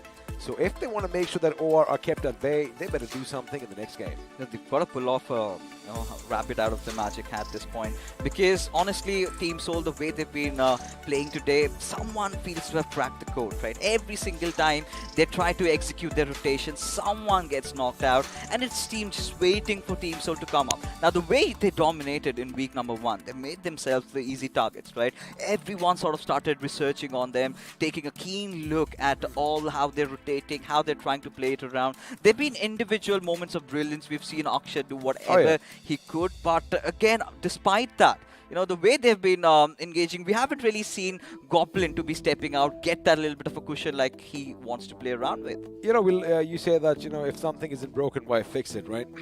So what Team Soul did was, something was working out for them in week 1, and they kept doing the same thing again and again, which again, as you mentioned, the other teams caught on. So maybe we might see something different coming up from them in perhaps even the next game. But now, on the second page, Autobotz are going to be making a rise once again. 9th position for them, 142 points to their names, 1 higher than 7C Esports. But again, what stands out? ACBC making it to the top 16, buddy. Finally. Now, this is what we were talking about. The differences being so minimal around those, bottom areas, the mid areas, that, one good game and you find yourself in a really good spot. Now, ACBC, they have been picking up from where things were, going a little astray for them. They've been promising, even as a matter of fact, blind esports, right? They've been engaging in fights. They've not really been shying away. Could have been a good game, could have done better, but as long as they keep on increasing their points tally, I have nothing to complain. But this is where, again, Team MGXP, you kind of expect them to, do better, but it feels like they've never really caught up to pace whenever it comes to the map of Erangel. I mean, Dawn, Ghosty, Powerful, and Dionysus, they do have their work cut out for them, but, let's see, because they still have 91 points, right? And if you have a look, there's not too much of a difference. 20, 25 odd points between them and the top 16 spot. Now, they can still make it, a couple of good games. A little bit more consistency is the key for them. But the thing is, UB50, although we are going to see them in the next game, the next couple of games rather, the thing with them is that their position points are pretty much, well, of course, the lowest. That is why they are at the bottom. But it just goes to show that, yeah, they have taken a few fights. Yeah, they have a few finishes, but they can't really sustain themselves till the end. The only team, right? The only team seems to have been struggling right now. Now, even up to the 23rd position, anybody getting a good chicken dinner game gets a 20 or 30 pointer, then you can't go into the second page. But the same can't be said with UP50, right? And this is where I was kind of really getting worried. When do they wake up? Well, they'll wake up soon enough, and you don't really have to worry about that for now, because the best thing is, whenever we do have a look at this tournament, we're always fully awake. Massive shout out to BGMI Crofton once again, and I really love that video that we love seeing, because you have a lot of familiar faces. I love it. So let's have a listen from iQOO and Loco now. To make every day the best of my life. To strive for more. To beat my own score. To get that encore. I've got this. I've got the power. To do more. See more. Be more. I've got the power. To win. I've got the power.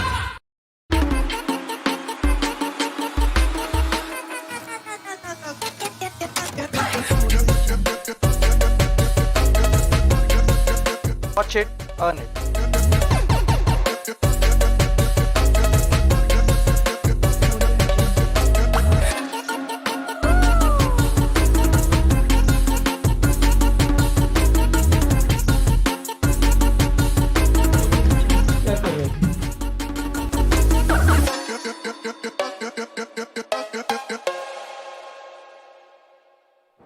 You know that question at the end that Loco asked, what are you waiting for? I kind of have the answer, because, we're all ready to go and stream, but we need some nice devices. And that is where the iQOO Neo 6 comes in. If you want to get yourself one, head over to the Amazon, type in iQOO Neo 6, and a little quiz will pop up. And like I love saying, if this dude can do it, we all can. And you might just get yourself one of these bad boys. But then, fixes. Yeah. What happens once we do get ourselves the iQOO Neo 6? All you've got to do is head over towards Loco, right? India's biggest gaming and live streaming platform. And this is what we've been talking about a lot of times, right? Everyone wants to make a name for themselves. Everyone wants to stand out. And I feel this is the perfect platform to do so. It is indeed. And now things are going to get bigger and better, because did you know that you can get BGMI UC every single day instantly on Loco? You can.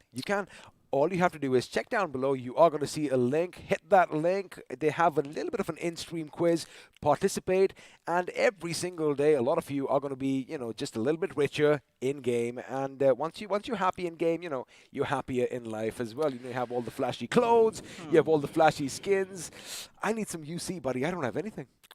I mean, you've got to start heading to Loco then. Maybe watch the matches when you're on the sidelines. Maybe participate in the little quiz. I think it's going to be really easier for you getting your answers right. And maybe we're going to talk to the local boys out there. But the way things started off for Team Enigma, right? It was all chaotic, but I really believe they picked their pieces up pretty beautifully. Oh, absolutely. Because, over there, it was kind of brutal the way it was like a four-man execution coming in. However, they did have a few good plays over here. But again, once you lose one man, once you lose a second, numbers definitely do count. And there you have it. Rex is going to be brought down, as Evo, on the other hand, is going to become a plume of smoke and a box on the ground. And what's happening over here abroad? You don't want to be that close to the enemy, and Dionysus, all he's doing is basically brutally just shooting in the window, and now, oh boy, that must have hurt just a bit more. Oh yeah, but again, for Global Esports, this is where they're starting to overthink at this point, right? Every single time they're looking out for those longer rotations, trying to steer away from fights. And this is where I really feel, you would want to see the glimpses of the old G. Break this down right now. Now, this is, of course, he does see him the moment the smoke did start, to basically take over your screens. He got a glimpse of them. And again, like you mentioned, this is their city. They know the ins and outs, well, in and around the city. And this is where I really felt it was just preemptive fire from Blind Rage's side, right? He knew he got that grenade in. That is where the adrenaline again kicks in, just goes in for that little spray and it connects. And that is the moment they realize this is our fight to take.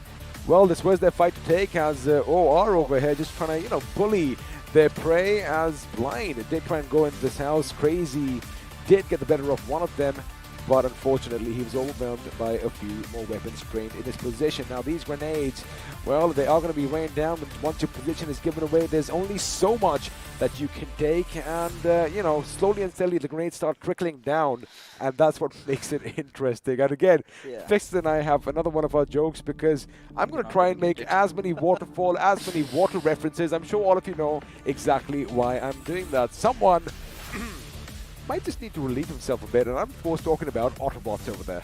It's the nature's wrath, I tell you, XP. It is indeed. As this time, of course, it was OR Esports, right? They were all over the place, right? Oh my And it all started from just a couple of minutes over from here, with the way in complete control over the game. Now, with the likes of Autobotz, the way they were playing, the way they were positioned, they were kind of left astounded because they were never anticipating the other three players of OR to hit from the backline. I mean, that was, again, a ballsy move because, look, Jelly, again, all by his lonesome, you know, no one's ever going to expect that there was only one man in the center. So, you know, when they go back and look at that, they're like, wait a second. The four of us didn't rush to the center because of one man, but again, you know, that is the little gamble that they took, and like I love saying, the higher the risk, the higher the reward, and well, you have a lot of cars flying around as well. I think this is again one of those good games for Retribution RTR, considering how they're picking up the pace. A good day for them. Yeah, a good day. Very good game in Vikendi. Now just following it up over here in Erangel as well. Now they can rest a little bit easy, right? Especially the way they've been playing. But for the lads of ACBC, like we've said, you know, they were holding on to it, the peripheries. They were just waiting for these fights to happen. But Aru, I think he was up to all his shenanigans today, right? He was letting all his players, you know, just provide cover fire. And when does it happen, XP? It's the trust. It's the bond that's been building up. He knows that even if he tends to mess up, there's going to be someone cleaning up his mess. And OR Esports, they seem like to be the best team from all the 24 that we have, and quite literally as well, as they've developed that lead on Seoul. The first time ever, the lead is there no more. Numero uno is what they are right now at the number one spot, at the tickety top, at the tip of the iceberg. You can say whatever you want because, again, the way they played the last game, I'm sure even you'd agree that it was enjoyable and it was just amazing. It was so smooth. That's what we've been saying. It was so smooth. It was effortless. It was a symphony, right? Everything just followed one after the other, fell to place. Well, someone was doing their conducting. Exactly, and it was all jelly along, and this is where it comes down. When you're talking about the best IGLs in the country, I really feel he's very underrated, right? You talk about Sensei, you might talk about Omega, you might talk about the others, maybe Mavi, maybe Clutchcore, but here he is, you know, just grinding it out through and finally getting the due recognition that was long, long overdue. I will tell you one thing as well. Of course, Jelly, again, he did the right thing. He was calling the shots. Athanki was a little bit of a interesting case as well. He never let go of his buggy much. And again, you know, all he did was he'd go towards the opponents, towards the enemy, come back just to keep them confused that, oh my goodness, there's a vehicle heading towards us. And I do believe that was on purpose. That was just a distraction. He did that a few times to basically, when Aru went down and one of the OR members came in for the revive, just to make sure nobody rushes, he got in his buggy and just drove straight toward them, a quick handbrake turn, and he's back. So, you know, again, like you said, it's a symphony. Like I said, it was effortless. It was just beautiful to watch.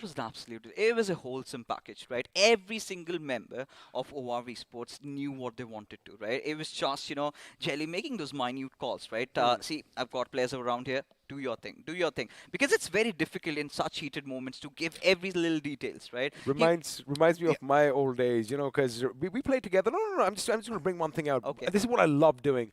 You know, enemy X amount of meters away behind the street. So that is what Jelly was exactly doing. He basically was calling the shots. It's like he had binoculars on like a general of an army, right? He's like, all right, artillery over here, you know, the next strike over there, and that's exactly what was happening.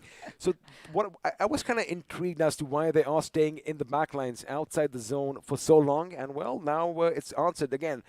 Once you break this down later on in the day, which you are going to do so, you are definitely going to be talking about this, and you're going to see how Jelly was just, you know, they came in, they went out. They came in, they went out. It was just beautiful. It was, I think they had the contingency plan set as well, right? There was that one moment where we saw maybe Aru, he was trying to scout out a position where you just pointed out, look at Jelly's position, right? He's at the center. And this is where OR Esports were banking upon the fact that even if the circle takes a shift towards the edges, kind of reminds you of that little team EXO vibes that, you know, OR Esports were trying to execute, you know, where Sensei is way aloof from his his pack and then subtly just make sure that he creates enough space for his boys to also come in. Now, these sort of adaptations, these sort of changes, these sort of dynamic plays by all these teams, you know, it's not just, it's not the right word to say they were copying their rotations, right? They're doing what's necessary for them to win. And as long as the statistics stands right, I mean, who are we to complain? Well, what I can say right now is the pre-match segment powered by Loco is going to be coming in, which means once again, I'm going to be bidding you adieu, and well, a ray of sunshine is going to be sitting where I am. Oh yeah, and it is now teams from Group A just taking a little bit of a breather over here. You've got you know, teams from B and C finally coming in, and well, for now, again, Team Seoul, a lot to prove, a lot on the line, and Arka, tell me something about this now. OR has taken the top spot, right? They are the big guns, right? The big daddies. And Team Seoul, they've not really had an eventful day so far. So do you think Miramar is exactly what they're looking for right now? I think they're gonna be a loose cannon in this game. Eventually, they know that, you know, they have to live up to the fan base they have. They have to live up to the expectations they were holding. It's just that they didn't have a bar set up so far. Okay. So finally, OR has come up, and they're gonna be like, "This is the bar. The next one you have to touch." And Seoul is gonna be like, "Yeah, this is what we were looking out for. How much more of domination can we take forward to?" They were just bored of it. They wanted somebody to, you know, put up a new landmark for them, or probably what I would like to say, a scoreboard challenge for them. And eventually, they met their challenge at this point of time. But there's a lot of difference when it comes to the side of OR and Seoul, right? OR being one of those squads who are still not, the hunger is still not quenched, and it's important for them to go in and pick up more and more and more. Whereas Seoul on the other side, it's just they had so much of winner chicken dinner, so much of finishes for themselves. They're like, let's take it a little light. But from now on, I believe they're going to take it a notch higher. I think for Team Seoul, what I really feel is about the confidence coming into play, right? The only X factor was that they were fearless, engaging in all those fights. They've been one of those teams that have been trying a plethora of strategies, right? They've tried to play around the centers, they've tried to play around the edges. This time, you know, opting for the latter, and haven't really quite been successful in trying to get their rotations executed. Now, heading into Miramar, do you think they're going to resort to play around the center, or is it just going to be from the edges? I think that it's better they go in for the center, but I still feel that they're gonna stick to the corners. But ultimately, people, you need to know about this beauty in our hands right now, because every time we speak about it, we just fall short of words. But I believe the video, which is gonna be coming in from the side of iQOO smartphone, is gonna give you a better information about all this device. Let's go and watch it out. To make every day the best of my life. To strive for more, to beat my own score. To get that encore. I've got this. I've got the power. To do more, see more, be more. I've got the power. To win. Power to win, ladies and gentlemen, is what OR have gone in for themselves. And now this is where, you know, the onus kind of comes down to Team Seoul. Are they going to be battling it out for the top spot or not? But for you guys out there, this big beauty is up for grabs, and Arka is going to tell you how. So head on to Amazon right away. Make sure that you do search for iQOO Neo 6, and ultimately after you search it, there's going to be a small quiz after you click no more. Okay. You're going to, you know, answer all those things, and then after that your name, your email address, and your phone number, following up with notify me. I think you're ready for it. Now, you know, we aren't ready for something, but we finally are now. The substitutes coming in. And again, UP50 making those changes, and they're here into the arena yet again. Still confused what their playing for will be, right? You've got Ranveer coming in, Rage God stepping out. Maybe a few more substitutions might also be made, and which will eventually come on our screen sooner or later.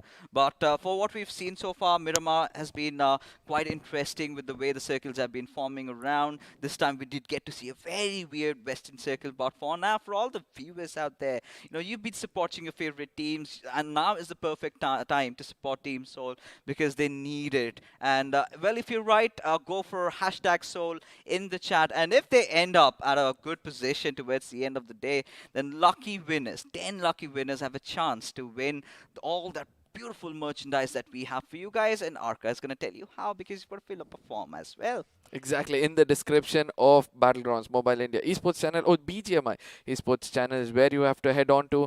There in the description, you will find a link. If you click on the link, you have to fill up a form, and we'll know as soon as your name pops up. Now, after that, we're going to go to the chat, hashtag your favorite team, or hashtag the team name which you feel is going to be on the top at the end of the day. There are a lot of contenders already. We're able to see that Hydras have got one, EXO have got one, and then we have the side of the previous one, right? We did see another team also getting one. So there's a lot of chances. OR has got one for themselves.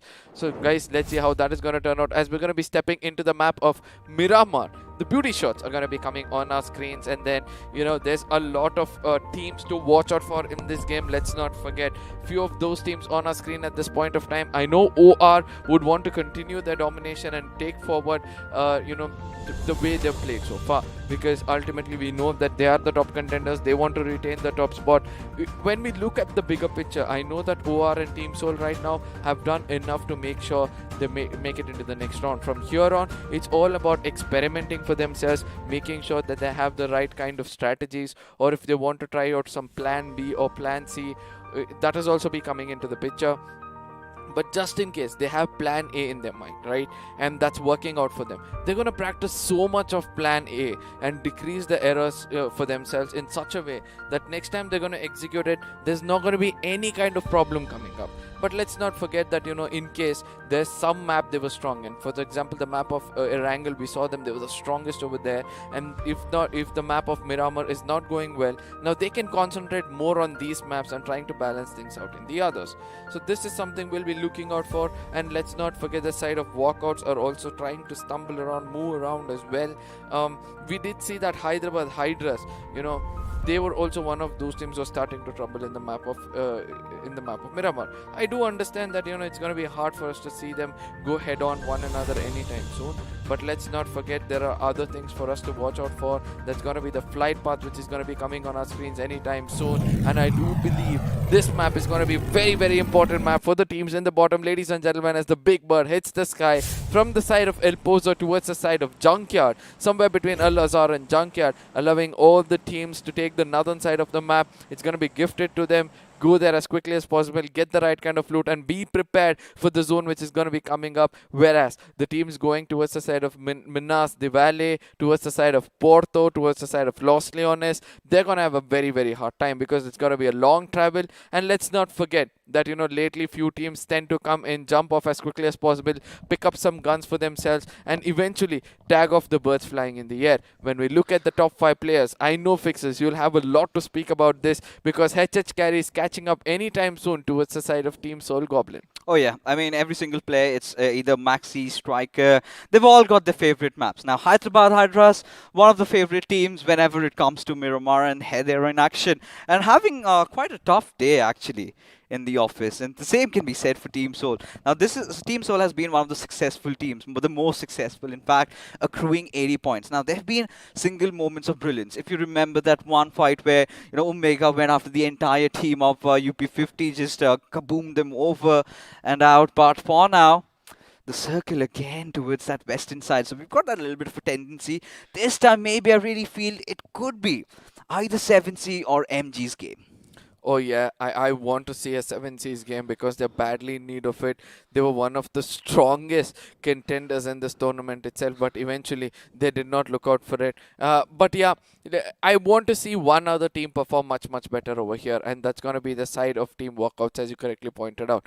That because Team MG is also having a little bit of a fan following, the experience they hold, the kind of gameplay they're showing so far. It's just that they were not able to place themselves in a perfect position. But I still feel with the zone going in, final circle probably going in towards the side of El Pozo, things can go wrong for this team yet again. Oh, it can, but there's still chances.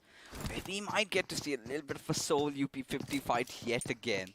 And Akshat has always sort of been the knight in the shining armor. But for now, EXO find themselves in a little bit of a pickle, but maybe it is the other way around as our Esports hero just getting caught off guard. And this time EXO are on the beneficial side, right? Again, considering how the trajectory went. They wanted to go down south, go down towards Los Leones, and that is where, our Esports were found stranded. And having the luxury of getting that one of those shotguns, they got the better of the situation. Now, again, for the first time, we're able to see that Team EXO is not on the receiving end, and that's a good thing to see, right? Lately, we have been seeing that they are on the receiving end, try to get some finishes for themselves, but eventually get taken down for themselves. But we can see that Sensei and Punk have got a different kind of an approach, and I do believe that this time they're going to be much more stronger when it comes to these fights, because yeah, the circle seems to be not working out for them, but we can see that they've gone in for an early rotation immediately towards the side of Los Leones, trying to stay closer to the circle at this point of time. And I believe that if the rotations go right, Team EXO can dominate yet again. Oh, they can, right? And look out for a second Miramar chicken dinner. Today has been quite an eventful day, especially EXO, considering all circumstances, still did manage to come out through. But our Esports, it is the confidence oozing out of their bodies right now. They feel so happy, but all right, a little bit of a trekking here.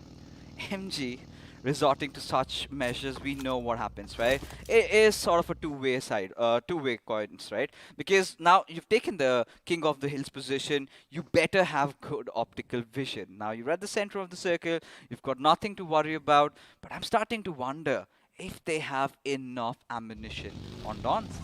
See, the whole point is this: when you try to respect the circle and be at the top position at the beginning itself, you need to have the right kind of farming. And if you have not done it, it's going to be hard for you. But with the confidence coming in from the side of Dawn and Gusty, I do believe that they have done a decent amount of farming, or the teammates would have gone farm for them, given them the loot and told them, go hold the high grounds, we're going to continue farming and making sure we restrict anybody coming in closer. But at the same time, let's not forget the way BBs are rotating over here. That's going to be the big brothers using the big brains to perform much better, coming in from the side of El Pozo or the high grounds, which they believe is going to give them some more access towards the side of El Pozo, as well as some position points in case the circle is going to be shifting towards the left.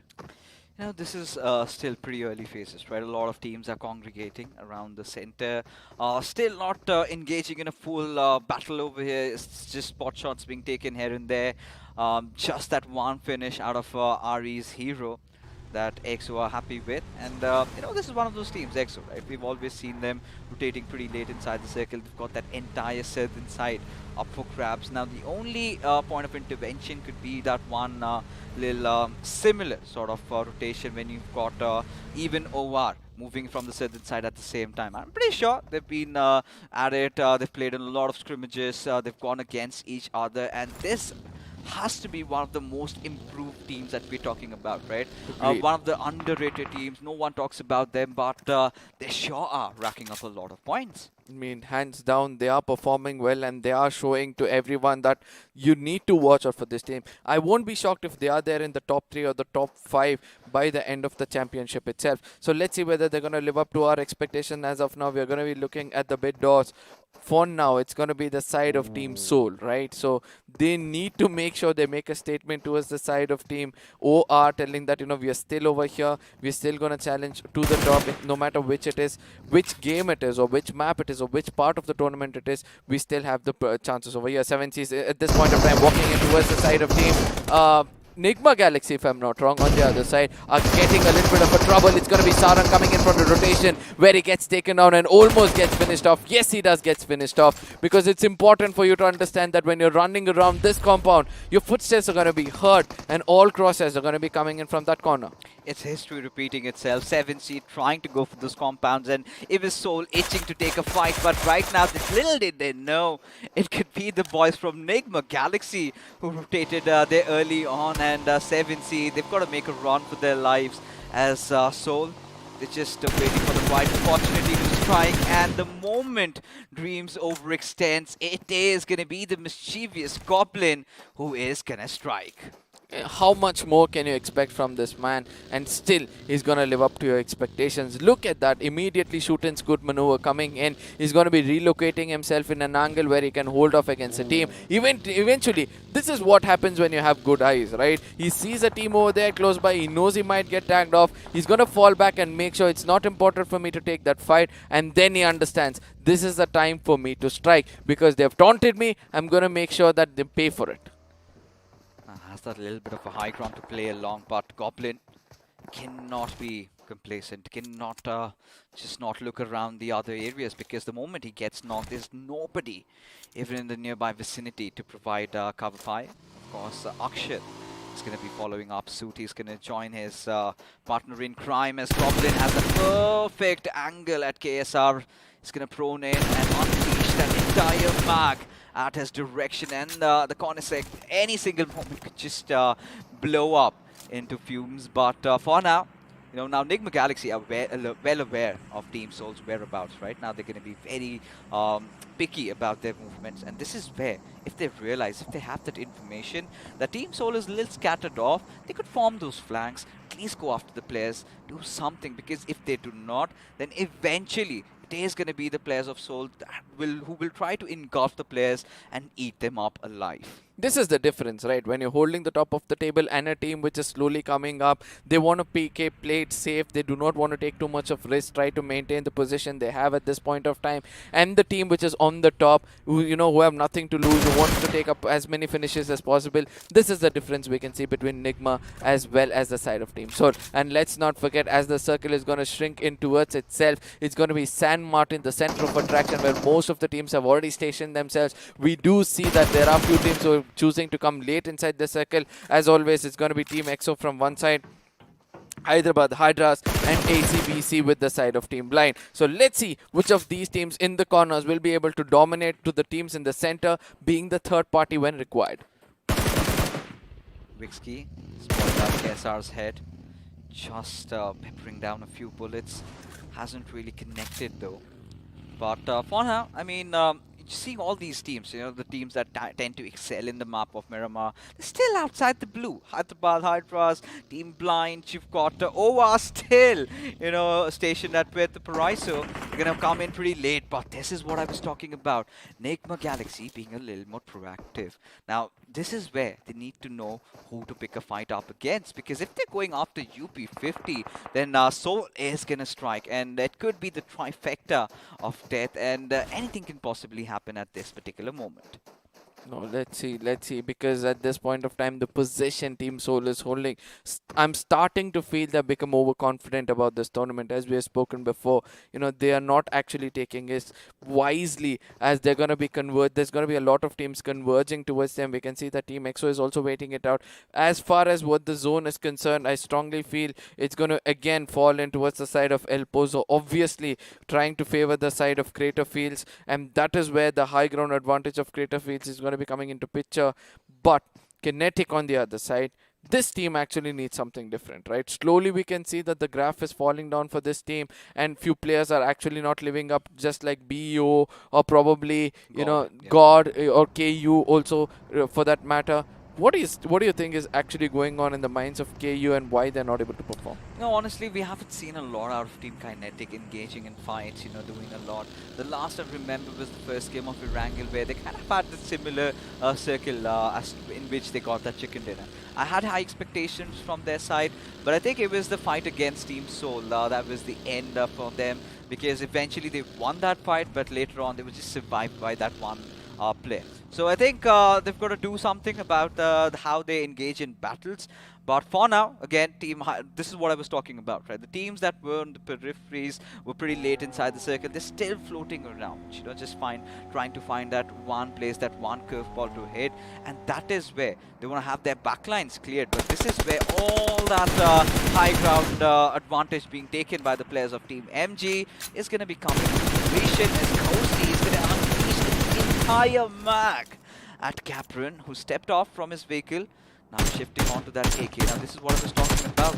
Is he out of ammunition on his M4? And I strongly feel that rather than ammunition, he's trying to be a little smart over here, making sure that he uses that 4x on AK. It's an obvious thing, right? He wanted a sniper or an AK at this, at the same time, you know, in a close range battle, he needed a gun, so he depended on the side of AK, and it's gonna be paying him a very, very good price, and the cash in also as well. But the zone, look at the way it's shifted away, where we all thought it might go in towards the side of San Martin, is going to go away from the side of Power Grid, I'm so sorry. And we can see that Team EXO on the other side is with the side of Team Walkouts, immediately maneuvering towards the side of the high grounds over there. They might come into fight with one another. Let's see who's going to be standing tall. Now, this is going to be a very monumental fight, right? It's going to be so important that whoever gets the coverage of the hills might have themselves the best shot at getting the chicken. But for now, Team Soul, they're just going to hold on to that little high ground that they have to play around with. And Hector, alright, he wanted to go after that squad, but eventually decided against it. At 7C, find themselves battling it out against the players of our Esports. That high ground advantage coming into action, into play. As despite losing Sarangra from the early game, they've managed to accrue those 3 finishes to their name. I think as long as Savitar and Spraygard are there, they can still play defensive, right? Because these are the 2 people to watch out for in this game. But now it's going to be FS. They find one player of IE inside the small dunes, and they're not going to stop until they put an end for him, as it's going to be the Molly coming in from the side of Hitman, putting an end for the man himself. And we have to see how things are going to turn out for them, right? See, IE again doing the same mistake of not sticking together during the rotation, or not sticking together when required, where on the other side we're able to say it's going to be blind versus the side of OR. The intensity is going to be doubled. Oh, indeed it will. Now this is where we're talking about, you know, teams picking up fights. I believe Soul and Enigma Galaxy are again going to resume things from where they left off.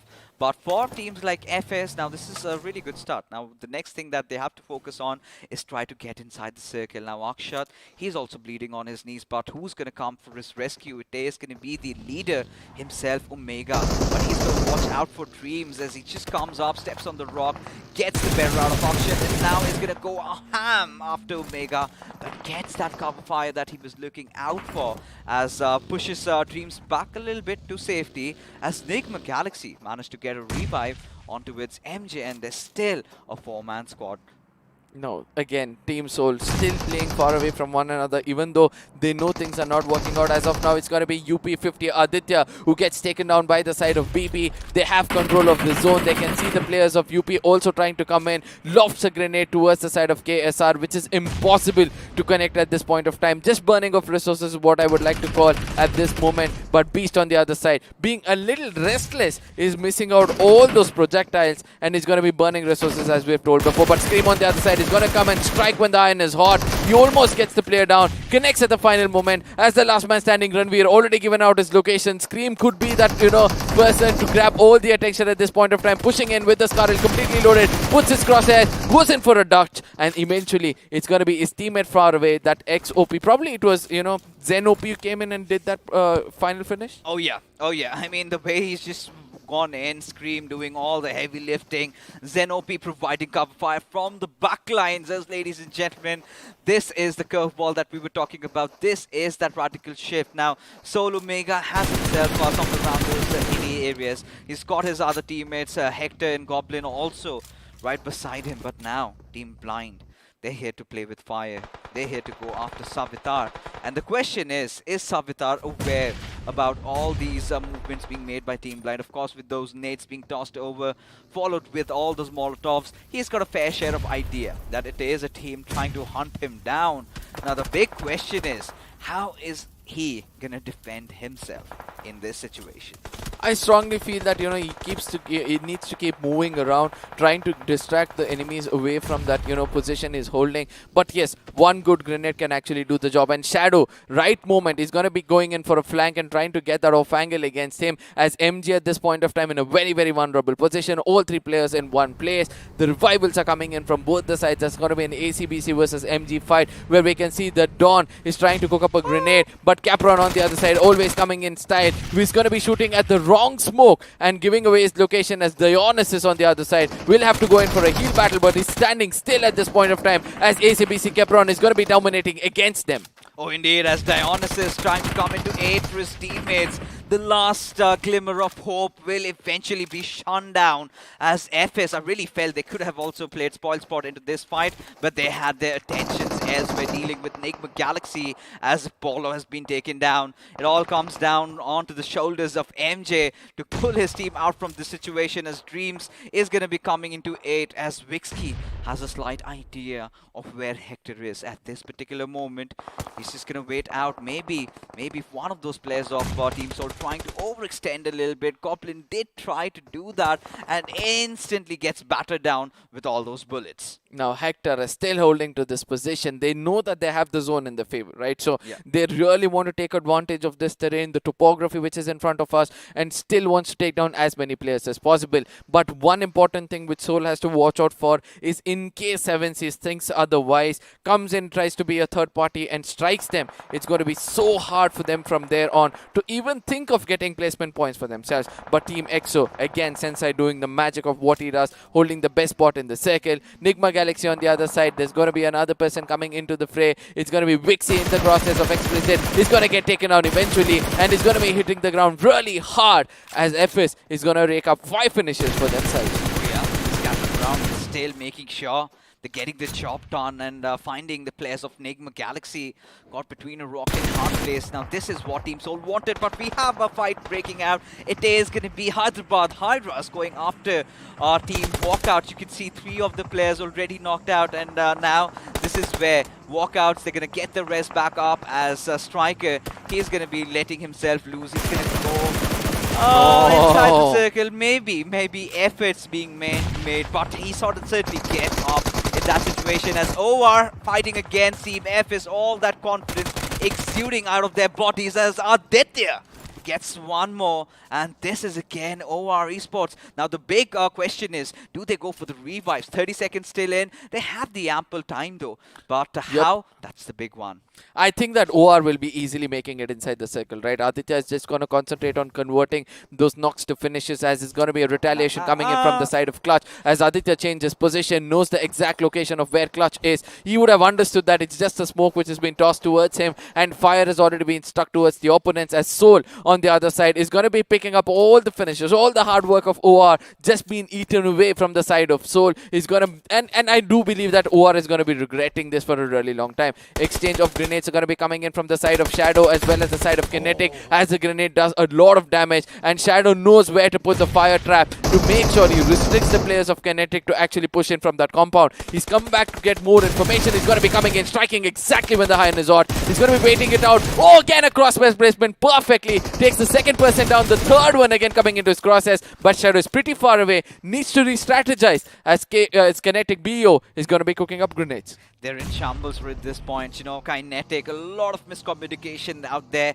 I really felt KU and BO could have completely turned the tides of this fight, and I really felt they were quite reluctant in trying to do so, rather focusing on the bigger picture, getting inside the circle. That works, that makes sense, but you know, they could have wiped out the better of Team Blind, but again, the players being so proactive. Look at Williams already spotting out Jelly, who is completely oblivious about the fact that there is a team right behind of him. Finally wakes up to his senses and gets a beautiful knock secure. I strongly feel Jelly, you know, even though his back was shown, he was like, wait, I know there's a person coming in, let me find him in the correct corner. And when he does find him in the correct corner, he has to make him prize. Aladdin on the other side will be the lone man standing to take down the side of Team OR. It's going to be impossible, as a beautiful grenade is going to be coming in and making sure they eradicate the side of 7Cs out of this game. Oh yeah. For OR Esports though, still have 3 of their players alive. Chelly and Aru could do with some healing at this point, as Aditya, he's going to be picking up on all that utility lying in front of him. Now they've had a pretty decent game so far, right? ACBC as well, but Walkouts feeling high and mighty after the battle with Hyderabad Hydras, out of which they got the better out of the entire situation, but now find themselves in a little bit of a pickle. Mr. Spray going down, Abrar being reined in with all that lead, somehow still manages to survive.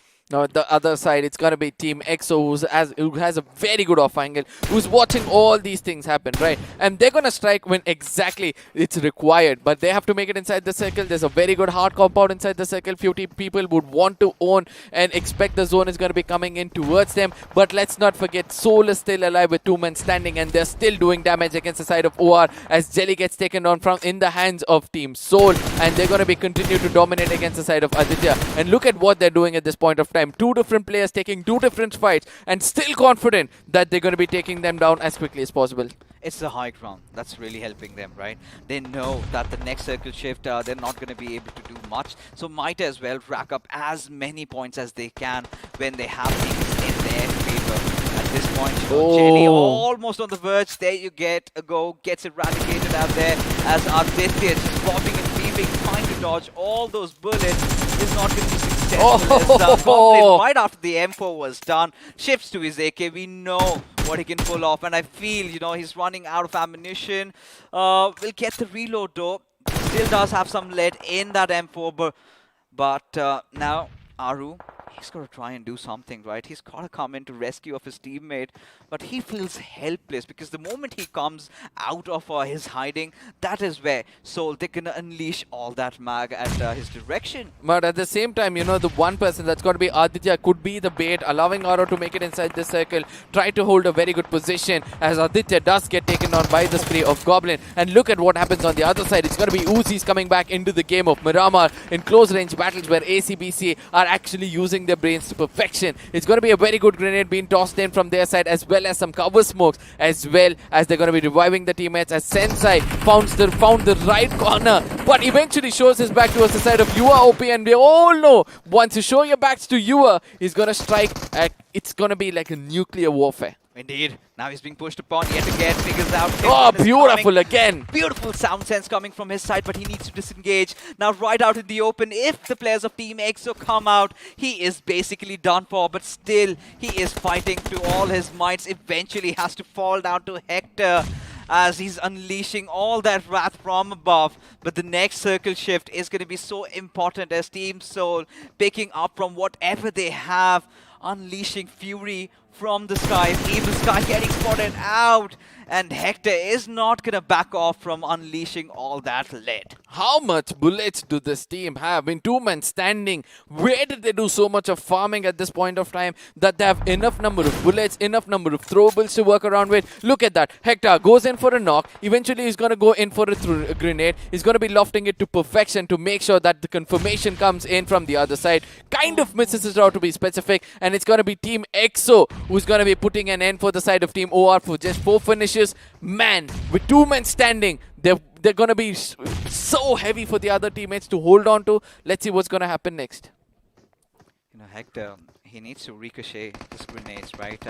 Get it connected, buffed up. For now, EXO finally come in into the fight. ACBC is what they're up against, as Immortal is going to open it up against Haxa at the same time. Really need to, patch themselves up, as another grenade is going to get flung over by Funk. Does some decent amount of damage as he gets the better out of Evil Sky, thwarts Haxa out of the lobby, as it all comes down to Caprin. Now, he's got to show some signs of brilliance over there, as FS now have their sights set on Soul, or maybe it could just be the other way around. Now Goblin has got that high ground advantage. He's just going to be waiting it out. You can see that he's got an adrenaline syringe as well, and 4 medkits. Probably this is the man who will be going in for a heal battle when required, as Hector is going to be coming down, making sure that, he finds the side of Team FS from the top and bottom. They're already sandwiched as the final moments of the side of Team Ace. ACBC is what we're going to be witnessing as Punk puts an end for the final nail in the coffin. And let's not forget that Goblin right now is grabbing all the attention of FS, as a good grenade could be cooked in from his side. But Hector from below is waiting to strike when the time is right. Oh, Goblin already opening it up. Clutch, he knows that Team Soul lies right in front of them. All they've got to do is make their decisions right. A little bit of a bait and switch play could come handy, but look at Hector constantly, being a thorn for FS, and to find that perfect angle. All he needs to do is connect his shot. Has he done that? No, but still Clutch just falling to the wrath of the play zone. as Explicit is going to be resorting for that healing battle, but Hector being relentless as ever, as Goblin might step out of the blue zone, but no, decides against it. Would rather expect Explicit to run out of all his meds, but Explicit, being tenacious as ever, still has 3 in the bag. It's not going to be easy. Yes, there it is. He's going to get taken down. Now, ultimately, it's going to be the final. It's going to be 2 big bulls locking horns, ladies and gentlemen. Get your pens ready. There's a lot of textbook action coming up. There's a lot of, other mind-blowing situations which are going to be occurring. Now, the big question is going to be this. Is Team Soul going in for a heal battle, or are they going in for the attack? At this point of time, I know they're pretty much in the high ground, but Team EXO has other plans already planned out. As Immortal has got 10 medkits. He's one man who's going in for the heal battle. It's Team Soul written all over. At this point, there's no way that EXO can get themselves up top, right? And all they're going to be waiting for is to meet their makers. Now, this is exactly what Team Soul needed at this point. Despite all circumstances, despite all odds, they played the final circle to perfection, right? Not making any hasty moves. Yeah, they've spotted out Immortal, but they know it's all going to come down to them. Look at them. They're well stationed inside the circle. And Team EXO, they're just going to hope that the circle kind of shifts, makes a very late, dynamic shift towards their side. But I believe that's not going to happen. And no matter how hard you try, no matter what you're going to do, you not succeed. And yeah, Goblin knows what's coming his way. All he's going to do is just let the circle speak for itself. As Team EXO, all they could do is get this far. And that is where it all stops. Now, Team EXO is very, very clever over here, right? We know they have a very composed, calm IGL for themselves. And what he's going to do, he's just going to tell them, guys, wait it out. There's no unnecessary movement which is going to be coming in from you guys. We have seen that, high ground advantage has not been the best thing to do. Goblin, I just love the way what he's doing. He's just waiting for all of them to come under one roof where he's got a grenade in his hand. We did see him. He tried to open it up previously to take down one of those players. So obviously, he's got that grenade for himself. I don't know when he's going to be making use of it. And eventually, his firepower has come into picture as he's taken down a player. He's going to be going in for a heal and eventually jumping down to make sure that, he does connect a bullet or two and allow his teammate to get in for that heal battle as he's going to be looking out for more. One player is going to be finished off. Adrenaline syringe means that this man is going in for a jump. I mean, at this point, just blew his own teammate over. And yeah, a little bit of miscommunication by Punk, resorting to trying to throw grenades when he should have provided cover fire while his teammate was trying to get to his other teammate as mind games. Ode from Goblin's side, What do you say at this point? Fierce, he's feeling helpless as Goblin is going to take that jump. Eventually, getting a taste of his own medicine, just overstepping a little bit. But Team Soul, they still know that. They've got this game in the back, but 13 first hits.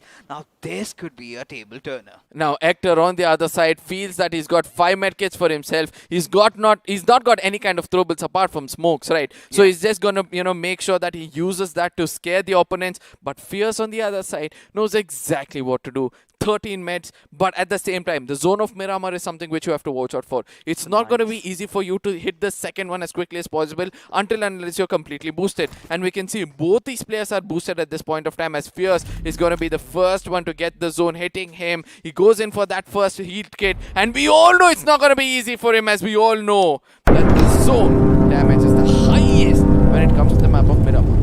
It's not just that, it was a 9 circle for the Christ's sake, right? Just coming in as, ladies and gentlemen, we transition into the post-match segment powered by Loco as Team Soul retaliate in fashion, getting a chicken dinner despite all odds, despite the fact that they were 2 men short in those final few circles when we all thought that this is going to go a little astray for them. But here they come in with all guns blazing, making all those right mindful plays. And a little bit of shenanigans for Goblin, but it is excused because they know they had the situation under control. The moment the circle shifted towards the hills, they know this was their game to win, and that is what they did. But Team EXO, again, valiant efforts, right? Now, one of those things that we've been witnessing so far from their side is they've been very patient. They haven't really gone into fight early early on. They've been trying to stay aloof from those kind of situations. And when the time comes, right, that is where they get themselves into the mix of things. And there you have it.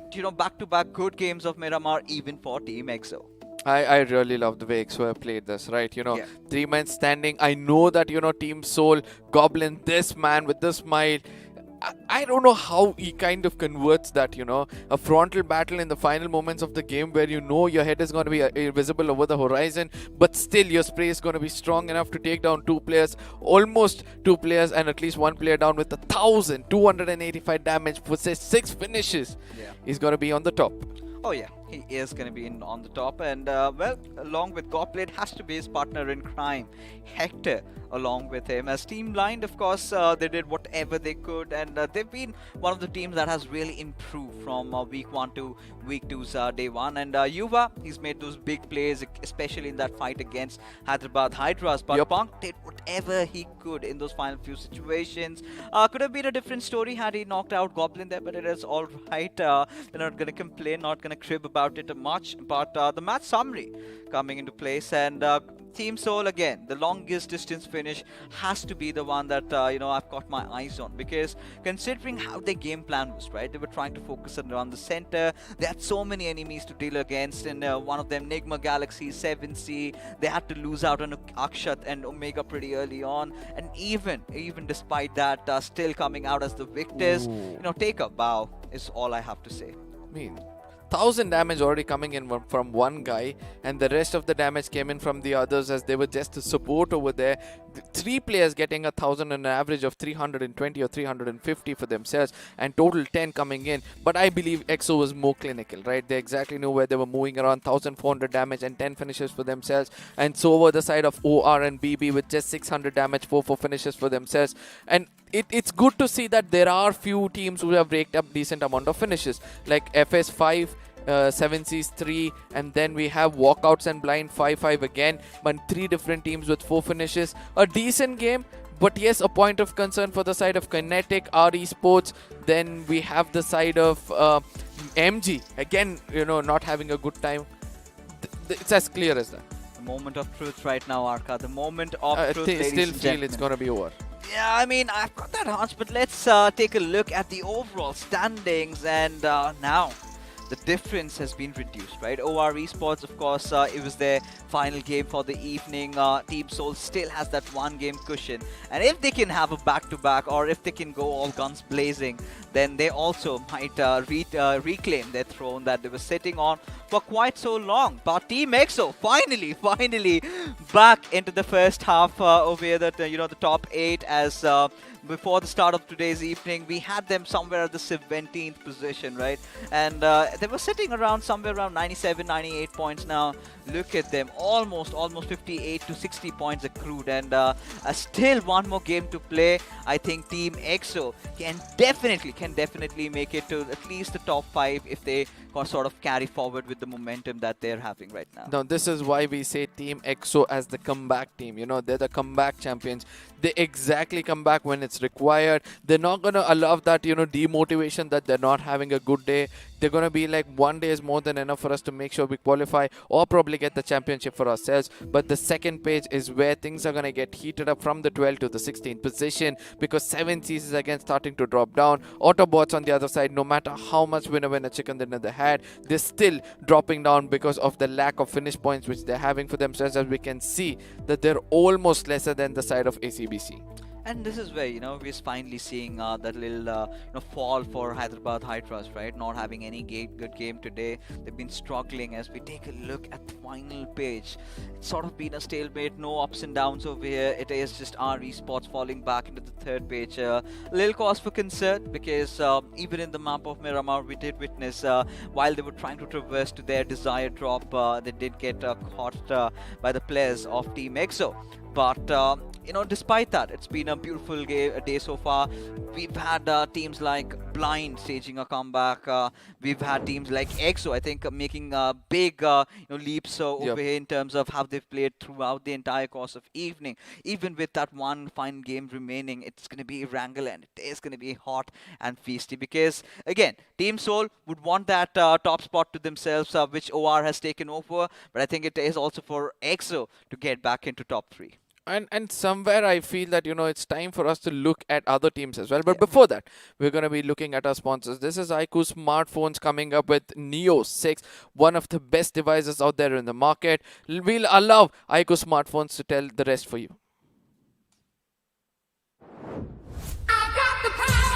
To make every day the best of my life. To strive for more, to beat my own score. To get that encore. I've got this. I've got the power. To do more. See more. Be more. I've got the power. To win. I've got the power.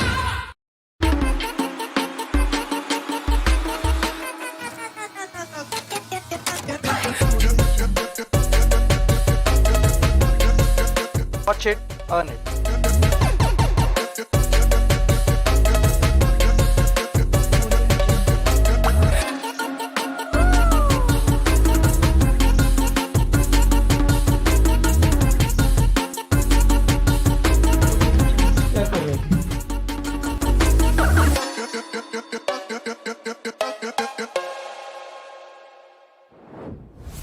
What are you waiting for? Watch, stream, play, repeat. That is what you gotta do on Loco, right? India's biggest gaming and live streaming platform out for you guys. But how do you get on Loco for the ones who do not have really good devices? I think there's a chance that we're offering you 3 beautiful iQOO Neo 3 every single day, and Arka's gonna tell you how. So you guys remember that you have to go to Amazon all the time, search for this device, and over there you have to click on know more about this device. And eventually, a few questions are going to be asked, the answers are going to be given to us in the beginning of the English desk stream over here. So come back over there to learn the answers, and once you're done with that, it's going to be easy for you to fill the rest of the forms. But for now, we're going to be heading towards the side of Miramar to witness all those rampage which happened from the get-go itself, as this was Team EXO's game. As soon as you get that first finish, that confidence which is going to tell you that don't worry, we're going to have a good game, allows you to go in until the final moments of the game. This is something that I really wanted to talk about, right? Enigma Galaxy. They held on the compound that 7C usually love. And the moment 7C came in, they were completely oblivious. They did not have any idea. And eventually they had to retreat. Where it was all about, this game was all about holding the higher grounds. Even for the likes of Team MG, they had those 2 huge cliffs. They were just banking upon the fact that maybe the circle might shift on us, we can capitalize. But this is where, this finally starting to spread their wings, right? Open up a little bit. Enigma Galaxy finally not being scared of the other teams. They've been a lot restricted, not engaging, but now they are bringing in the heat, all that fire, and Team Seoul did have to deal with the brunt, but the way they recover, it was amazing. I mean, at the same time, I really love the way this push came in from the side of Scream, A good backup also was coming, right? So that's the best part of it all. You need to stick together, and this is why. Here's the next big thing, right? We've been talking about that. He's been racking up so many of these finishes. Now the big question is, when you get all those juicy offers, how much are you going to keep yourself restrained and contained with, right? I'm pretty sure the way he's making those waves, it is going to come in pretty much sooner or later. But I think ACBC, again, has been one of those teams today that has really stepped up, climbing up the ladders, getting those points, getting those positions that they love so much. But FS Esports, as a matter of fact, they also had a really lovely game of Miramar this time around. Oh yes, but this fight where everything was going right for the side of Hyderabad, Hydras, it was Walkouts who just walked in and made sure. It was like a probably a road roller who just went in on them and made sure they got all the finishes. But OR Esports on the other side, Oro 1 HP clutch is what he was trying to do, but he was just got tagged off. But Aditya on the other side just help his team survive for a little longer. Now, this is where I really felt that Kinetic could have done so much more, right? They had 2 players positioned behind, providing that vantage point, providing all that information, but they did not come inside the fight for even a split second, right? This is the moment where Shadow gets that knock. This is where you want to see Bio and God trying to provide that cover fight, which they did not. And as a result, Blind just got away, scot-free, and no punishment being inflicted. But OR Esports, they did whatever they possibly could, especially running on a high. This was the final game to play. They're winning their individual fights, but till then, at this point, Solo having that real high ground, being blessed by the gods of BGMI, favoring them, because it's very rare that you see, the circle ending up at the top of the hills, and EXO had no other option, right? Had it come down to EXO's favor or into their laps, I think this was again a back-to-back chicken for EXO in Miramar. I beg to differ. Looking at the way Goblin was playing, he did knock a person out over there. If he had jumped down and made sure before getting knocked off, he can take another person down. Another knock confirmed for himself where he had everything under control. I think Hector somehow could have clutched it against them. It would have been so difficult, right? Especially when Team EXO, they were just hugging the walls, right? Yeah. Let's just imagine if the circle had shifted to EXO's direction into their, areas of holding. Goblin, of course, he went in for those grenades, got that knock, then he jumped over. Lost a lot of HP, got traded, right? He was instantly knocked out. Now, Hector would have done the same thing. Now, the moment you take your leap out there, you're going to lose a lot of your HP, and that is where EXO had the numbers to count, right? Had all of their players alive, and they could have easily gotten. But again, it's like XP says, coulda, shoulda, it favored them, they won it, nothing complaining. But this is where I really feel that finally, EXO seem composed, calm, they know what they're doing, they're not looking lost anymore.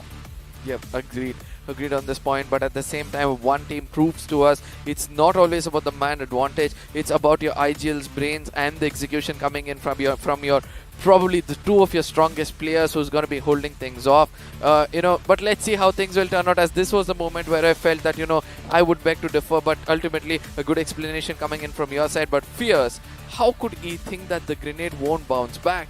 It just took down his own teammate. Look at Immortal. I mean, he tossed it over, but I get it. He was desperate. He wanted to, get things done. He wanted to stop the push, right? And this is what I was talking about. Now, if this circle had shifted into EXO's favor, right? Look at Goblin taking so much damage, right? And PS had to capitalize on it. And this is where Hector, just having that high ground advantage, he knew this game was his. No matter it is the 9th circle, he knew he could not resort to that healing battle. No matter if you have 13, no matter if you've got 50 first aids to your name, this had Team Soul written all over it.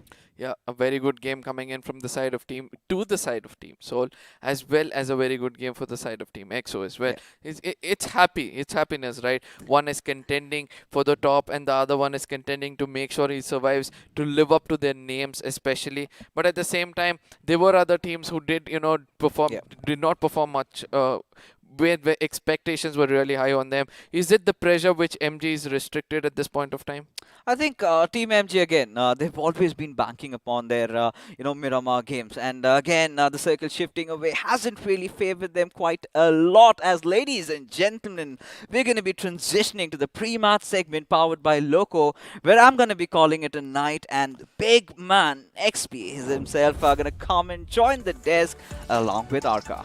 Oh yeah, this is going to be a match to watch out for, as many of these teams would want that final winner chicken dinner for themselves, especially in sides of GO, RTR Retribution, AZ, T's, Enigma. Let's not forget the side of Global as well. So all of these teams are going to be on the radar. Let's not forget UP50. This is the last match for them to actually live up and make sure that they put some points on the table. I know you would agree on this being the team at the bottom of the table. Don't you think that this is the time they need a chicken dinner to make sure they survive? Well, they do definitely need something a bit more than a chicken dinner. They need a lot more if they want to basically make it to the top 16. But again, let's see what they do, because the games that have panned out so far haven't really been in their favor. Yep. Now, I'm just having a look at my notes. It is going to be Group A, like we saw, going up against Group C.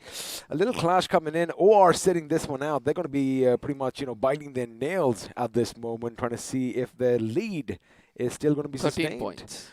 well, we've seen some big games in the past. Let's see if Team Soul does something big, and we might just see a 40 bomber. We've seen it in, you know, previous tournaments and all that. So maybe we could see something in the last game. Again, it doesn't really make a difference, right? Because both these teams, they have secured their position for the top 16. They are going to be going to the finals, no doubt about that. But again, buddy, it all comes down to the bragging rights. Yeah, absolutely. But at the same time, you know, do you still feel that, you know, these teams, you know, thirst or the hunger to get more finishes and placement points is still not quenched? Because we are able to see that, you know, they're still not stopping. And no matter how much more they play, the strategy, the chances of them not having that strategy perform better is becoming nil.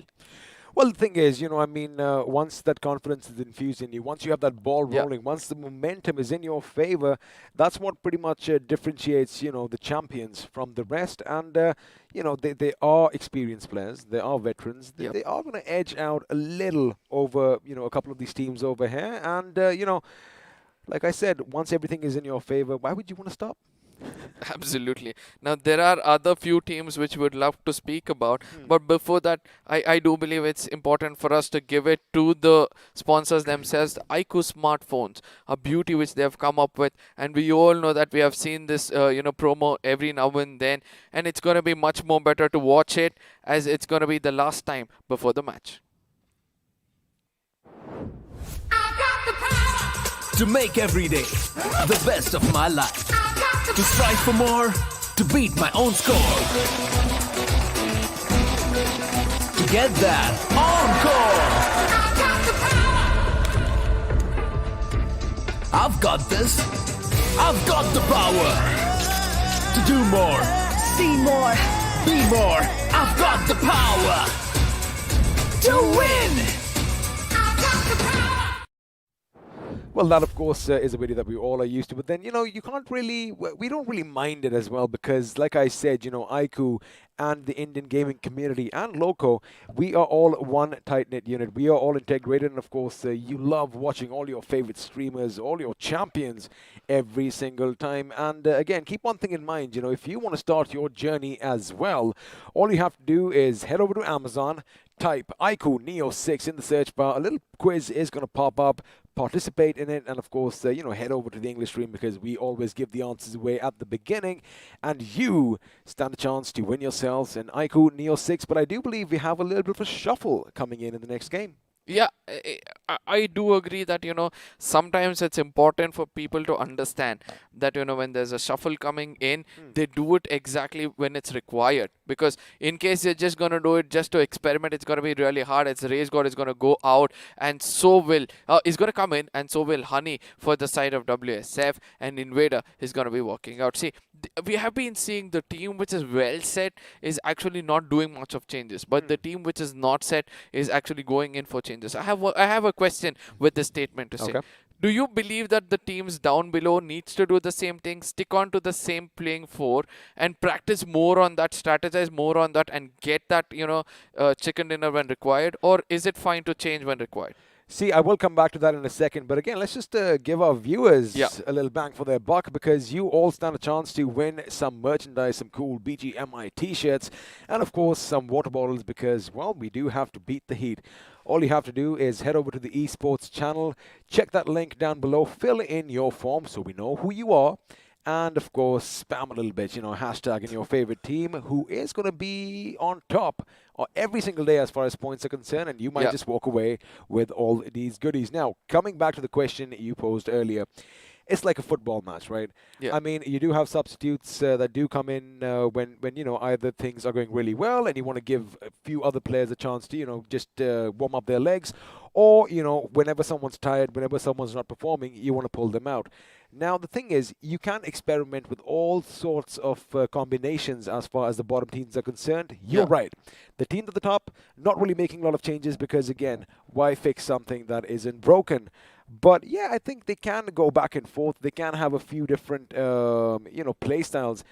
I think that comes in as well because, you know, some of us excel at certain maps over others. But again, that is all hullabaloo speculation. We're going to say bye-bye from the studio in Arca.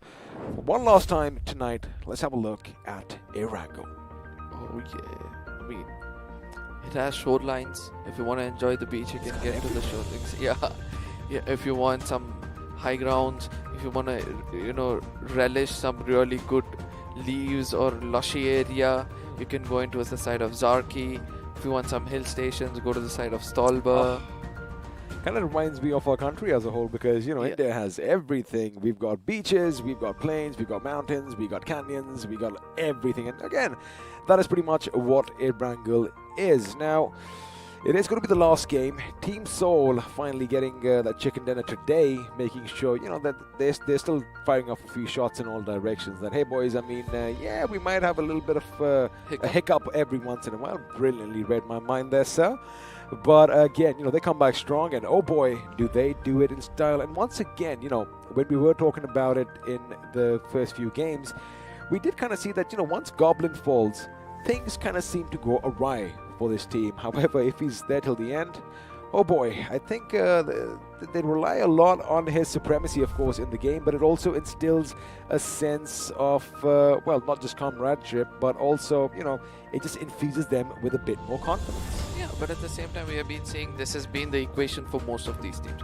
Let's not forget the side of Team EXO also, after they lose one of their players. Oh, the comeback kings, as you call them. Yeah, the comeback kings. Even after they lose their key player, they also fall down. 7Cs as well, as soon as they lose Sarang or Spray God, they also start to tremble down. So that's been a little bit of an equation, as obviously the person who takes the fight towards the side of enemy's face, if he's not there, they become a little defensive. As ladies and gentlemen, this is the last time of the day. This is going to be day 5 match number 30. Can you believe this? BMPS 30th match is going to be on our screens at this point of time, as the flight path is going to be starting in from the side of Severny, ending in towards the side of Military Base, giving a lot of space on the western side of the map. Please, please, please, I want to have a southern circle. I want to have something with the military base in its entirety to be in the first circle, because then chances are, if you do believe in probability, that things might end up there towards the end. But of course, you can have a lot of facts and figures on your screens, and it looks like in Erangel, the boys from OR, they do seem to be running away with the show. We did see Goblin and Akshat even, at the tippity top last week. However, Aditya and Athanki are etching out quite a bit of a lead as far as finishes are concerned. Now look at the total points they put up in the map of Erangel. Like, 168 points, and no wonder they're competing with the side of Team Seoul and the top of the overall points table. But at the same time, we have to also look at the side of Spray God coming in from the side of 7Cs. No matter how much of a bad game they have, we can see that in the 9th position, they still have one man standing out in the map of Erangel. They do indeed, but let's see if their luck is going to change, because one team, my finally goodness. All right, everybody just calm down. Calm down. I know. Like I said, XP's been a bit on fire today. Let's just take a moment of silence to appreciate that the BGMI gods are shining down upon us. Oh, I know we had a daddy on the desk, but now we have a granddaddy on the desk at this point of time. Hey, whoa. That's going to basically make people think that I'm old. Yeah. Oh, come on. Why are you touching your shoulder as soon as we say a watermelon has been stolen? Oh. I mean, don't do that. But ultimately, there's going to be a dad for a dad, right? So, hey, I've never, ever thought of fixes in any other position. I always say he's a daddy wannabe, but I get it. He's a little kid. Let him have a good time. But there you have it, ladies and gentlemen. Something I was looking out for. Literally from BMOC till BMPS, I wanted a southern circle to the most southern side of the map itself. Well, someone better clip this, because I'm definitely going to be posting it on my socials in the coming few days. But there you have it. Team INS are going to make a break for the south, because again, I'm pretty sure, like a majority of the teams, they are going to kind of anticipate that, the circles to come are going to be shifting further down south, and, I wouldn't blame them. However, have a look at Team Autobotz. Now, they've had the same idea, so chances are we might just see some action break out at the other end of the bridge, as Joker is going to try and make it, and now following suit are the boys from Global Esports. I'm pretty sure sooner or later, we're going to be shifting to the southern side of the western bridge that leads to the military island, and there you have it. Crazy Soul. Now the thing is, Arca, I think he doesn't know that anyone's here. At the same time, let's not forget that it's not just one team. 5 teams have chosen to go across the bridge itself. One is going to be Team Soul, then we have Team INS, then we have ABCs. Oh my goodness, all big names coming in. But look at what EXO is doing amongst all these things in the big map. It's going to be Punk who is going to start it off, go to the complete southern side of the map. Again, trying to, hold that position for himself, where the rest of them, all the other teams will go in, and a good spray comes in from the side of Fox to take down a player, and so will from far away, the side of ABCs are also having a good time. Well, the Autobotz are going to be having a good time right now. Looks like Orva wants to add to their little lady luck that is on their side. However, he's going to make sure he gets in his vehicle, and well, they skedaddle for higher ground because the hunt is on. But this time, it's the Fox and his teammates that are the hunters. Now, I did notice one thing, just before this little skirmish took place, a shot was let loose. And I was going to say something that, even Global Esports are going to be coming in for the party, but they're going to hold on to the northern side. Beautiful timing production. Have a look at that. GE and the boys are going to be in and around the bridge, but looks like someone else is going to be driving a bit too close for their comfort. I wonder if WSF, I do believe that's the team, are going to be in a precarious situation. But look at what GOG is doing from the Melta Power side, they're going to be using the boats, and that's a very, very clever thing to see. And we have been speaking about this, right? You got to use the waterways to the fullest potential, and that is what they're trying to do at this point of time. It's going to be all the players coming in through the waters. Speaking of waterways, WSF heading for the ferry pair. Question is, do they have a ferry that is going to take them to the other side? Yes, there's one. Well, they do have a few boats, but now EXO Punk, as you did mention, see, INS right now are trying to find a footing in the southern island. Now, they've already lost one man, and wherever they are going, they are going to be a bit flabbergasted as to, wait a second, how are people already here? Did they drop here? Did they wait for the circle to form and then jump out of the plane? But again, it's just quick thinking, as you said, on Team EXO's part, making sure they have the southern aspect of the island all to themselves. But here's the question, Arca. GOG, I doubt they're going to be coming down south over here, because they might, in fact, head over to the southern point of Nova Rupnoy as well. Yeah. The boys from WSF, out in the water, not a bad day to do so. Yep. At the same time, one thing which I love the most about Punk, he was just going around opening all the doors to make sure if an opponent sees that far away. Smart. Yeah, he's going to be like, oh, somebody's already here, guys. I can see the door open, and just run away. Just one man. Having the best IQ for yourself is all you need. Now, here is where WSF need to be careful. Now, the boat makes a tremendous amount of sound, and I think that's the right decision that they made. They have a few weapons on hand, which means, they can come up by way of that little slope next to those cliffs, and then possibly challenge anyone who's in the compounds nearby. But elsewhere, our Esports are going to have a similar idea, but they could be shot up. There you have it. Erangel is going to let loose his shots, and he, in fact, almost gets knocked on a couple of the members from our Esports. But for now, they are going to be in the water. But the thing is, we can only hold so much of our breath as the vehicle is going to go boom. But the question is, how does he get across? Because, well, his teammates have handled it. It's not going to be a problem for them, actually, It's going to be easy for him to swim around. As they all know, it's not going to be easy. But at the same time, his concentration right now is to get those early finishes for himself. 4 free fishes to go in and fishing and get those finishes for yourself. The kind of confidence boost he's going to get is going to be important. But at the same time, he's just burning his resources. All he had to do was having a better scope for himself and wait it out. I know that these bullets might connect to 1 or 2, but I do believe that it's the biggest mistake he's doing right now. Well, the thing is, I think it'll work out because no one else is coming in from behind. We are going to put up the map in sometime because we thought that GOG had a nice rotation.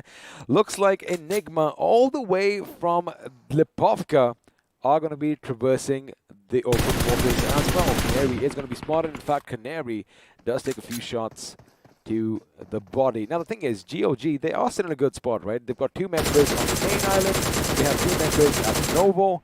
So even if they do take the bridge, they know all they have to do is the moment they hit the South Island, take a sharp left, and, well, you might just have your teammates lying in wait in case somebody is going to be chasing you. But for now, they are going to drop down. Nice. I really love the way what GOG is doing right now. It's going to be Bullet who's going to be getting into the waters. swimming towards the side of Team RE, sir. giving up the location, giving the location of every player, right? Or probably it's MJ who's trying to do that. But you know, if RE becomes a bit more clever, thinks that you know there's not going to be shooting us, let's get to the shorelines first. Then it's going to be a big problem. As at this point of time, both of them are going to the circle. The best thing is this is the best time to do so because no one's going to be shooting at them. No one's in their back. However, there is a vehicle that is going to be coming past them sooner or later. As I did mention, Enigma, if they spot a few fish in the sea, as we like calling them, boy, oh boy, that plan could be problematic. For now, Bayo is going to get the better of K47 and FS Esports are going to be down one member. Now, there's another person who gets taken down from the side of Team K or Team Kinetic. That's going to be KO because of the zone itself. But we know it's going to be easy for them to, you know, go pick him up. It's not going to be hard whatsoever. But at the same time, with the circle coming in, is it going to be a southern shift or is the circle going to play a very different game? Go back to the northern side of the map towards the side of Pochinki is going to be the next big question. It's going to be a no, as at this point of time, it's going to converge to itself. Oh, we're going to have a nice little southern shift sooner or later, and I do believe the action is going to be ending on the military base itself. Have a look at that Enigma's rotation to the bottom right of your screens right now, boys and girls, because they came all the way from Lipovka, and chances are they're going to have a nice little niche for themselves, and, well, they could be a thorn in the sides for a lot of teams. Now, what does stand out is, you know, teams like WSF, teams like Team EXO, they are in close proximity to one another. However, you know, you still have all those compounds and a little bit of respite coming in for our esports as well. 3 members still alive and kicking, but my concern is what lies in wait for them on the other hand, because by now, GOG, there you have it. There's no way that they can make it because, again, this 2-2 split coming in from GOG is going to be a game changer. And speaking of game changers, looks like WSF finally lock horns with EXO as a couple of the members are down on their blood.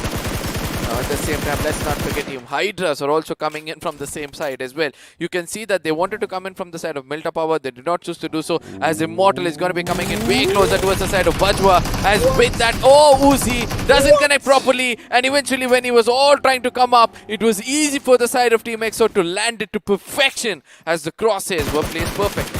It was placed perfectly. What was WSF doing? They've been in that same position for quite some time, which means A, they have barely any utilities, B, barely any meds, and even if they do have a magazine or two, they can't really do anything when you have a team like EXO pushing up on their position, which again is the right call over here. Canary, you have been spotted out, but Rockstar is the one who's going to be going down first. Now, as far as the boys from GOG are concerned, everything is good. Everything is tickety-boo. Nothing is going to be out of the ordinary because most of the teams aren't going to be contesting. No goals since the circle has kind of shifted a bit to the west. There it is. There it is. 3 finishes comes in towards the side of GOG. Now they are done with this game, right? So they want to go up, pick up all the vehicles, but at the same time, do they have enough number of bullets? Have they done the right kind of farming at this point of time? Because they've used most of it against the side which just got eliminated, RE. Well, they are going to have a little semblance of that, but what they do know is they definitely are going to be making Davy Jones a bit happy as, well, our esports were sent to their watery graves. But, you know, you got to keep in mind, they still have Novo to loot, and at this moment, the blue zone, well, it just kind of tickles on your side. But FS Esports, they are trying to take the fight to Team Kinetic. Both these teams still in the circle. Both these teams still hoping that maybe, just maybe, the circle might shift north. And, well, if it does, they want to be the only kings of all these houses. Now, just imagine if the circle goes in towards the side of Ferry all of a sudden. What's up, boys? Then let's sit in the water, guys. Let's not worry about anything else. Nobody will have a 6x on them. Nobody will have anything on them. They're just sitting over there and trying to play for placement points. I just saw something now. They are at the edge, and have a look at what's happening. GE could be coming in, and we might just see a little bit of an amphibious battle take place. We've never seen that happen in a long time. Of course, you know, getting shot at from land does not count. But for now, what they are trying to see is where the circle goes, and now they might just rush in on one of the positions and try to do some damage. But there you have it. It is going to be a confirmation over here. We are going to have some action break out on the southern aspect of the map. The military base finally being the epicenter for all the fighting now.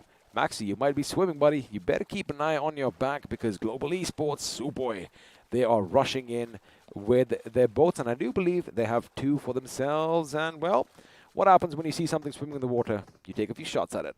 Yeah, absolutely. Now, Team Seoul, 13 points to make it on the top of the table. They are on the other side of the island, right? Either they have to come through the waters or through the side of bridge where Autobotz are just holding it out.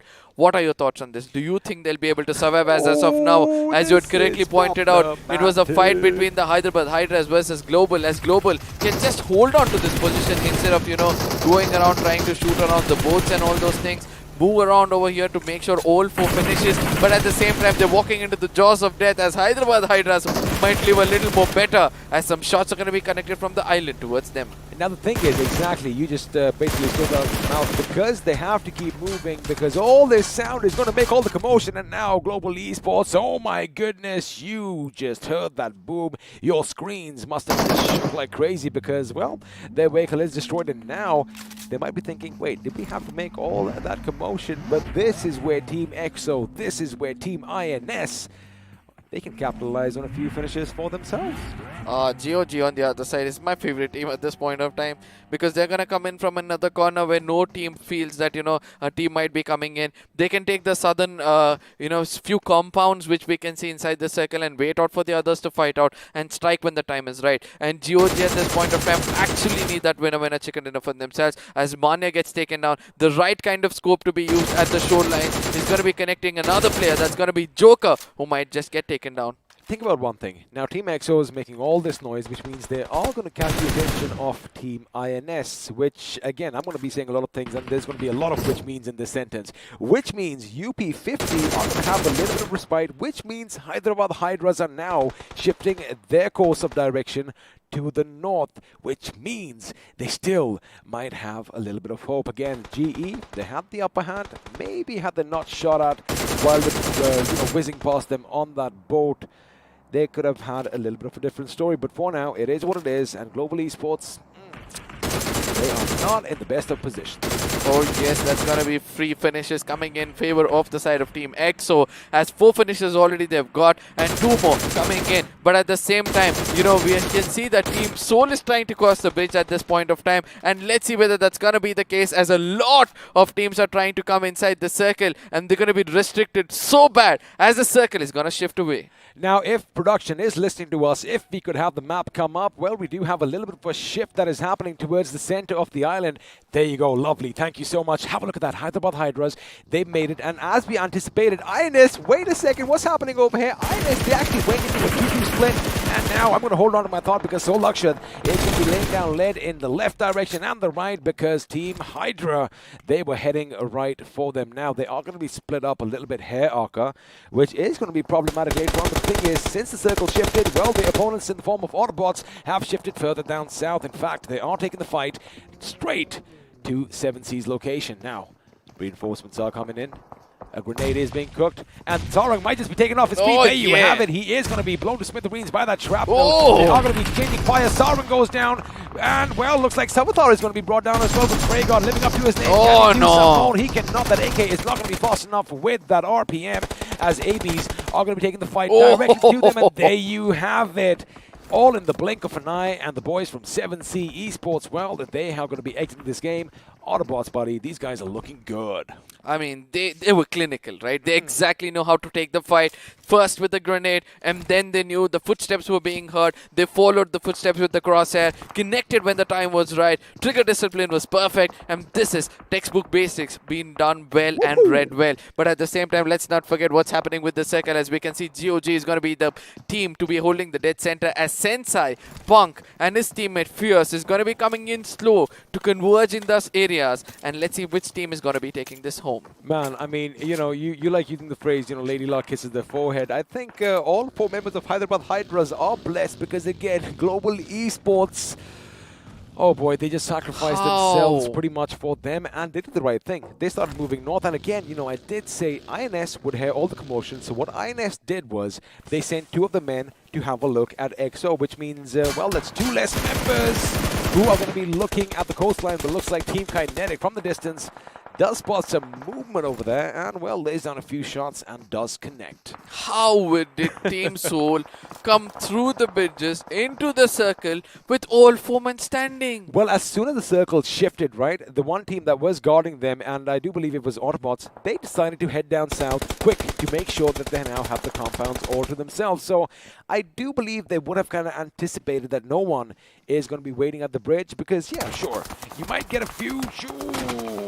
you might get a few finishes. Yeah, it's not going to work out that way. But, you know, you might get a few finishes, but then again, all that sound could be, you know, that you could be gate kept in the next circle. So I guess it's a good move, but the question is, can they hold the position? Oh, nice shot coming in from the side of Akshat. This guy has got some eagle eyes at this point of time. Look at him. Every corner is going to be locking that crosshairs. He's finding one player or the other, and it's going to be finishes which are going to be rigged up. 4 finishes already come in. Then there's just 9 points away right now to making it into the top of the table. Let's see, with that 13 points going to be coming in just by finish points, or is it going to be the placement points also, which they might rake up? Well, if they do get the chicken dinner, they need at least, well, my maths is going to be a bit weak, but hold on. Where are we shifting to? Are we going to go to the graveyard of all those airplanes? Oh, okay. We still have a few broken planes in play. And after a very, very long time, we actually have the military base itself in the final few circles. Normally what happens is it always shifts away to this open, hilly terrain. And now it's going to be problematic for Team Soul to make it in because, well, they did have a bird's eye view now, but it looks like someone else is in the Eagle's nest as Onyx. He's going to make sure that he holds his ground. I'm pretty sure he wishes he was in fact Onyx from Pokemon and, you know, just dig down below them and come up from behind. But for now, Team Soul, they're going to be making sure they move to greener pastures. He'll need a IGL like Brock who needs to guide him in the right way. But ultimately coming back over here, Team Soul is going to be on the receiving as 2 player gets taken down. And this is the most vulnerable you can find this team as one of them gets erased. Not 1, but 2 at this point of time are getting erased. And XO immediately is going to turn the tables, right? Immediately go to the center of the map, hold the red center where they have that, you know, rich for their support as well as carpet bombing starts off. And they're going to be paid with a lot of finishes over here as it's going to be Soul coming in from the other side as well. And let's see who's going to be taking them down. Well, let's see who is going to put the final nail in the coffin, if indeed that is going to be the case. But for now, Fess is going to be living up to his name, and, well, he's going to leave no stone unturned. Now, in the distance, you do see the members from GOG. They are finally going to have to take the flight on land. So the amphibious assaults are going to come to an end, and it looks like RTR are going to be coming under fire elsewhere. In the meantime, Team INS, they do have a good position for themselves as Kinetic Esports are going to bid us adieu. And, well, nice! Explicit is going to feel a little explicit over here, and he's going to be taken down from distance again. The DP-28, one of the most stable weapons, one of the most versatile weapons. Maybe just accept that long reload time. You know what I love the most right now? It's Team Soul. They're not doing any kind of commotions. They're right they're right next to the side of Team XO, and eventually RTR comes and strikes in the back of Team GOG. With 5 finishes, they were looking strong. The late rotations in the final seconds has always been the problem for them, and eventually in the corners they get taken down as RTR, Retribution RTR with 2 men standing would want to rake up as many finish points as possible as they step more closer towards the jaws of death. Now, the best thing is, Team XO, they've got these little trenches to work with. They've got these fortifications off yesteryears, a few, you know, blocks over here and there, and all these little dips to work around with. And I like what they're doing. They still have 4 members alive. Have a look at that, buddy. 10 finishes to their names already. They are looking good. Now, as far as Soul is concerned, alrighty, let's have a look and see if the gods of BGMI are going to be favoring them, because the circle is going to shift, and you know what? They can still make it in. Team XO in prime position to rack up even more finishes for themselves. 6 teams still alive, vying for that chicken dinner. 15 players left standing. Now, 9 more people are standing inside the circle apart from the side of Team XO. So that is 9 finishes to be taken from the side of Team XO, considering the situation and the zone they're holding at this point of time. As FS, look at that FS rotation coming in. They already crossed this, road at this point of time. They can silently get inside the this compound and make sure they make it inside the circle. But rather, they're pushing their luck too much, trying to go in closer towards the side of Team Soul. In case they get detected, man, they're going to get chewed. You see those three things that look like water towers but probably house a lot of fuel, jet fuel in them. That is where these boys are going to want to go. And if they make it to that position, well, they are going to have a little bit of hope, but it looks like Craniax's hope is all going to be out the window as he is going to be taken down. And now Fierce knows where the enemy is, but it's going to be Joker who capitalizes and, well, gets the finish for himself. Sensei with a grenade, looks optimistic, the line is good, and there you have it. Kobe would have been proud because Chonu, well, is now out of this game, which means Team XO are going to have another couple of finishes to their name, and now they want some more. They are going to spot some people down on the ground. There you have it, capitalizing on what his teammates started. Team INS, a little bit of a shaky rotation coming over here, just pretty much giving themselves away to Team XO. And Team F says strike when the iron was hot, takes down Hector at this point of time. It's just that Team XO has to just concentrate on the side of Team ISS. Rather, it's the last man inside the circle. The zone has already started to touch the corners, and eventually Shane comes out in the open, tries to be undercover to make it inside the circle, but the zone is eating up really, really fast. They do see the man, right? Immortal does see him. He knows that the zone is going to take care of him, and eventually they're going to look forward to move around, as at this point of time, XO is going to pick up all those resources which they've burnt up so far,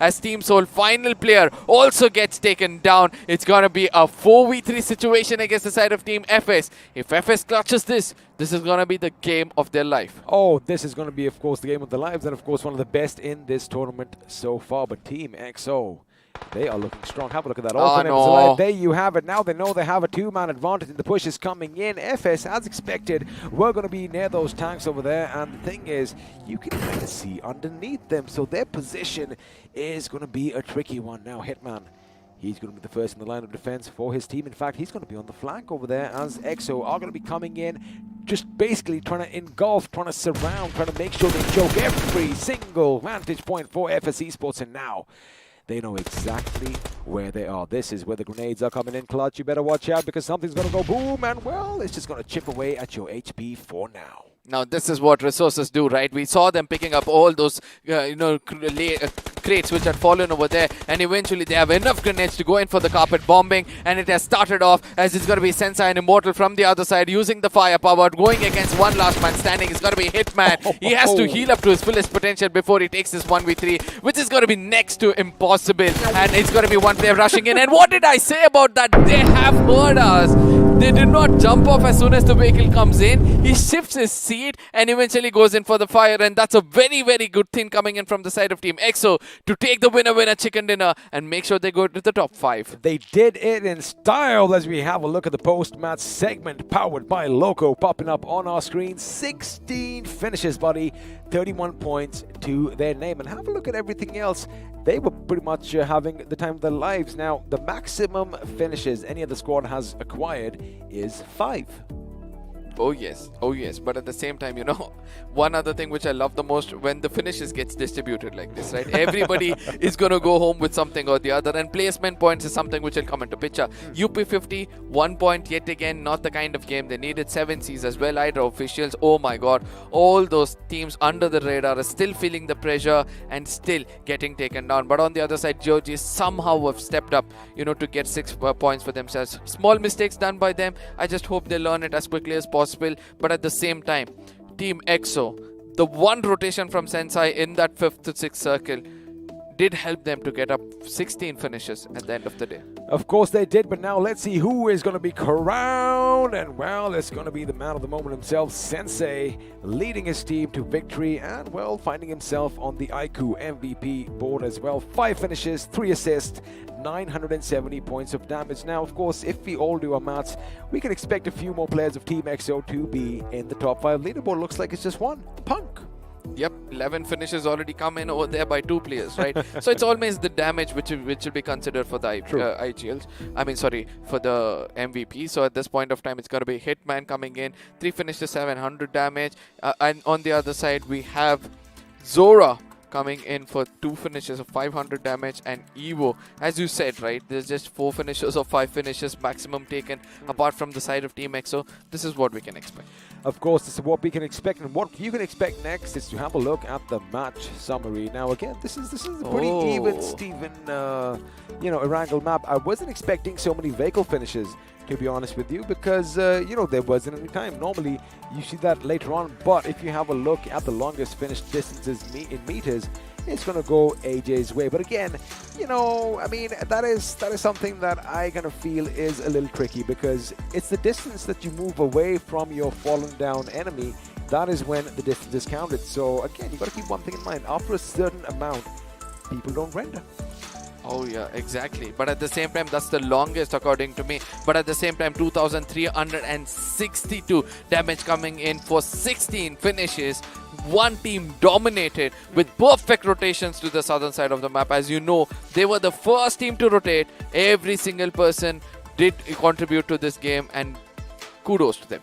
Kudos to them indeed. I love the fact that, even when they were in the thick and thin of the action, all 4 members did their job. But now, let's have a look and see. Are the Kings going to be toppled over? Oh, yeah. Baby, there you have a look. After 20 games played by every single team, Team Soul, once again, towards the end of the day, are going to make sure that they take their throne back. However, only 2 points separate both the teams. And, of course, speaking of the winners of the last game, Team XO climbing up, inching their way closer to that podium finish. As I said, it's going to be the 4th winner chicken dinner coming in for them, and eventually into the top 5, as Enigma is going to be holding the 5th position, still proving to us that it's not always about the win, chicken dinners you need or the finishes. It's about that balance and consistency which is going to take you on the top of the table. But let's not forget, it's still a 2-point difference, where tomorrow again these two will be fighting it out for the top of the table. Again, Big Brother Esports done an amazing job so far. It's going to be put down Hydra officials of one bad game, and again they're going to be going down Hyderabad Hydras on the other end. Is going to be coming up the ladder slowly. However, not the best day for the Hyderabad Hydras as well. We've seen them hit a lot harder, but now Global Esports are going to be exiting page 1 this time around, as they are going to drop to the 9th position. But I think you just spotted something out. Yeah, that's going to be the point differences, right? 154 to 141. That's nothing. Yeah, that's less than 10 or probably 15 points difference from the 9th to the 16th position. So just imagine if the 17, 18 and 19 have the similar one, which we look up to it and almost coming up to 20-point difference. If our Esports, Retribution, INS and GOG have 2 good games, they can challenge up to the 9th position itself. Easily, because if you have a look at Team INS 123, that's, I do believe, 19 points shy of 16th position over here, which means, again, anything can happen. But now Team INS, they've been in a bit of a slump, if I can say so, because, again, they do take a lot of risks, and yes, I get it. Higher the risk, greater the reward. However, maybe just hunker down a little bit, maybe play a little bit safe. But I know Joker, he's not one who is going to be the one who takes it easy, but on the other hand, on the other end of the spectrum, UP50, even though, they had a few opportunities, I just think they're not confident enough. But who is confident? Are the boys at the tippity top. I'm, of course, talking about Team Soul and OR Esports. And let's do one thing. Let's just have a look and see what they would look like against one another, because we're going to pit them against each other in the squad face-off. And there you have it. The numbers do all the talking, but anything that sticks out to you? It's going to be the headshots. Both of them have the same amount of headshots as well. But it's going to be the assists coming in from the side of Team OR, which shows that, they tend to stick around with one another. They make sure that they pick up their teammates as they get fallen and have the maximum damage of 25,836 points of damage points. And that's amazing. But at the same time, they're surviving much more better than the side of Team Soul, right? 19 minutes and 49 seconds on an average. That is 9 seconds better than Team Soul. But we all know that Team Soul is more clinical with their finishes, and that is why they're standing on the top. But also, all these seconds count, right? Because we've seen so many fights take place, Arca, that it's blink and you miss action. And blink is a fraction of a second, right? So imagine all the bodies that drop in the final few circles in the 9 seconds. And again, OR definitely making sure they're doing the job right. Now, before we have anything else up, let's actually have a look and see who is leading the charge, because there you have it. The entirety of the tournament after day 5 is up on our screens, and well, Goblin still holding on to that lead with 18 finishes over Scream. I mean, I would like to say this, 60 finishes for 9,000 damage.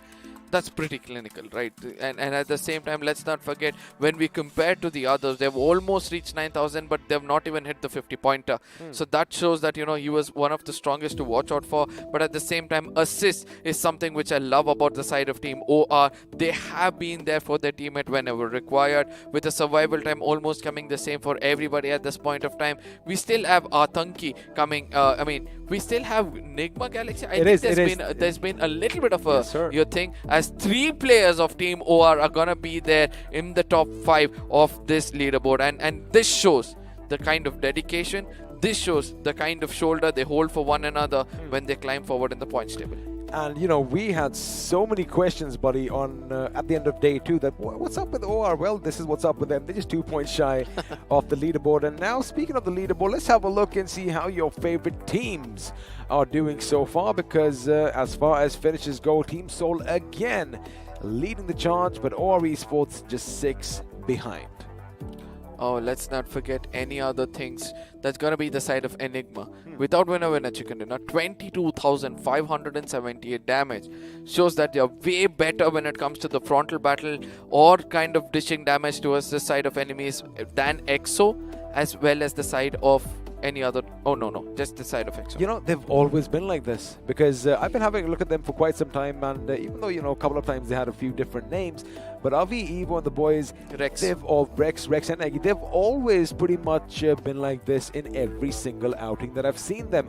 They come so close, but you know, it's just a bit too far away. But again, it's just the league stage. The real pressure is going to mount on them once the grand finals begin. Yes, absolutely. Now this is almost the end of the day, right? So we are, you know, even though it's just been one day, it already feels like we have done a lot of hard work, as if we have been grinding for throughout the week. Obviously, because of one change which has come up, that's going to be the map of, you know, Vikendi, which just came in and showed to us that, you know, it can be more of a game changer only if you play well on it. Whereas in the map of Sanhok, it was always about you picking up finishes, even though you didn't get that winner chicken dinner. But in the map of Vikendi, it was a different story.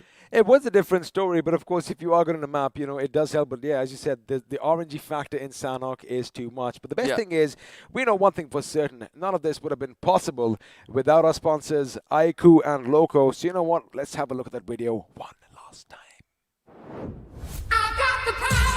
To make every day the best of my life. To strive for more. To beat my own score. To get that encore. I've got this. I've got the power to do more, see more, be more. I've got the power to win. I've got the power.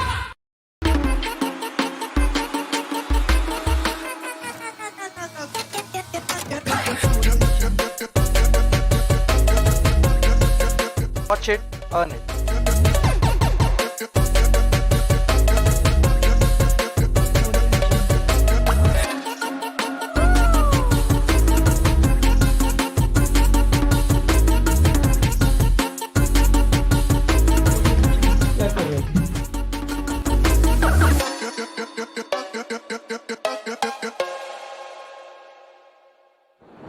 Watch, stream, play, repeat. What are you guys waiting for? I think I know what they're waiting for. They're waiting for a nice device, aren't they? Yes, exactly. And you can get your hands on device.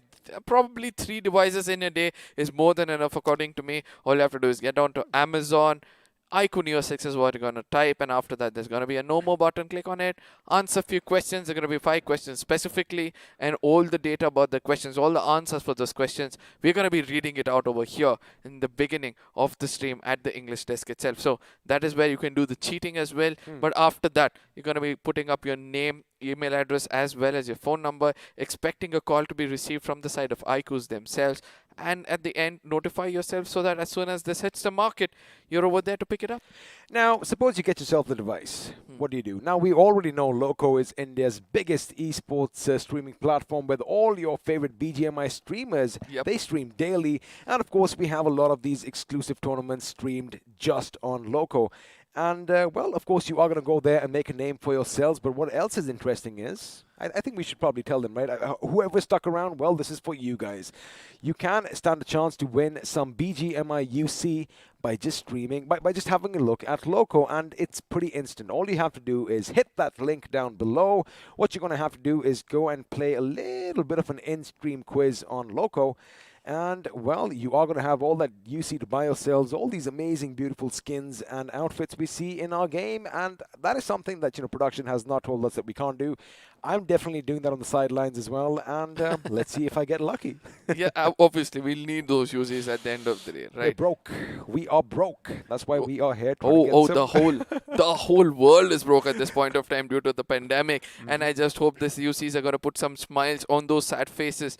And let's not forget that, we have to thank for all those sponsors out there for giving a small ray of hope, of happiness for those who need it at this point of time. A mobile or 10 UC is more than enough for sometimes to do the good deeds. I'm going to be happy with 10 UC in game because, you can still spin one of those special roulettes and the thing, and maybe that 10 might just be a lot more. But again, massive shout out to iQOO and Loco for making all of this possible. And also, if I just come to think about it, normally, yeah, you do have sponsors, right? But I love it when sponsors give back, not just to all the participants of a tournament, not just to, well, the desk. I mean, we do have these bad boys. I wonder if we can sneak them home, but they give back to all you lovely people watching out there. So again, thank you so much. And of course, BGMI Crofton for making all of this happen. However, now, it is the end of day one. Week two, it was kind of flimsy. It was ups and downs. We had a few ups and downs, but anything that stood out for you in the entirety of this day? OR's performance and EXO's comeback. These are the two things which I'm looking forward for to go in and analyze more if I'm able to stream tonight and try to understand and learn more. Try to understand. And also the domination of Team Solid still continues in this tournament.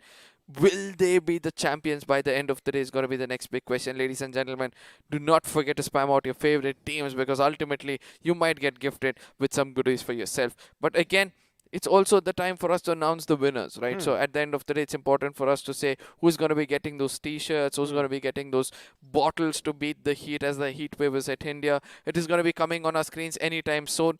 If I have to throw the question back at you, what are the few things which stood out for you throughout the day? Well, again, one thing that I do like about you is that we are very like-minded. We have similar thoughts. And again, OR's performance, Team EXO, keep in mind, before this, they were on the third page. Exactly. Despite having two chicken dinners, they were on the third page. And we had pretty much not written them off because we knew that, after this break, all these teams are going to come back stronger.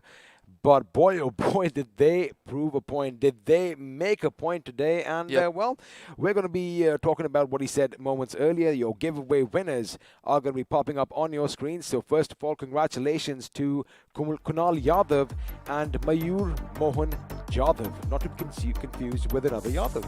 Yeah, absolutely. I mean, Yadav, that's rhyming. And then you have Utkarsh and Parth Roy coming in. These two are also the lucky winners over here. They're going to be so happy to get this t-shirts. It really looks good when we look at the CG itself.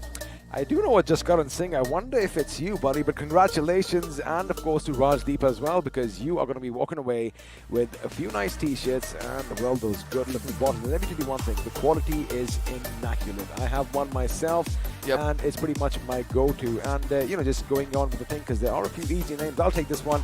Mohan and Vedant. Congratulations. You're going to get some nice goodies your way.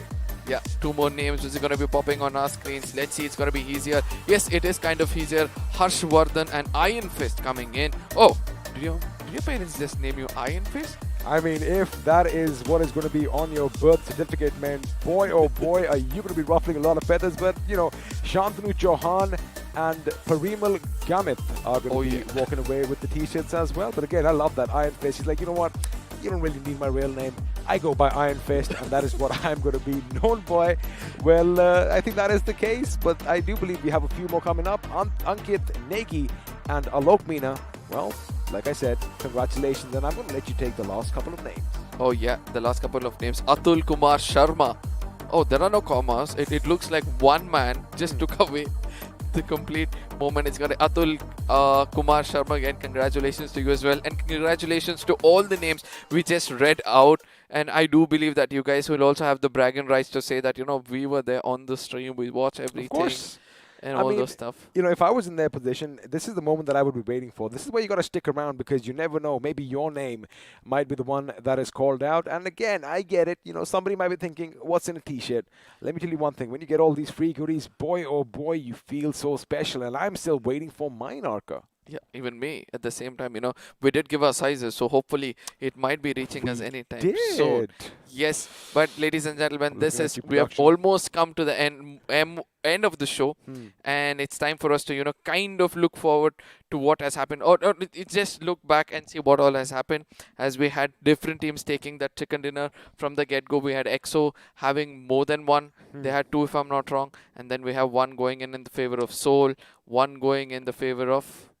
Well, a few teams over there. I'm not going to let you test my my brain right now, but what I do know is what did happen on day one was that after a long time, Team Seoul was finally dethroned. However, just for a little bit, they got their thing back, and they do still have that 2-point lead. Well, Arca, day 2 is going to be coming up. It is going to be amazing. So from us, I guess we are going to bid our lovely viewers a good night. You all stay safe out there. Remember, we start at the same time tomorrow. So what you have to do is make sure you see us. We're all going to have to see you tomorrow. Bye-bye. Adios.